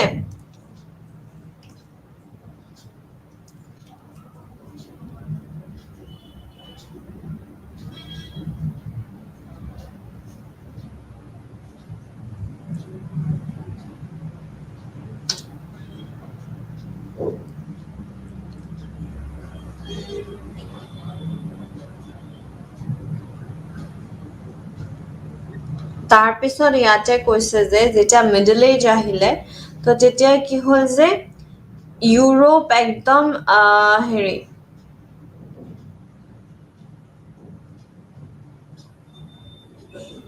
ইউৰোপে একদম পুৰা লাগি ভাগি দিছে আৰু বহুতখিনি ৰিচাৰ্চ কৰিছে আৰু নলেজ গেইন কৰিছে যে কেনেকে আমি মেণ্টেল ইছ্যুজ হলে আমি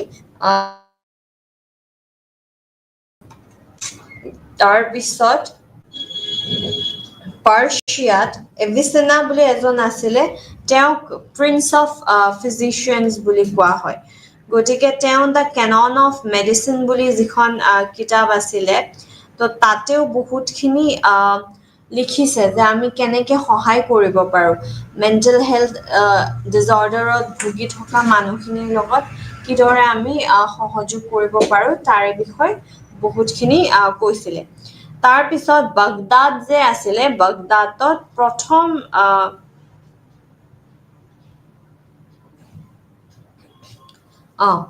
প্ৰথম মেণ্টেল হস্পিটেলখন এষ্টাব্লিছ হৈছিলে তাৰ পিছত ইউৰোপেও কৰিছে তেনেকুৱা ধৰণৰ কথা তাৰ পিছত লাহে লাহে যেতিয়া by the end of middle age আৰু ৰেনাইচেন্স আহিলে তেতিয়া সোসাইটি বহুতখিনি আগশাৰীৰ হ'ল আৰু তেওঁলোকে মানে হেৰি কৰা ষ্টাৰ্ট দিলে যে এইবোৰ আমি যে অন্ধবিশ্বাস কৰো নহয় আমি একদম মানুহ হিচাপে আমি হেল্প কৰিব লাগিব এজন মানুহে আন এজন মানুহক যিদৰে হেল্প কৰে তেনেকুৱা ধৰণে আমি এই পেশেন্টক আমি চাব লাগিব আৰু তেওঁলোকক আমি হেল্প কৰিব লাগিব হ'ল তেনেকে চলিলে এতিয়াতো আজিকালি এতিয়া কন্টেম্পৰেৰী যি চলি আছে কথা ক'ব হলে আমাৰ হেৰি আছে DSM আছে diagnostic and statistical manual of disorders আছে যি এমিল ক্ৰেপলিনে লিখিছিলে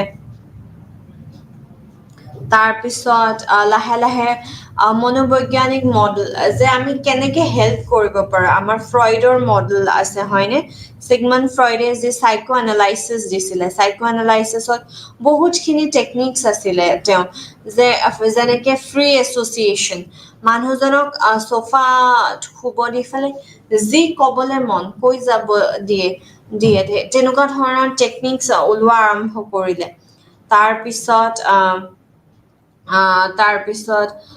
যি আমাৰ স্কিনাৰ আছে ৱাটসন আছে বিহেভিয়াৰিজমৰ যে আমি বিহেভিয়াৰবোৰ ঠিক কৰিব পাৰো আমি কণ্ডিশ্যনিঙৰ যোগেদি বা আমি টিচিং লাৰ্নিং প্ৰচেছেদি ট্ৰায়েল আৰু মেথডেদি আমি বস্তুবোৰ ঠিক কৰিব পাৰো ঠিক আছে তাৰ পিছত কটেল আহিলে কটেলে ক'লে যে ইণ্ডিভিজুৱেল ডিফাৰেঞ্চ নামৰ কথা আছে গতিকে কোন কেনেকৈ ক'ত ডাঙৰ হৈছে কি হৈছে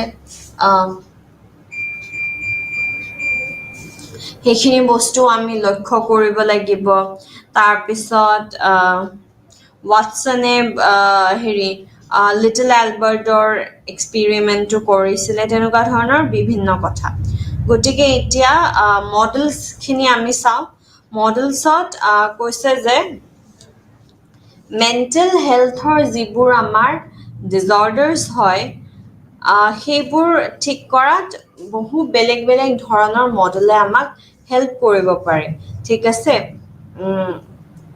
তো এতিয়া কি মডেলছে আমাক হেল্প কৰিব পাৰে ইয়াতে আমাৰ যিখিনি পপুলাৰ মডেলছ হয় সেইখিনিৰ বিষয়ে আমি আলোচনা কৰিম এতিয়া প্ৰথমটো হ'ল আমাৰ সাইকোডাইনামিক মডেল যিটো আমাৰ সিগমণ্ড ফ্ৰয়ডে আৰম্ভ কৰিছিলে হয়নে তো ফ্ৰয়ডে এই যে সাইকো এনালাইচিছটো কৰিছিলে তেওঁ কৈছে যে আমাৰ যি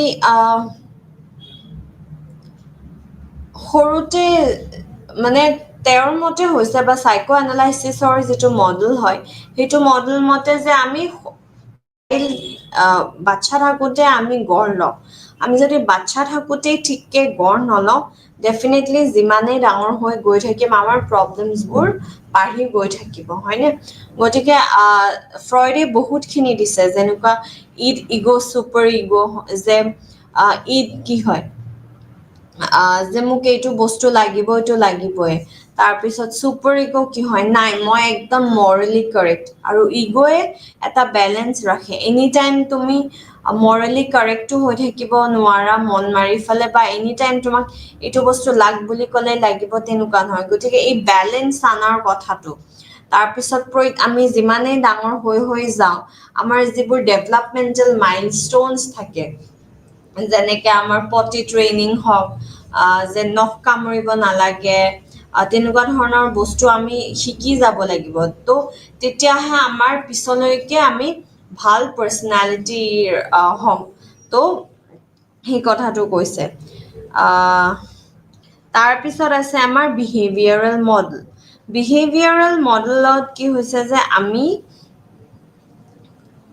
শিকো আমি অনুকৰণ কৰোঁ বা আমাক শিকাব পাৰি আমাৰ ধৰি লওক আমি ভুল বিহেভিয়াৰ শিকিছোঁ গতিকে সেই ভুল বিহেভিয়াৰটো আমি শুধৰাব লাগিব ঠিক আছে শুধৰাবলৈ শিকাব লাগিব আৰু সেইটো শিকাব পাৰি ঠিক আছে আমাক ৰিইনফৰ্চমেণ্ট দি ফালে আমাক শিকাব পাৰে তাৰপিছত কগনিটিভ মডেল আমাৰ এলবাৰ্ট এলিছে ইন্ট্ৰডিউচ কৰিছিলে প্ৰথম আৰু লগতে এৰন বেক তো ইহঁত কেইজনে কৈছে যে আমি যেতিয়া মাথাত আমি যি টি মানে মনোভাৱ লৈ থাকোঁ ন যি টি ইৰেশ্যনেল মানে কোনো মিনিঙে নাই বস্তুবোৰ তেনেকুৱা ধৰণৰ যদি আমি বিলিফ এটা লৈ থাকোঁ তেতিয়াহ'লে ডেফিনেটলি আমাৰ প্ৰব্লেম হ'ব গতিকে আগে আমাৰ কগনিশ্যন আমি আমাৰ ভাবা চিন্তা থট প্ৰচেছটো আমি ঠিক কৰিব লাগিব সলনি কৰিব লাগিব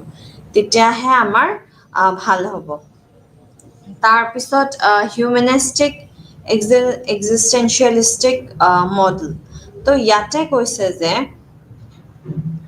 ইয়াতে আমি সেলফ অৱেৰ হ'ব লাগিব মই নিজে কেনেকুৱা বা কি বস্তু ভাল পাওঁ কি কৰি ভাল লাগে মোৰ লাইফৰ মিনিংটো কি হয় যে মই কিয় জন্ম হৈছোঁ মোৰ কি কৰি ভাল লাগে মই ঠিকে ৰাস্তাত গৈ আছোঁ নে নাই এইবোৰ যেতিয়া আমি ৰেট্ৰস্পেক্ট কৰোঁ তেতিয়া কি হয়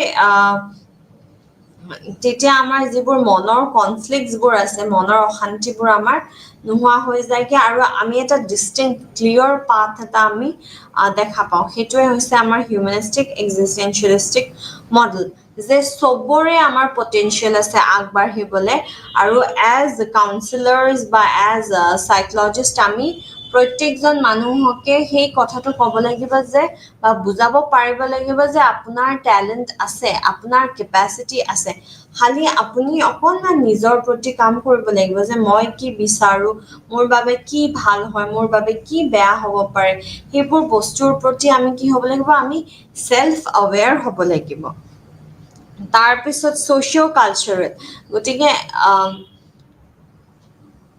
আমি কেনেকুৱা ধৰণৰ পৰিৱেশত ডাঙৰ হৈছোঁ বা কি হৈছোঁ সেইবোৰ আমি চাব লাগিব কালচাৰেলি হওক বা ছ'চিয়েলিয়ে হওক কেনেকুৱা এতিয়া কিছুমানত ধৰি লওক ইণ্ডিপেণ্ডেণ্ট হ'ব নিশিকায় যেনেকৈ আমি চাগে ইণ্ডিয়ানছবোৰৰ ভাৰতীয় জনগণৰ কি হয় 35 মান এইজতহে আমি ভালকৈ ছেটেল হওঁ কাৰণ কি 27-28লৈকে আজিকালি পঢ়োঁতেই যায় হয়নে গতিকে ছেটেল আমি দেৰিকৈ হওঁ আৰু আমি সেই কনচেপ্টটো বহুতৰ নাই যে লগতে আমি টিউশ্যন কৰাই মেলি কিবা কিবি চলি গৈ থাকিব লাগিব বা যেনেকৈ ইউৰোপিয়ান কাণ্ট্ৰিজবোৰত কি হয় তেওঁলোকে নিজৰ পকেট মানিটো নিজে ওলাই লয় স্কুলত আমি পঢ়িলোঁ তাৰপিছত আকৌ নেক্সট মই 2 ঘণ্টা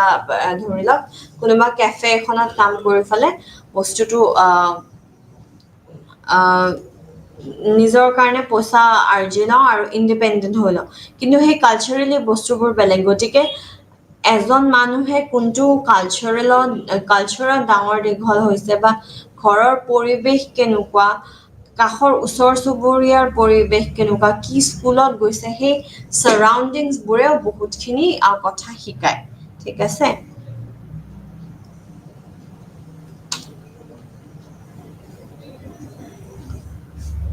এতিয়া আমি ক্লাছিফিকেশ্যন অফ সাইকোলজিকেল ডিজঅৰ্ডাৰ চাম কিন্তু তাৰে আগতে এবাৰ কি কি আলোচনা কৰিলোঁ সেইখিনি আমি চাই লওঁ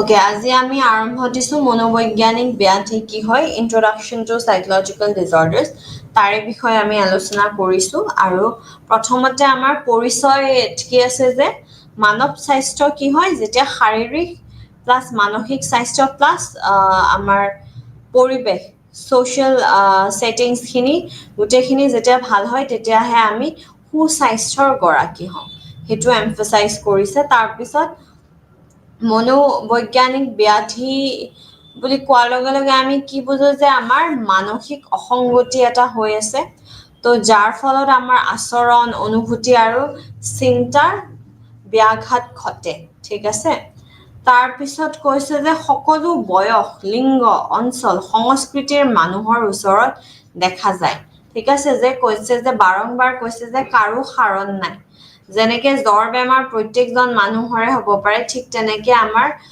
মেণ্টেল ইলনেছো এনেকুৱা নহয় যে এজন দুজনৰ হ'ব পাৰে আমি প্ৰত্যেক গৰাকীয়ে ভালনাৰেবল হয় টু ডেভেলপ মেণ্টেল ইছ্যুজ ঠিক আছে তাৰপিছত সংজ্ঞা দিছে ডেফিনেশ্যন এটা দিছে বাৰ্লো আৰু ডুৰেণ্ডে দিছে কৈছে যে মানসিক অসংগতি বুলি বুজিব পাৰি এটা ওৱান অফ দ্য ক্ৰাইটেৰিয়া হয় তাৰপিছত অসুবিধা বা দুখ কিবা এটা অশান্তি লাগি আছে এম্পেয়াৰমেণ্ট হৈ আছে গতিকে তাতে পৰে তাৰপিছত সংস্কৃতিৰ দিশেৰে অস্বাভাৱিক প্ৰতিক্ৰিয়া গতিকে আমাৰ যি ছ'চাইটিত চলি আহি আছে য'ত আমি থাকোঁ বা য'ত আমি জন্ম লৈছোঁ তাৰে শিকোৱা আমি বস্তুৱেই শিকা নাই ধৰি লওক যে আমাক শিকাইছে যে চুৰ নকৰিবা মই চুৰ কৰিছোঁ তাৰপিছত আমাক হাইজিনৰ বিষয়ে শিকাইছে যে বাথৰুমত যেতিয়া আমাৰ টয়লেট কৰা হৈ যায় তেতিয়া আমি পানী মাৰি দিব লাগে হয়নে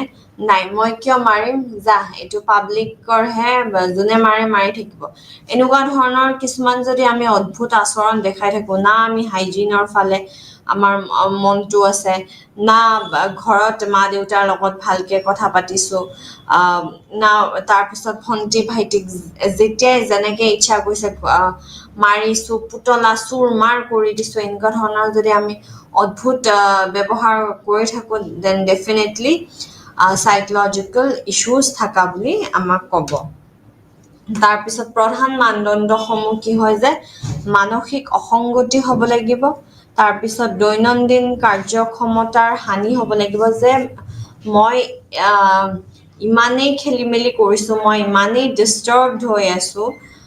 যোৱা 3 মাহৰ মই গোটেই অফিচৰ কাম উল্টা পুল্টা কৰিছোঁ। গতিকে এদিন উল্টা পুল্টা হোৱাটো মানুহে চাব, দুদিন উল্টা পুল্টা হোৱাটো মানুহে চাব, কিন্তু 3 মাহ 4 মাহ ইমান মানুহে নাচায়, হয়নে? গতিকে তেতিয়া আমাৰ কি হয়, তাৰে ফলত আমাক ধৰি লওক জবৰ পৰা ওলাই দিলে, বা এনেকুৱা হয় যে মই সদায় ঘৰত অশান্তি কৰোঁ, সদায় ঘৰত গৈ পেলাই মই মোৰ ল'ৰা ছোৱালী, মই মোৰ ৱাইফ হাজবেণ্ড যোনে নহওক ঠিকছে পিটো। গতিকে এনেকুৱা ধৰণৰ কৰিলে তাৰপিছত বোলে ৱাইফ বা হাজবেণ্ডটোৱে এৰি থৈ গুচি গৈছে, সংসাৰখন নচলিলে, বা হেৰি মা দেউতাৰ লগতো মই ভালকে ব্যৱহাৰ নকৰোঁ। গতিকে মা দেউতাইও গৈ পেলাই ঘৰখন এৰি পেলাই গৈ পেলাই বৃদ্ধ আশ্ৰমত আছে, মানে তাতে নিজৰ ঘৰখনতকে বৃদ্ধাশ্ৰমতহে বেছি শান্তি পায়। এনেকুৱা ধৰণৰ যদি ঘটনা হয়, ডেফিনেটলি কিবাটো প্ৰব্লেম আছে। তাৰপিছত সমাজৰ দৃষ্টিৰে অস্বাভাৱিকতা। এতিয়া স্কুলত যদি কোনোবা ল'ৰা এতিয়া গান লৈ যায়, গতিকে সমাজৰ দৃষ্টিতটোতো এয়া বিষম কথা এটা হয়, হয়নে? তাৰপিছত সামাজিক নিয়মৰ ভংগ। ডেফিনেটলি মই যদি এতিয়া কাম কৰিবলৈ যাওঁ, অফিচত গৈছোঁ, তাৰপিছত তাতে বোলে মই ডেনড্ৰাইট লৈ পেলাই এনেকে শুঙি আছোঁ, what I am doing there, তাতে মই ড্ৰাগছ কৰি আছোঁ, হয়নে? বেলেগটো নাই, ডেনড্ৰাইট শুঙি আছোঁ। গতিকে এইবোৰ যেতিয়া সামাজিক নিয়মৰ পৰা আমি ভংগ কৰোঁ, এইবোৰ কি হয়, এইবোৰ আমাৰ চাইকলজিকেল ডিজঅৰ্ডাৰ্ছৰ মানে ফুল অন ক্ৰাইটেৰিয়া হয়, যে এইখিনি খেলি মেলি থাকিলে তাৰমানে কুছটো গড়বড় হে।